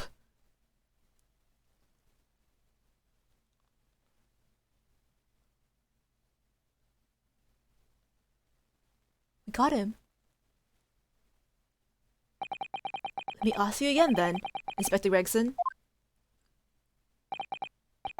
Did you, or did you not, strike a deal with the witness next to you in the stand, Mr. Ashley Graydon? Specifically, did you furnish the witness with confidential case details in exchange for this music box disc? Did you reveal the existence of a peephole in the pawnbroker storeroom, Inspector? Gregson, sweetheart, I'm so sorry. I did. Stop! What are you doing, man? It's all exactly like the young Eastern lawyer said. When the trial resumed after recess, we stood here in the stand together. That's when he approached me with a deal. Shut up, you imbecile! Shut up! Psst, you there. You're the detective who turned up at the pawnbroker the other day, aren't you? I might have something you're looking for, Inspector. With me at this very moment. So how about a trade? I suggest you accept. Or information that may make certain individuals uncomfortable will very soon become very public indeed. I can't let that information become public knowledge. Not under any circumstances. So I accepted this man's proposal, told him details of the case that should have put him in the clear. People on the storeroom door, and the bloodstains on the overcoat. By giving false testimony, the witness intended to have the defendant wrongly accused of murder. Inspector, you knew that! Yet you still revealed those details to facilitate the witness's perjury. Yeah, we have capital punishment here, Gregson. That was a bad bro move. I did. Then it turned out that people had only been made that night after the incident took place. Scotty Yard wasn't aware of that, if I'm perfectly honest. Well, Mr. Graydon, what have you to say for yourself? There's nothing and no one left for you to hide behind. You struck a deal with the inspector in order to escape conviction of a very serious crime. Namely this. You are the third intruder who broke into the pawnbrokery on the night in question. And you perpetrated the murder of the proprietor, Mr. Pop Windybank. Oh, he's all scruffled again. You... Traitor! Oh my god. Holy sh...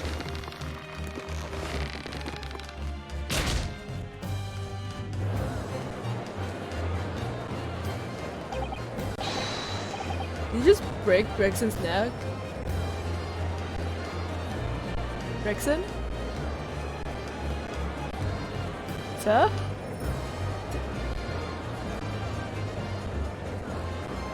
Did you just break Greg? Is Gregson okay?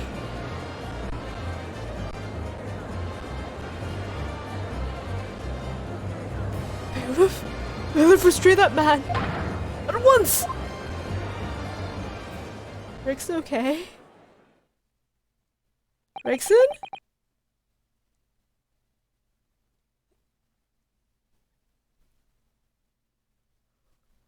Okay. Murder attempt. That means he's alive, right?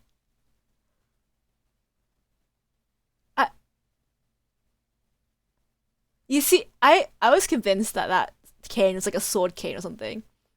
So I was like, oh, he's gonna whip out a sword, that'd be funny. But instead he broke it and used it to like strangle a There was a snapping sound. I'm hoping that was the cane. I actually thought for a second there that he snapped Gregson's neck. And then I was thinking about how the last thing I said to him was mean thing. And I was like, oh no. Gregson! That's so crazy. The cane snapped. Okay, that's good. Oh thank God. Okay, it was the cane, not his neck, okay. I don't know how to live for myself if the last thing I said to Gregson was something mean. Oh, that's it then. It's all over.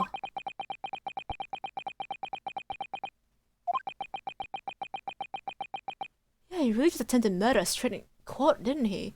Well, I guess he's like, I'm probably gonna get the capital punishment for murder anyway. Might as well put another one under my belt, I guess. I can't fault him.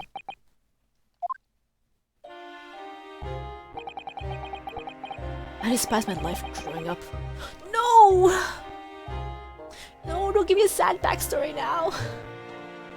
No, I don't want to hear a sad backstory. I'll feel bad. I despise my life growing up. Those slums are vile places. I was cursed from birth, born into poverty, the son of a penniless artisan. My parents did nothing but quarrel all day long. What little money they had was never spent on me.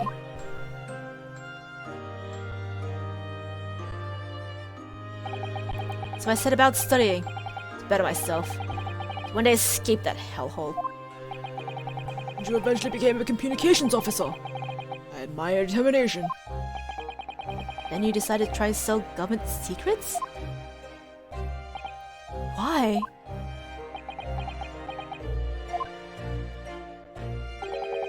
Isn't it obvious? Because I wanted money. Even now, years later, the nightmares of my life in the slums wake me in the small hours.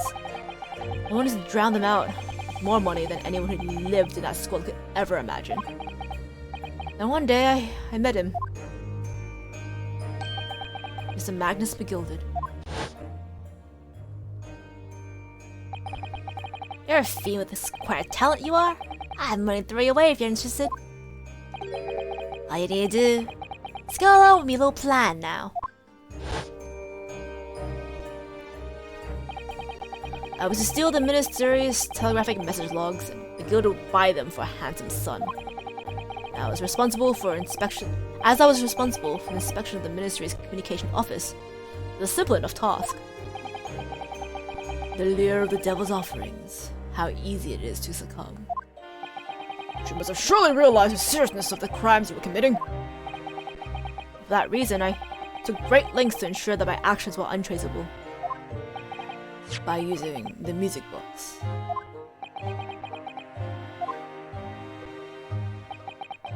My father was a brickmaker, but my mother divorced him when I was still a child. Yes, Mr. Mr. Mason Milliton. That's right. Very skilled with his hands. He'd once been a music box maker's apprentice. I imagine his skills would be sufficient to create a machine that could generate Morse code. So I sought out my father again to employ his services. It's the first time I see him since I left the slums 10 years earlier.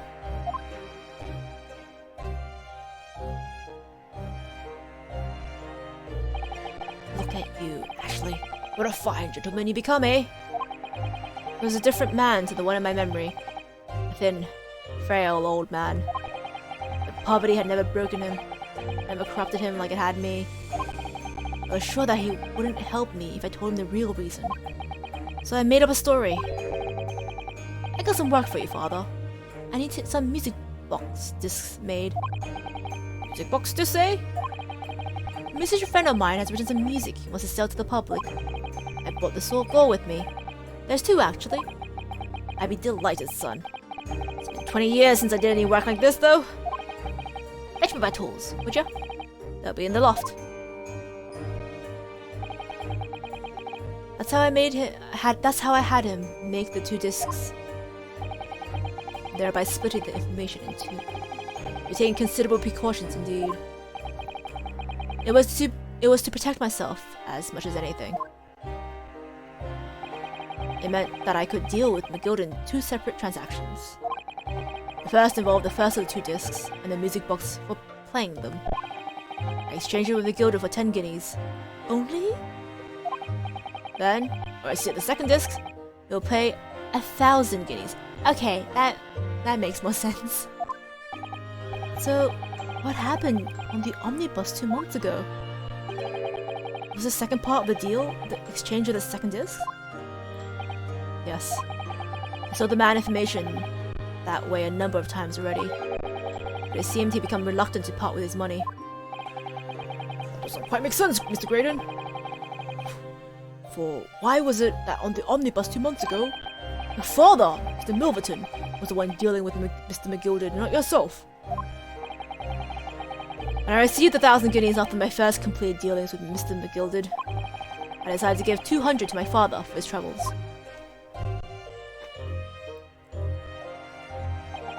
But my father realized something was amiss. In time, he worked out that I must be involved in something dubious. And when he did, he said to me, "Next time there's an exchange, you'll let your old man do it. Understand? Otherwise, I won't take your money anymore."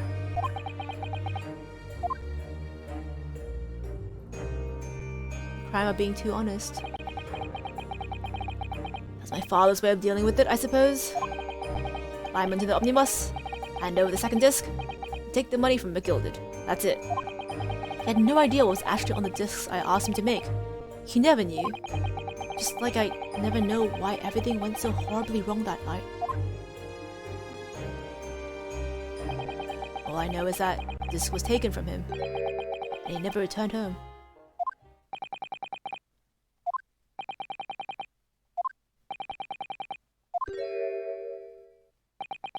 It was only then that I found out what sort of monster McGilded really was.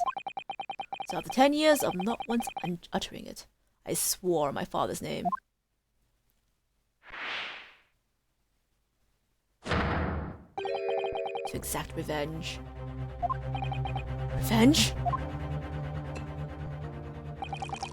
As anyone with even the remotest knowledge of the man will no doubt be able to imagine, McGilded brought all his wealth and influence to bear in the most despicable of ways. 7th class, to crush any semblance of justice in his trial. The crime scene was tampered with, evidence was fixed, and witnesses were bribed. The trial 2 months ago was a farce from start to finish. Feet had barely touched British soil back then, and I walked into that hornet's nest, completely unaware of the sinister background to it all. I made plenty of money out of my dealings with McGilded by then, so I spared nothing in my arrangements 2 months ago. I knew exactly who to hire.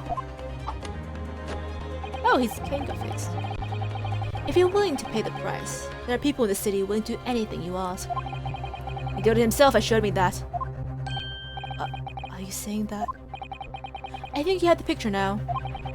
He twisted everything to his favor in the courtroom to ensure that he would walk free. I took matters to my own hands and delivered the justice that monster deserved. You know what? All things considered, that's pretty impressive. The tragic accident following the trial 2 months ago was planned and executed by yours truly. McGilded's death that day was caused by this man. You know what? Power to him. Everything's ready, sir! Would you like to follow me into the courtroom? What's this, officer? It is sooner than I was led to believe. Was it inconvenient, sir? Some changes to the schedule? Wow, I must be making tracks now. It is time for inspection. You're gonna examine the omnibus again, so I'm told. I asked if I could be present for it myself.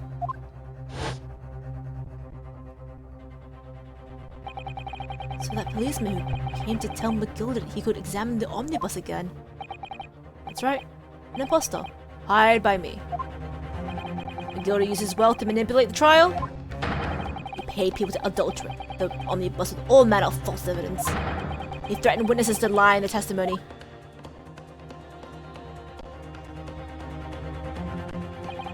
So I gave the man a taste of his own medicine. Once the omnibus was doused in paraffin, one of my sham policemen ushered McGilded inside and sent him on a one-way journey to hell. Hell preview. Flamey flame flames. An eye for an eye. That's how I avenged my father's death. I love how he's on trial for murder and he's just completely admitting to a different murder.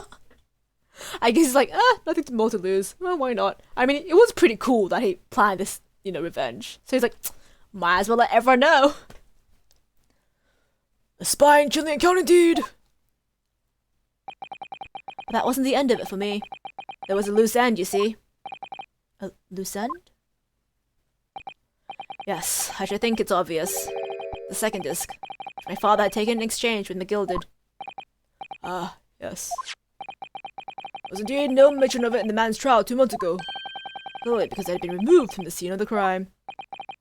When I realized I was missing, I remembered something. Something from the first time I dealt with McGilded.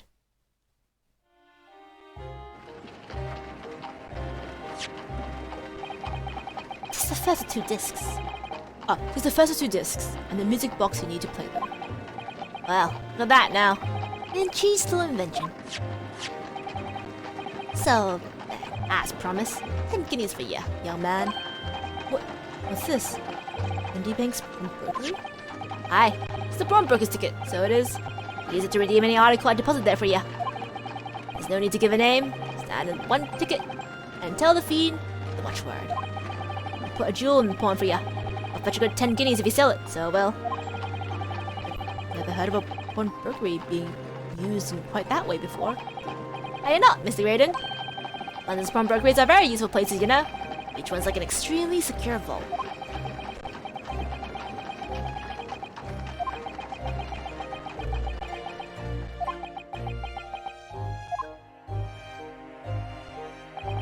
So I knew that if he'd taken some steps to hide the disc, it would be in that pawnbrokery somewhere.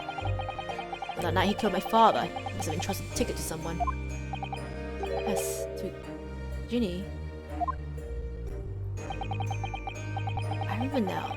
That's when we first met you at Windybanks that afternoon 2 days ago. You had a description of Miss Lestrade written down. How did you know who you were looking for? Yeah, how do you know to look for Gina? From the trial. The pickpocket's testimony is clearly peculiar. Anyone can see that. I realized immediately she was another one of Miss Gilded pawns. Must have threatened her somehow. I was fairly convinced it would be her who had a ticket. So I decided to make some inquiries. I had a strong suspicion the girl would come out of the woodwork on the redemption deadline. He was absolutely right. And yes, sure enough, she did. All I needed to do was to wait until the girl went to Windybanks to redeem the articles. But unfortunately, she redeemed only McGilder's overcoat and 1 disc that was in his pocket. The all-important music box with the 2nd disc inside was missing, because it had already been forfeited 2 days earlier. I was unaware of the fact. Had not been, could have avoided my nighttime excursion. Meanwhile, as our investigation into the stolen government secrets was progressing, I picked up on the fact that McGilder was involved. Inspector! You recovered fast. Our orders were to recover the stolen information as quickly as possible. So we started gathering the fellow's possessions, and examining whatever could lay our hands on. We had a full-scale investigation going on in the yard, trying to keep it quiet as we could. Then, when the inspector took the disc from me in the pawnbrokery that day, I became nervous. I was sure the music box and the 2nd disc was still there in the shop somewhere. So I knew it was a race against time, to find those articles before the police did. And that's what prompted you to break into the place at the same night. The help of your old friends, the Skulkin brothers. What happened that night in the pawnbrokery I can only describe as a nightmare. While Nash and Ringo was searching the counter, I'd located the music box disc I sold to McGilder in the shelves of forfeited articles. And the 2nd disc was inside. Yes, I slipped into my pocket with a very deep sigh of relief. But then, something entirely unexpected happened. What are you doing in my shop? Bang.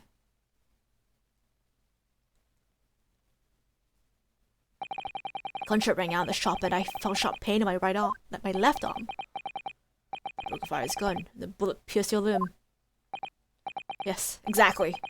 But unfortunately, I decided to bring my own gun with me that night, just in case.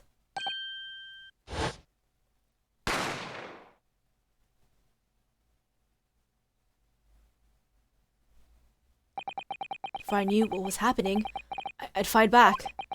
The man had already turned to flee. I didn't intend to fire in his direction, much less kill him. But unfortunately for both of us, the bullet hit home. It struck him in the middle of his back as he fled the storeroom door for refuge. A sorry, sorry tale. It all took place in the blink of an eye. I don't imagine Nash and Ringo even realized what had happened at first. I was terrified, so I fled. that's the whole story. That's everything that happened at Windy Banks on that wretched night.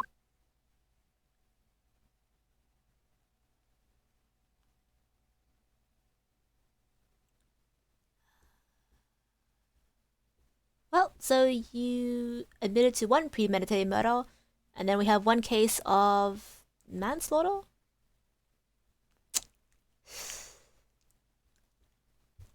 Now it's just everyone feels bad. I feel bad. This sucks. Earlier, you called McGilded a monster. A man who uses wealth and influence to distort the facts and escape justice for the crime of murder. What tragic irony. For what you have done is exactly the same.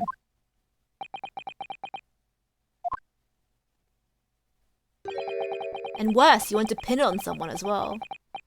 You become the very monster you saw and despise so deeply in McGilded.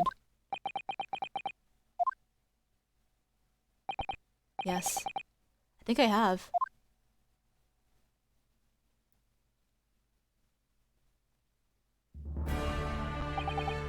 Whew, this has been a long and exhausting trial. Oh boy, has it. However, we seem at last we have arrived at the truth. Inspector Gregson, what of Ashley Graydon? He's been restrained, my lord, and being escorted to the yard. Be charged with murder of Mr. Windybank and the stealing of government secrets. Very good. Oh, they're gonna just give the McGilda thing to him as a freebie? Sure, I guess. And you, Inspector? Regrettably, you'll have to face charges yourself. Again, Gregson, I'm so sorry. Yes, my lord, of course. It transpires that you were complicit in helping a criminal escape justice. The fact remains whether or not you are doing so in the line of duty.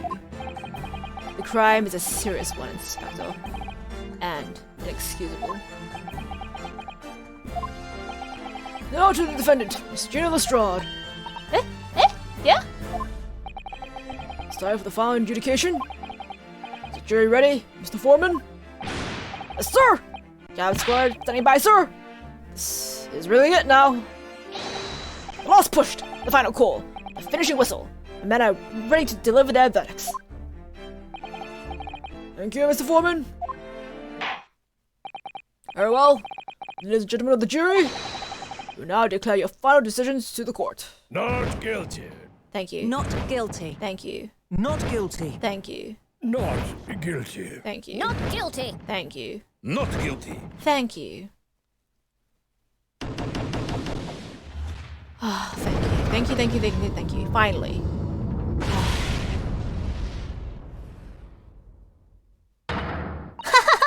That's the stuff! I'm off the hook! Finally, Runa! You managed to do it! Finally is the word. Really wasn't sure it would come out top for a while there. Cece was right! You're the best lawyer in the world! Hooray! Trial finally committed. Better. Mr. Strode, I'm not finished with you yet. Oh no. Eh? What are you looking at me like that for? Before you start enjoying your freedom, there are certain other crimes to consider, Ah, perjury. 2 months ago, in my courtroom, no less, gave false testimony, did you not?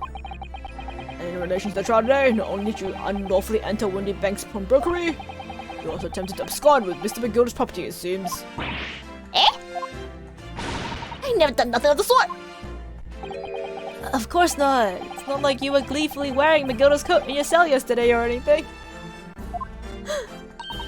Aw, just when I was getting excited about throwing a party for Ginny this evening. Oh, Gina. Turning our attention to the defense.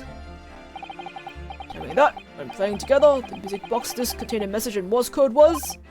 well, certainly a most unexpected revelation, counsel. Quite so, my lord. Prosecution was caught entirely off guard. In fact, I think we should applaud my learned friend's courage here today. I propose a toast to demanding that government secrets be disseminated before the entire courtroom. I thought you were being nice for half a second. Sarcastic bitch. Very sorry about that. It's the only way I could get Inspector Gregson to admit to what he'd done, so... If I made something on that point... Isn't that... It's, the sounds produced by the music box before. I do wonder if that was really Morse code at all. What? What are you saying, madame? Oh, well, it's just that I'm really rather fanatical when it comes to Morse code, you see. So much so that the whole world seems to be covered in dots and dashes to me, in fact. Oh, like the Tetris effect. Just, ma'am, an unhealthy level of obsession one feels. But I must say that, in my opinion, the sounds produced by those two discs are nothing more than that. Meaningless series of two different tones. What? What? Can it really be? It wasn't Morse code after all? My lord, the defense would like to listen to the music box again. Get off your nut! How many times do I have to tell you? This contains ministerial secrets, Sunshine! This courtroom is not an appropriate forum to discuss the nature of government communications. We know McDonald's conspired to trade national secrets with our enemies. Secrets acquired from Mr. Graydon. Now that the man has admitted to his crimes, we have no need to pursue the matter further. Wait, did someone switch out one of the discs so that it wasn't playing Morse code anymore? It was just playing random shit?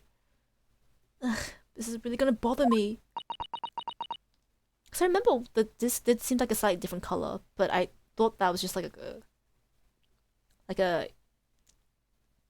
newness type thing. Was it actually switched out? Mr. Strode! Yeah? My lord? That which you have seen today here in this courtroom has been extremely disturbing. Falsified evidence, intimidation, perjury, a grim catalogue of depravity. Appalling experience before any child. Not to mention the dead bodies. Ah, come on. Ain't nothing I don't see most days back in the slums. I beg your pardon? If you're weak, you pay for it. It's just how life goes. Gino. But look, I reckon I worked something out today.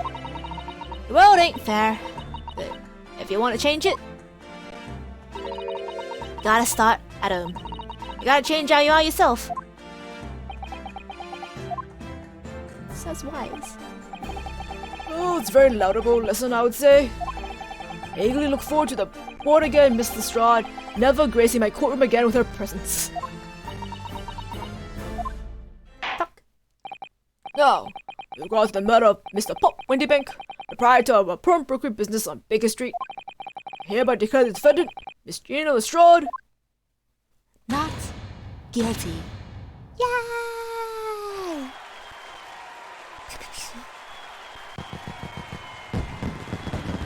Alright, we did it. We did it. Oh, she's firing off her own smoke grenade. Yeah! Oh, it's so beautiful. Do you know my chore? I know, right? Two murders in like less than half a year. Just two dead bodies right next to her. Oh my god. And the fact that she's like, no biggie. It's like, Gina, you okay? That is all. Court is adjourned. Fuck. Ah, god. Eh?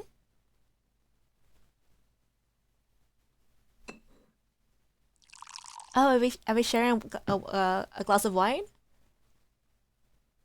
Thank you. On a personal note, I must say you surprised me, my Far Eastern friend. Wait, do we have to have this conversation, like, a room apart? Can you come over here? Can I go over there? Can I have some wine? Despite being a Nipponese, you saw through the pretense to the malice that festered within that Englishman. Again, didn't have to be racially charged, but okay. At the same time, saw through the grime to the surprising heart of your English client. You have a curious talent for judging character, especially considering our very different cultures. No, right? I don't think there's anything curious about it. Peoples is people. Whether we're from the Empire of Great Britain or the Empire of Japan, we're all human beings. We're not so very different on the inside. Yeah, peoples is peoples. You know, I chose this case for one simple reason. I hate Japanese people. Oh my god, actually!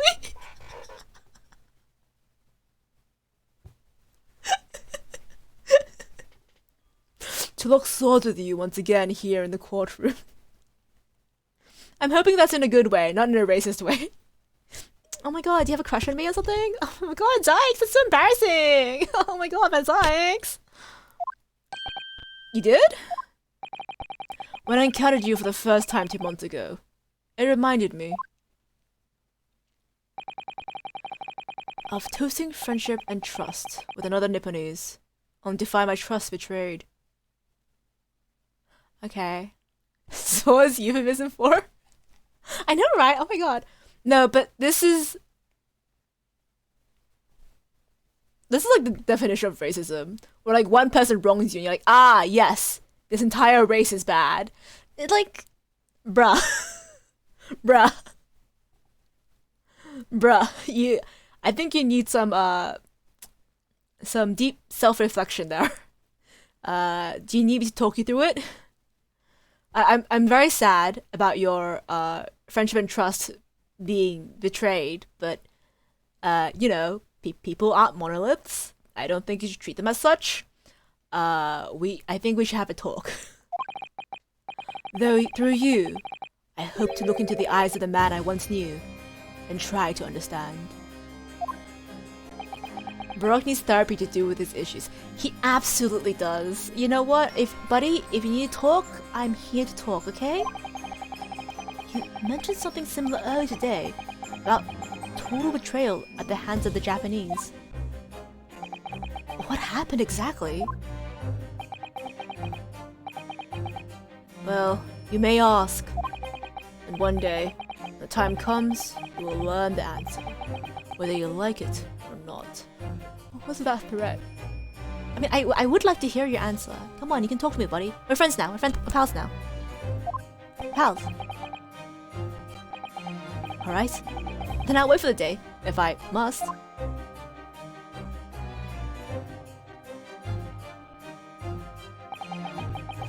Coming to be known as the Reaper of the Bailey, my retirement for service 5 years ago.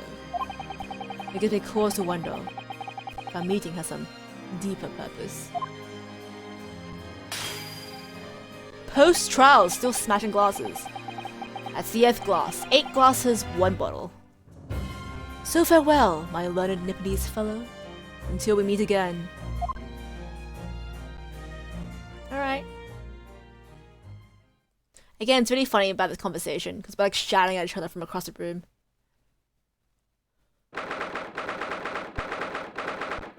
Whew, a whole day for a case.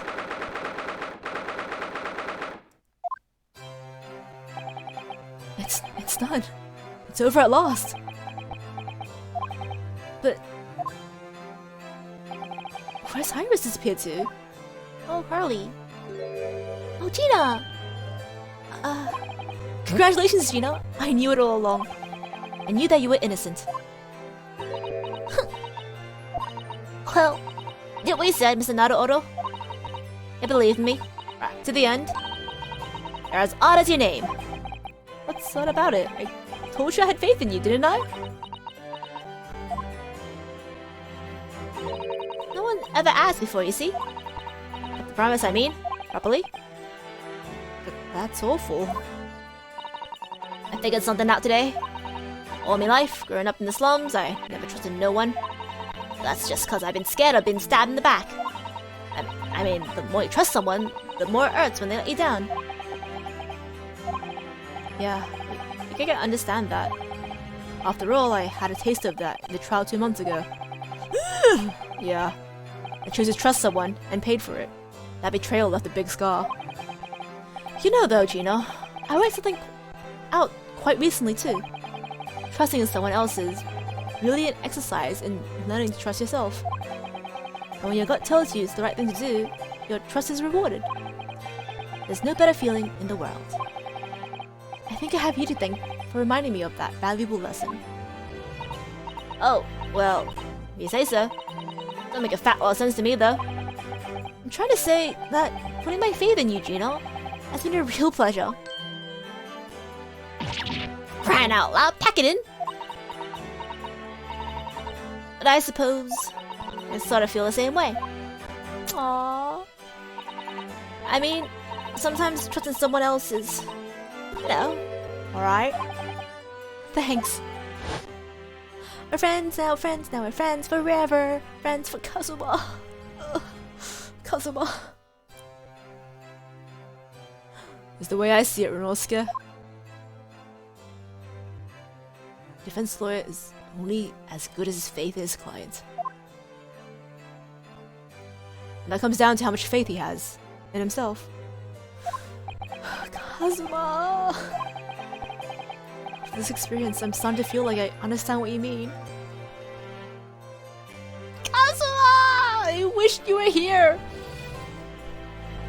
I'm still so sad. Well, Kazuma. It's okay. In the secret good version of the Great Ace Attorney, he's actually now fighting crime in a silly little costume as a vigilante being Batman. That's in the secret good version of the Great Ace Attorney that exists in my mind. Because I can escape reality. Oh, Kazuma, I'm so sad. Kazuma, am I living up to your expectations? Am I turning out to be the lawyer you believed I could be?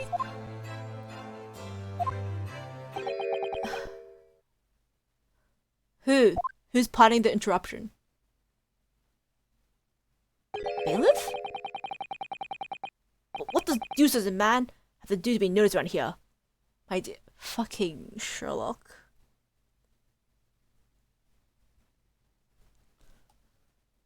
Sherlock, I swear to God, you're gonna be the death of me.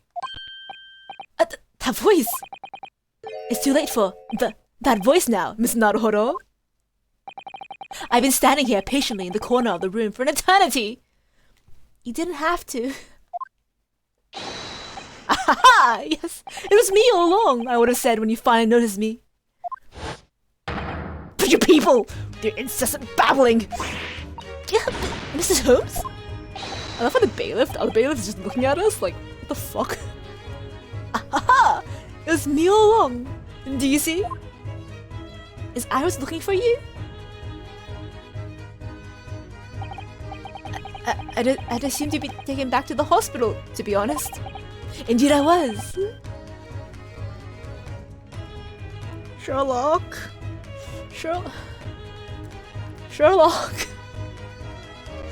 Indeed I was, but I managed to escape again. Oh. I happen to be aware of one or two foibles that the doctor was tending to me. Foibles? I merely made my knowledge of them known to the man, and he happily issued me with a leave of absence.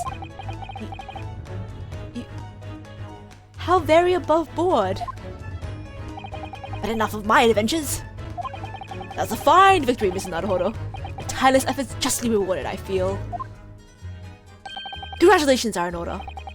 As a close friend, I tip my hat to you. Oh, thank you. Some great detective you are. Being cold as ice, maybe. I act you in some way, Miss Lestrade. Well, you've been having a snooze in your nice soft bed. Some must have been fighting for our lives. Ah, well, that bullet did cause me to lose a substantial amount of blood, it's true. So I've been indeed feeling somewhat cold. Not as cold as ice, but, well, have a feel! Dear Sherlock. Maybe you should go back to the hospital. Just like lie down for a little bit. Do you need me to hold your hands to warm them up? Are you alright? Could you take your hands off my neck? What the fuck? Could you take your hands off my neck, please, Mr. Holmes? Sherlock, I don't think that's normal. No People don't do that. And, in some way, I suppose, congratulations are in order for you too, Miss Lestrade. What's that supposed to mean? Why is it half-hearted? Well, naturally, it isn't my intention to alarm you, but... An acquittal in a trial with a peculiar prosecutor is perhaps a little precarious. You don't have to tell everyone about the curse, Sherlock. It's okay. Well done, Mr. Holmes. Not alarming in the slightest? Oh, the Reaper, you mean? Was anyone found not guilty in a trial you worked on winds up dead anyway? Is that it? The very point I was trying to make. As exemplified by the fate of Mr. McGilded, in fact. Ah, but of course, I pay no attention to such irrational drivel myself. Then why tell me? Then why tell Gino? Yeah, well, it don't bother me. Oh, really? Of course not. The way I see it, the Reaper's a bit like him upstairs. Him upstairs? You mean, like, God? Yeah, him upstairs knows what, right? He knows what people are like on the inside. He won't have the wrong end of his stick. There are some curves like the bog trotter, what are rotten to the core. And at the end of the day, him upstairs, make sure they get what they deserve. I suppose that's one way of looking at it. Divine justice is one thing, though. The Reaper taking matters into his own hands and claiming lives is another. Well, I ain't like the McGilders of the world, so I ain't scared. Got principles, see? Okay. A trait in you which is to be admired, Miss Lestrade. Wait, just give it a rest, alright? So I was saying, congratulations are in order. News of your acquittal is very welcome news to me indeed. Let me express my heartfelt congratulations, Gino. Well, there you are, Hurley! How long have you been there? I knew it, you didn't tell Iris. Honestly, I went to the main entrance especially to meet you there. Ah, Iris, my dear, I do apologize. But wait until I tell what happened. The pairmen are utter fools in themselves. What happened? As you know, I have a penchant for disguise. I was hiding in this room dressed as a bailiff. And these dolls didn't know my presence at all. They had no idea. Can you imagine, Iris? Would you credit it? I'm not sure, really. I beg your pardon? I'm sorry, Hurley, but you just don't have the weighty presence you seem to think you have. Ooh. In fact, you really ought to be careful about it. It's gonna land you in trouble one day. Oh my gosh, scolded. I'll be careful. I got scolded by a 10-year-old. Ouch. Anyway, it's such a shame. I was so hoping to throw a party for Ginny tonight. But you won't be able to come, will you? Don't look, I'm gonna be nowhere for a while. You're the judge's patter. I got stuff to make amends for, apparently. All them offenses. Iris shut Sherlock down so hard. Right? She truly is the parent of the situation. Oh god. What, that again? Breaking and entering, taking box shot stuff what in the log, blah blah blah.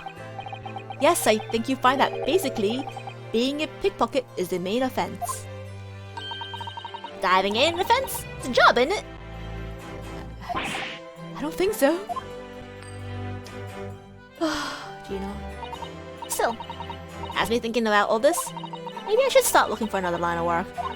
I mean, you didn't start off as a boy, did ya, Oda? Well, no, but I was never a pickpocket. Oh, anyway, I reckon I could make a change.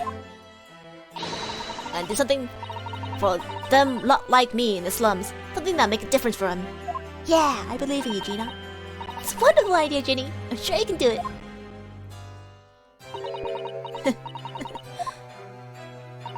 What is it?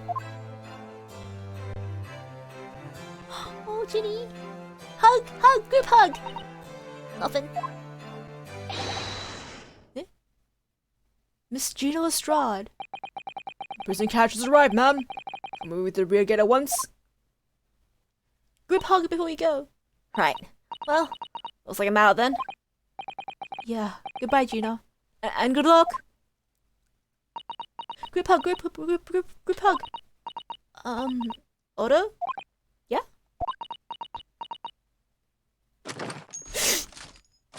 Okay.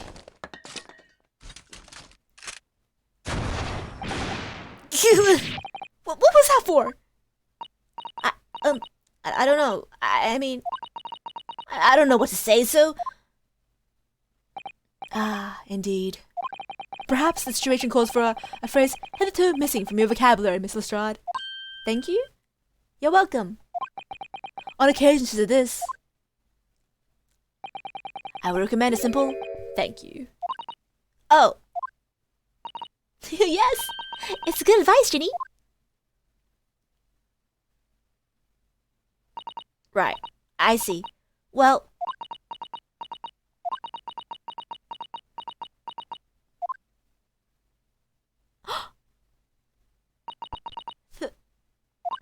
Thanks, Odo. Oh, group hug, group hug. Ginny, you're welcome. Anytime. Thank you for everything, what you've done. For believing in me. Group hug. Not at all. In fact, it should be my line. Thank you, Gina. Gina! Group hug! I need a group hug! I hope that she goes. I wonder if I ever see her again. I hope so. I hope she's doing well. After community service or jail or whatever. Well, quite the indomitable pig purse. Oh, I nearly forgot. I bought a paper outside. It's a special edition. There's trials all over the front page. Pickpocket's Innocence Prison. Isn't it wonderful? You should have shown it to Gina, Iris. She would have been thrilled. Oh no, how silly of me. But anyway, would you like the good news or the bad news? Yeah, bad news. Well, what do you say, Rina? Early? As usual, I think I'd rather get the bad news out of the way first. Absolutely not! I have no intention to listen to anything but good news. And there you have it. How people answer that question says a lot about them, doesn't it? Let's not go there. Alright then, maybe let's start with the good news this time. We started with the good news last time. When will we start with the bad news? The rain has finally stopped. And the record level rain for apparently. Well, that is good news indeed. We can journey back in greater comfort. Alright, then what's the bad news? The huge storm has left the seas very choppy. The channel in particular is awful, so sailing out of the Dover has been delayed by a day or more. Wait, Dover? Wait, Susato. That's right, if we head to the station immediately, we may still make it in time to wave Susie off. But there won't be a train, surely. We couldn't be that lucky. Who do you think I am, Miss Naruhodo? Mr. Holmes? I rushed to Victoria Station earlier and made arrangements for a special express. Genie. If we hurry now, we should be there in time for dinner. I know of a fine restaurant that serves the most delicious baked sole. Wait, a great detective does it again! Indeed he does. I happen to be aware of the number of rail transport director foibles.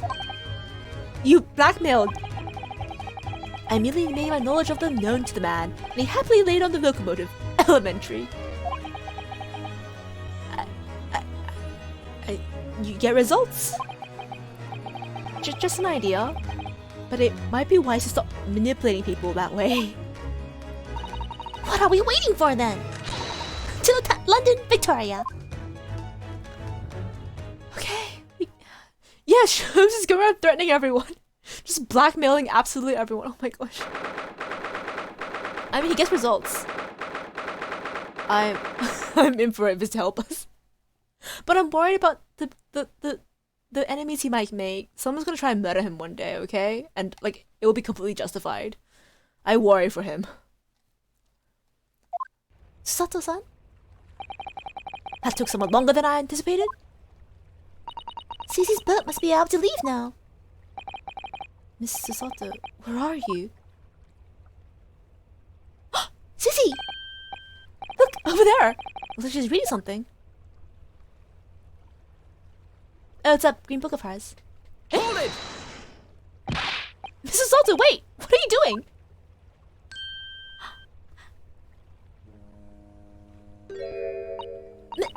Miss Naruhodo? What are you doing here? We came as soon as we could after the trial. I mean, we heard that sailings were being delayed due to the bad weather, you see. Susato. I see. Then tell me, how did Gina's trial go? It went well. She was acquitted.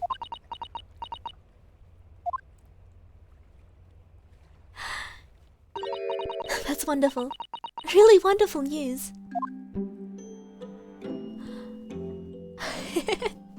I'm so happy. The book you were about to throw into the sea. That was your encyclopedia of British law, wasn't it? Oh dear. I was hoping you hadn't seen that. I'm not worthy of practicing law in any way now. So, I was saying my final farewell. You were saying goodbye to law? You?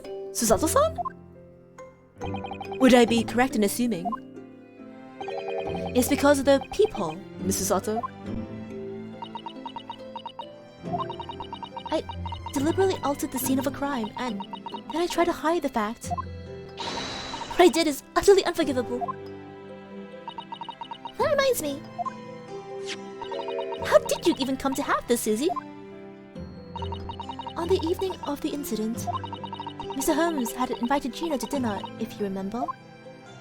Oh yes! We had a wonderful time! Well, Gina gave me a little introductory lesson, didn't she? To the art of pickpocketing, I mean. Oh, that was so much fun! I saw Runa's armband! Yes, please don't do that again, Iris. That band's very important to me. Well, if it's so important, you should pay more attention to it. Didn't even notice for ages. On a whim, I thought it would be fun to see if I could take the cat flapper mat, so I put it on my sleeve. Really? Then I rather forgot about it, until I found myself in Mr. Windybank's shop with it, later that night. I see. And then...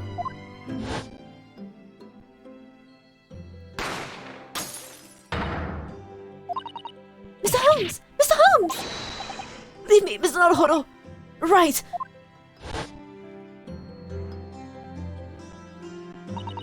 After Mr. Naruhodo had left the shop, I started to think. The door started to play in my mind. The storm door, you mean? Yes. If Gina was anywhere in the shop, I realized it could only be behind that door. So at that moment, the little device I had in my sleeve sprang to mind. I was so worried about Gina, I simply had to know. So you used the flapper mat to make the peephole in the door. As captured in the photographic print of the shop. By one of Hurley's red-handed visual recorders. Indeed. It was the first importance, at that point.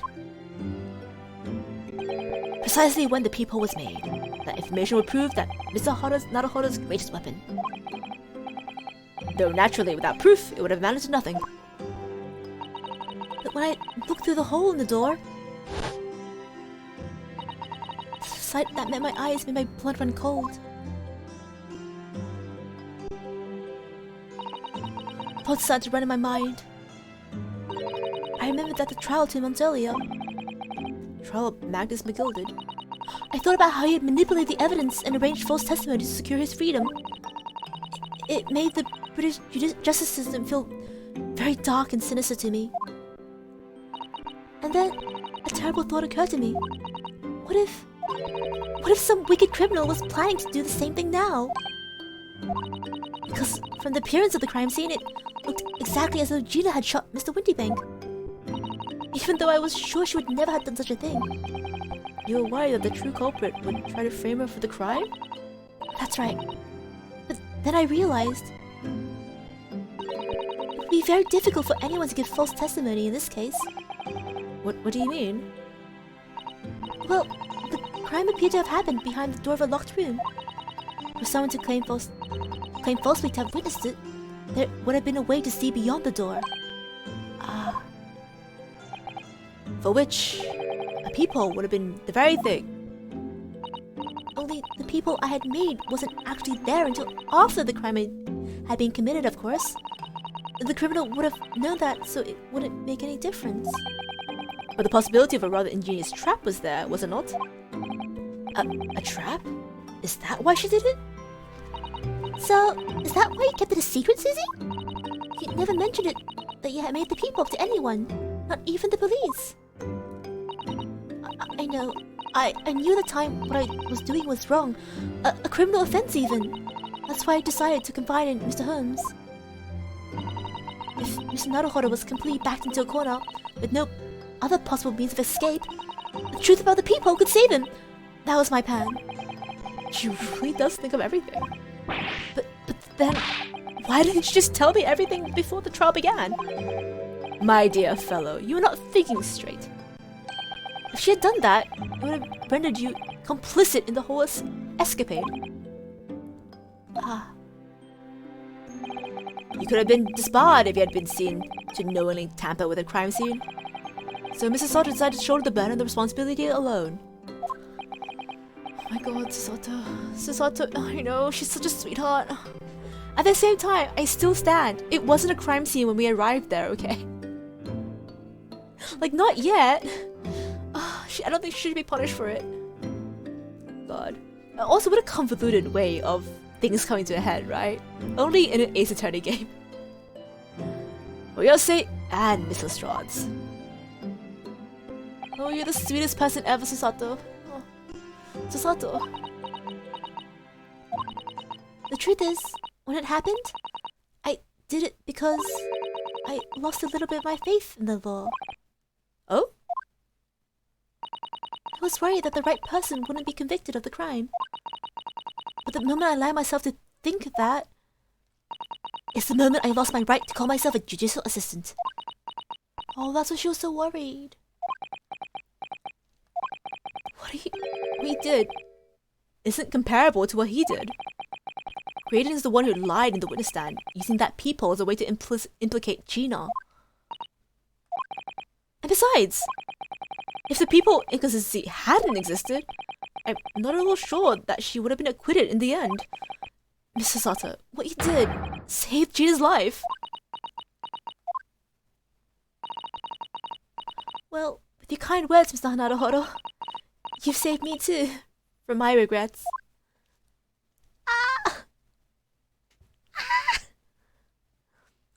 It's too much emotional.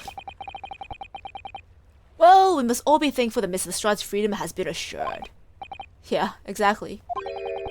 Although some of the loose ends in that trial will continue to play my mind, I'm sure. The revelation that the music box contained a secret message, Miss Naruhodo.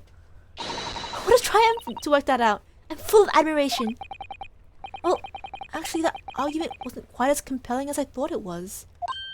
Oh, it wasn't? There was a communication officer among the jury members, you see, a telegraph operator. And she said that majority of the sounds in the disc were just meaningless tones. As one would expect, after all, we are talking about secret government communications. No doubt they were written in cipher to avoid being readily understood should they be intercepted. Oh yeah! Actually, Raiden did say that there was a cipher. So maybe the second disc wasn't switched out as much as the entire message is ciphered. Huh. In cipher? I see. So then we could never have hoped to understand the message anyway. Nonsense, my dear fellow. It's quite a zero-pipe problem, I assure you. Oh no, Sherlock.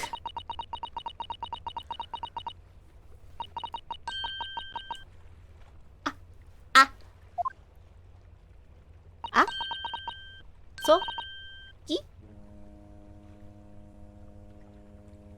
Kazuma?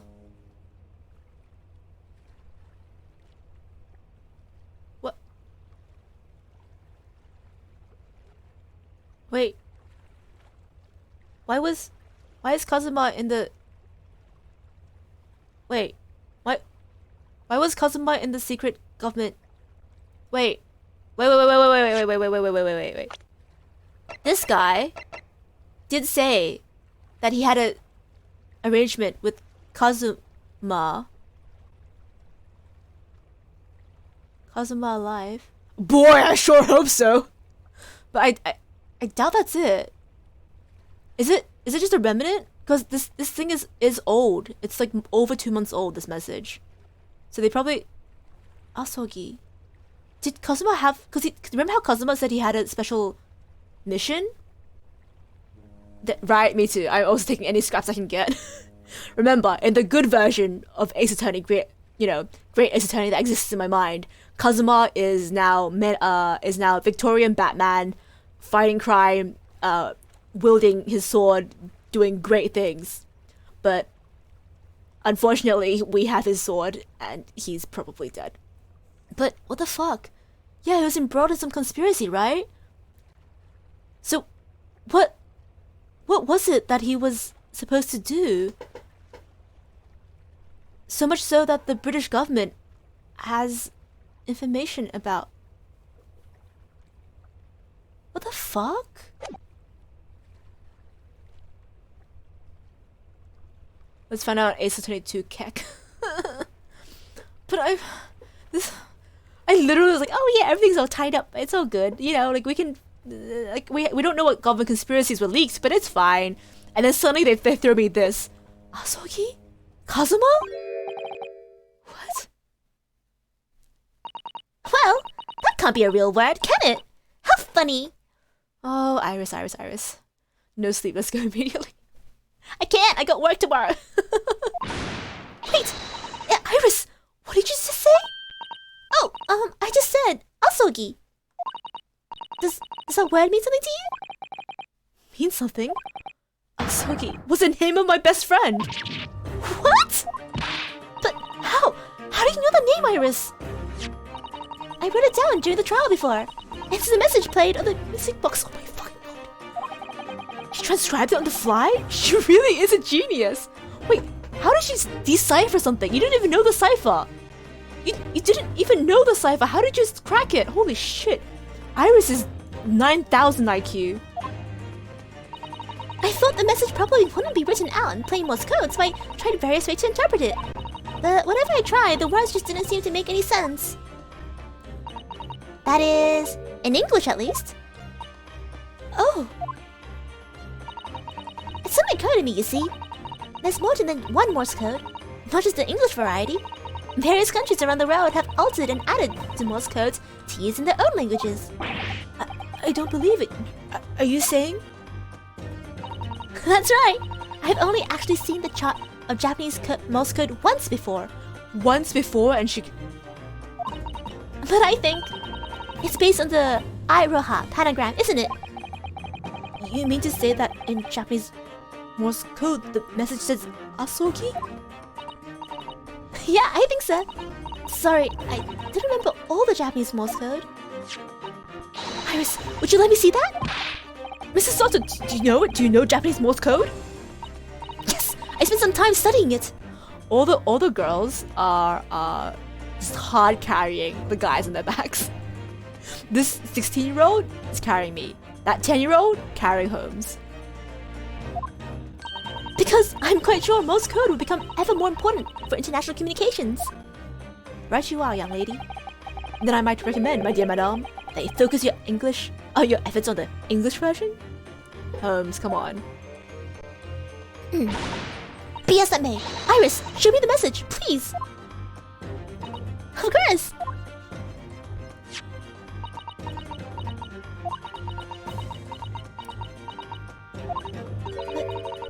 What can this possibly mean? Whatever is that long sequence of supposedly meaningless dots and dashes. It's made the color drain from Susato-san's face.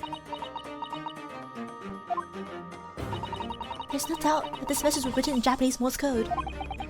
So the British Empire has been using Japanese for its secret communications? I don't understand the reason why, but the message appears to be a list of 4 people's names. 4 names? First, Kei Asogi. Kazuma Asogi.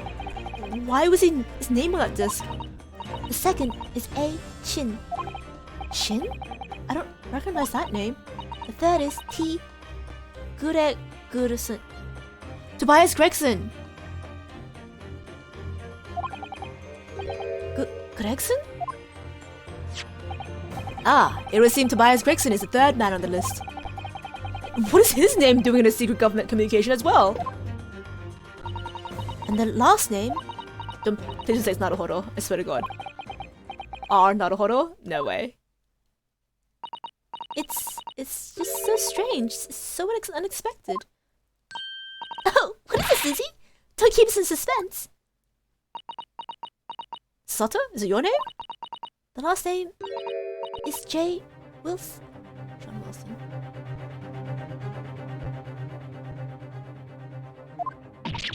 Oh no, Iris. What? Wilson? John H. You mean Daddy? It says only J. Wilson, so I'm afraid I can't be sure. Then after the forename it reads, if I translate from Japanese, that is all for. And that's the end of the message, or rather the end of what you noted down, Iris. Pokey dumplings, I don't like this. Wait. What is that face you got going on there?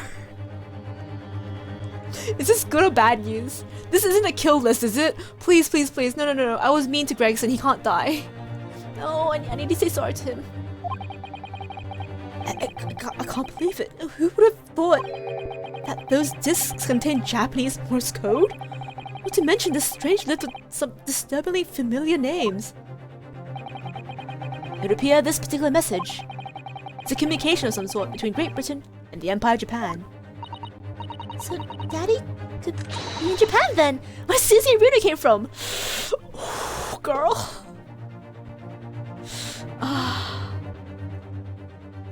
Yeah. The beauty of a ideology is that the first case brings up so many mysteries that it's only answered in the end of the second game.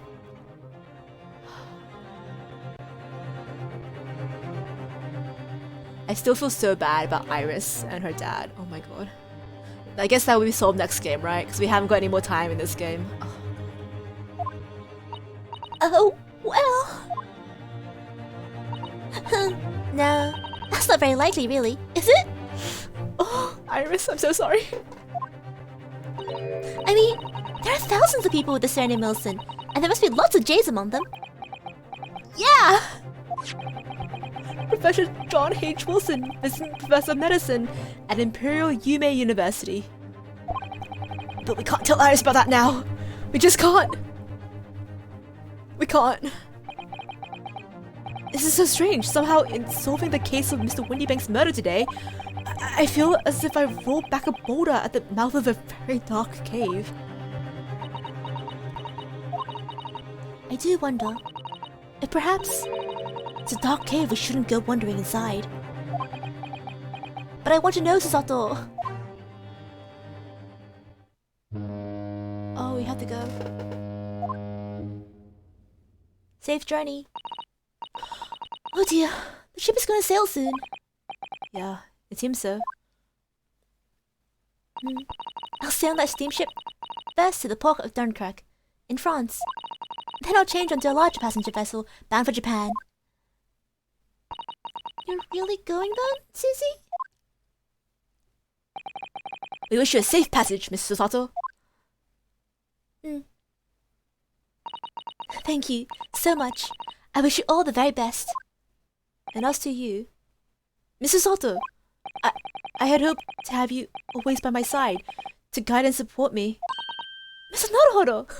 Yeah, that sounds like a marriage proposal. Don't propose to a 16-year-old. Don't do it.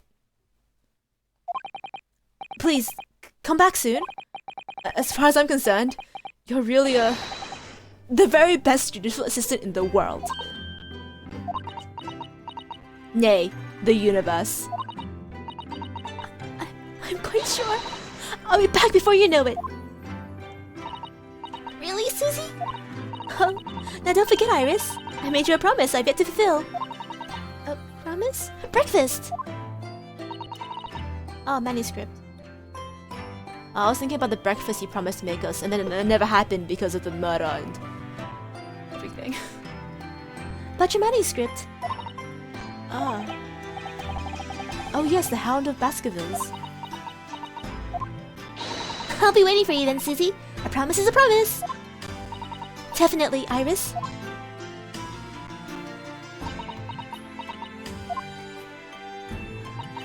Mr. Naruhodo. Yeah? Do you remember the first time we met? Yeah, it was in the lobby when I was accused of murder. Mind only on food. Yeah, my mind is only on food. I'm a very food-oriented person. On the SS Bureau, when I was dragged out from the wardrobe, still half asleep. No, Ryotsuke, we first met in the lobby when you were accused of murder. How could you forget? Ryotsuke. If I remember rightly, you threw me halfway across the cabin with a Susato takedown. You know very well what I'm talking about. After that.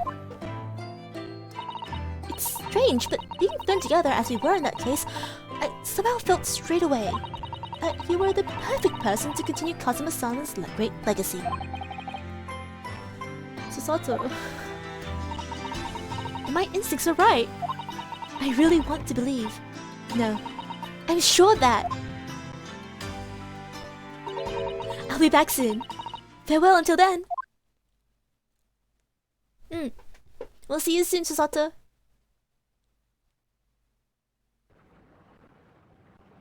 Oh, my computer's gonna break at this.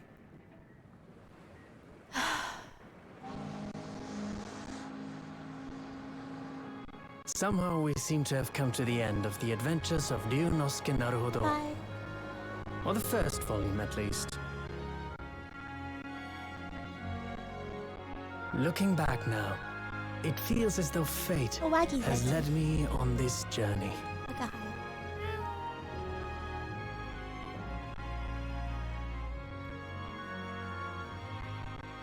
Fate led me to becoming a lawyer, to traveling halfway around the world, to meeting the great detective. I'm sure there'll be trials and tribulations ahead. Of course there will. But whatever happens, I know I'll be able to turn my fortunes around.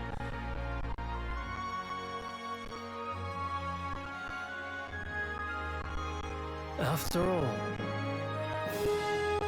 I have the greatest friends in the world on my side.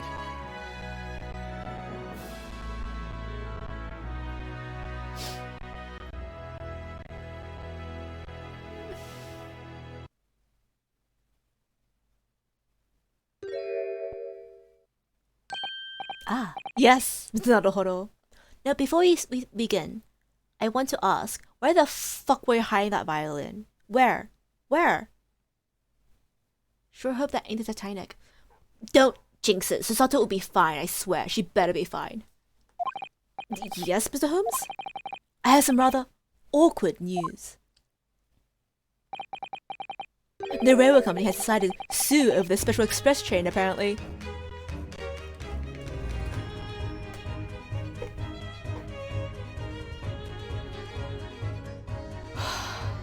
Immediate karmic fucking retribution. I said you shouldn't blackmail people. This isn't a surprise. No words, only acceptance. Classic Holmes. I love this stupid man. God. This man's giving me high blood pressure, I swear to God. Huh? It caused such a commotion on the line. All the other trains had to wait at the stations.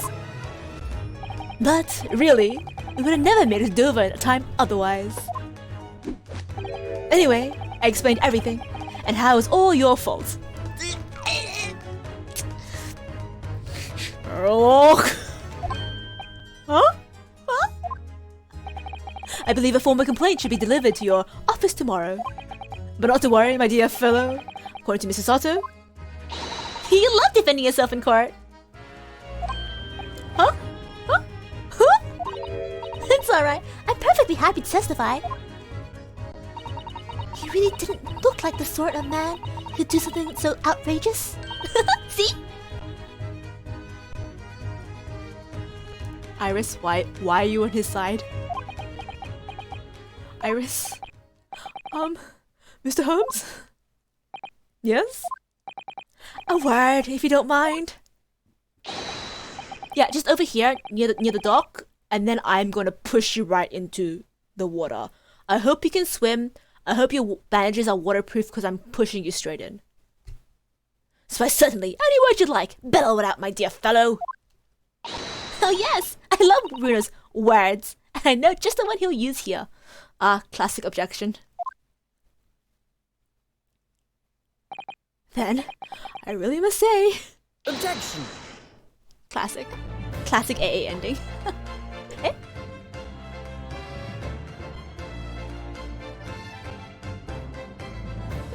Credits. Well, there we have it. We continue in the next game. Yeah. Well, we did it! We finished the first game. It barely feels like a game that's been finished, really. Oh god. Last case, almost killed me, but we made it to the end. I guess, yeah, next week, on Monday, we'll just straight up start the new game. Because we finished this one. And again, like with the duology, right?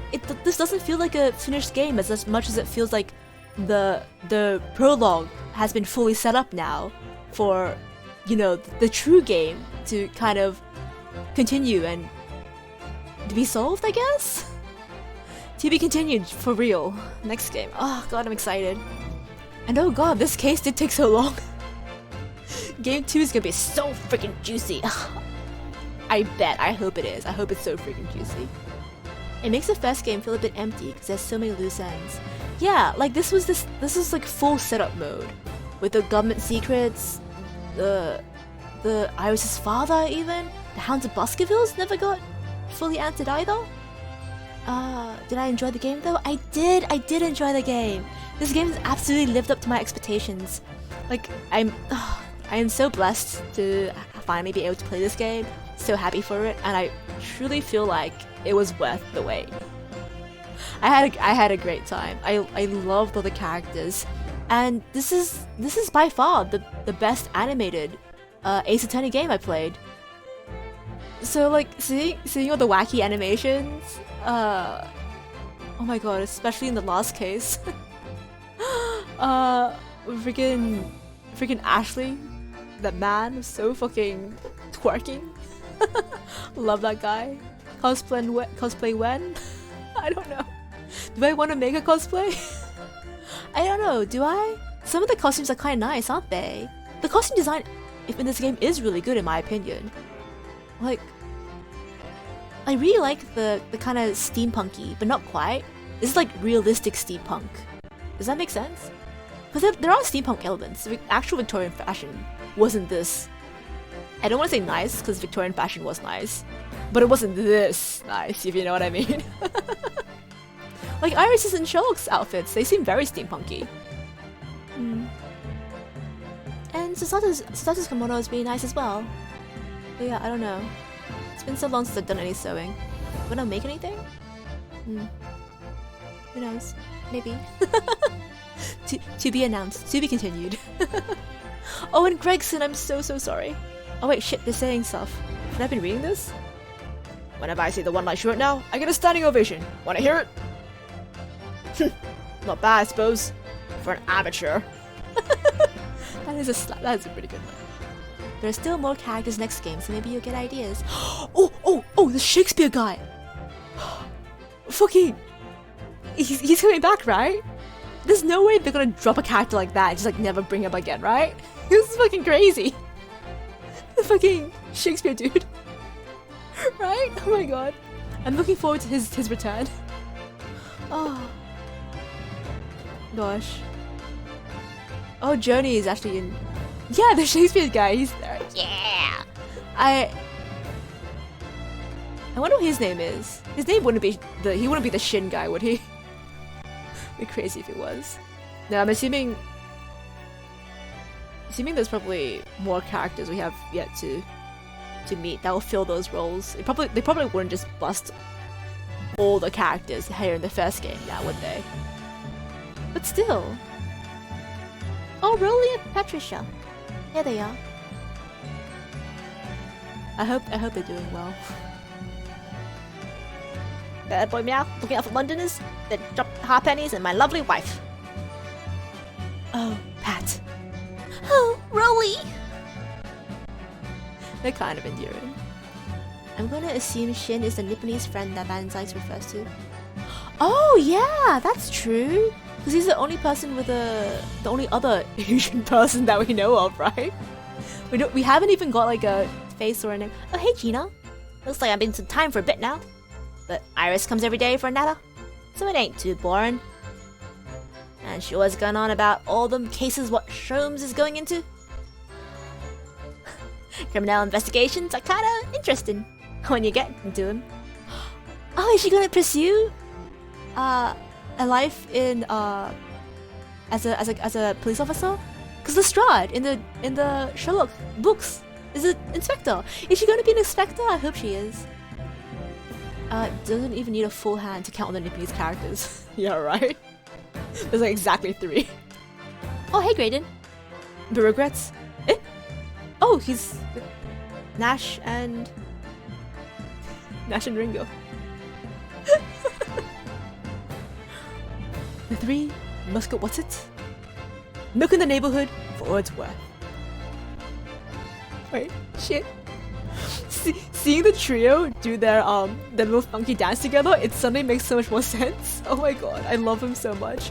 You know what? I hope Graydon doesn't get the death penalty because I want to see more of him. I do love him. I do really like him.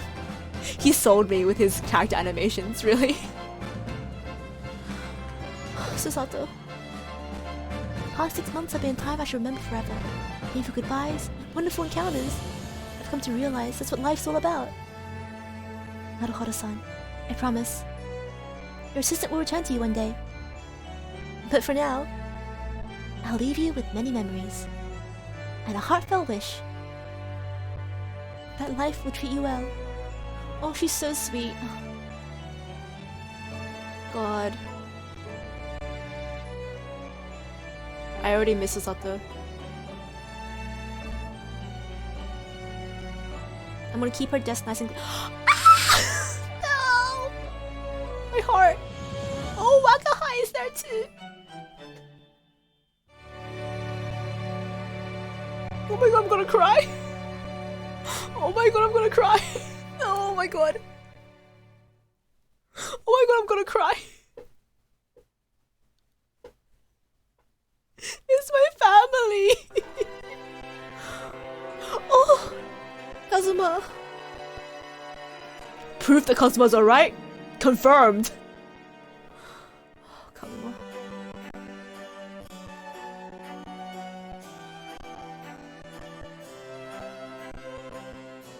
This was a good game. This was a very good game. I feel physical pain right now in my heart. I too am perishing. The photo is so precious. Oh my god, I can't.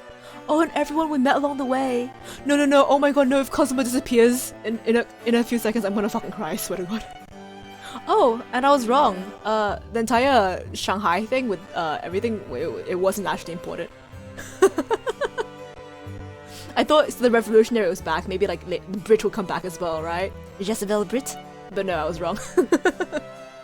I guess she was just a one-off character. I also thought the Faust guy would come back, but he was also a one-off character. All these one-off characters are so colorful, right? I thought they would come back because they were so crazy looking, but no, just one-offs. Ah, Masanaga. I hope we can see him again. I loved him. He was great. Biff Stroganoff? We never found out the other guy's name, did we? Oh, Kazuma. I swear to god, if we reach the end of this credits and he turns around and hands us the sword, I'm gonna cry. Kazuma? Okay. Okay. Alright. Okay. Emotional damage! Oh, Kazuma. It's okay, Susato will come. Yes, Susato! I was right. Susato comes. Oh no, she has his sword. Physical pain. No, that's so...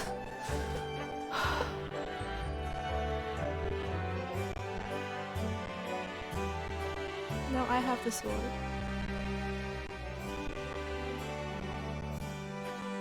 Forgot the name of the sword actually. That's probably disrespectful to Kazuma. Is that with A?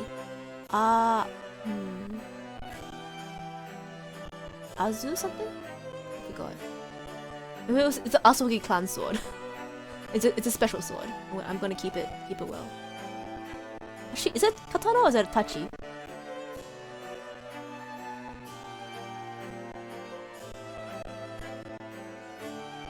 It's a katana because the blade is up. The difference between katanas and tachis are mainly the length of the sword, and also I think you can tell by how it's displayed.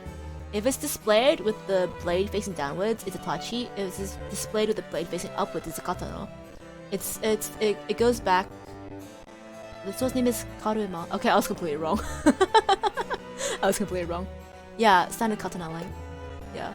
So like, yeah, and the reason why you display them differently and wear them differently with the sword blade either pointing upwards or downwards goes back to like tachis were popular back when horseback was like horseback fighting was popular, and then katanas became popular when on foot, like ground, like infantry fighting became popular. So like the way you draw the sword so as not to like cut your horse and stuff would be different. But yeah. Which is also interesting enough, the Japanese last name of the Von Karmas. Karuma is a Japanese last name of the Von Karmas, huh? What does Karuma mean, I wonder?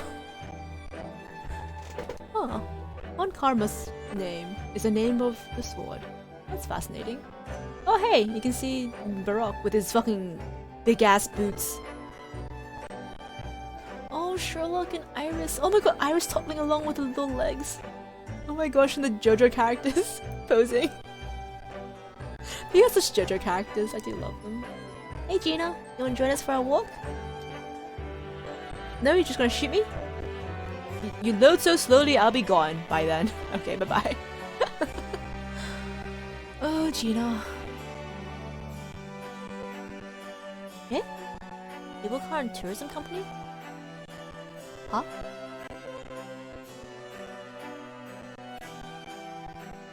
Hello, friends.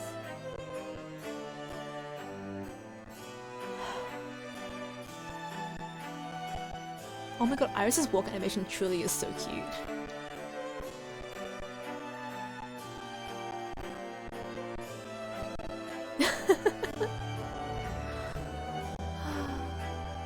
Well.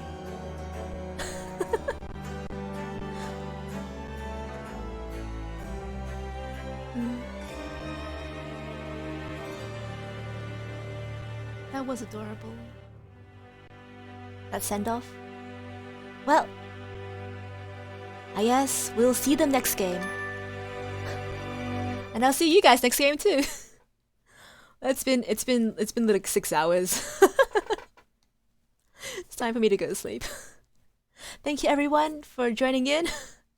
Thank you for joining me in this final journey of this game. I will see you next time. See you next game. Farewell, good night, see you Monday, and thanks for coming everyone. Next time we'll dive into the new game. So look forward to it, please. Ah, gosh. Yeah. No, thanks for coming, Pokedumplings. Thank you. We'll see you next time. And as always, have a great night. And have a great weekend too. Bye-bye!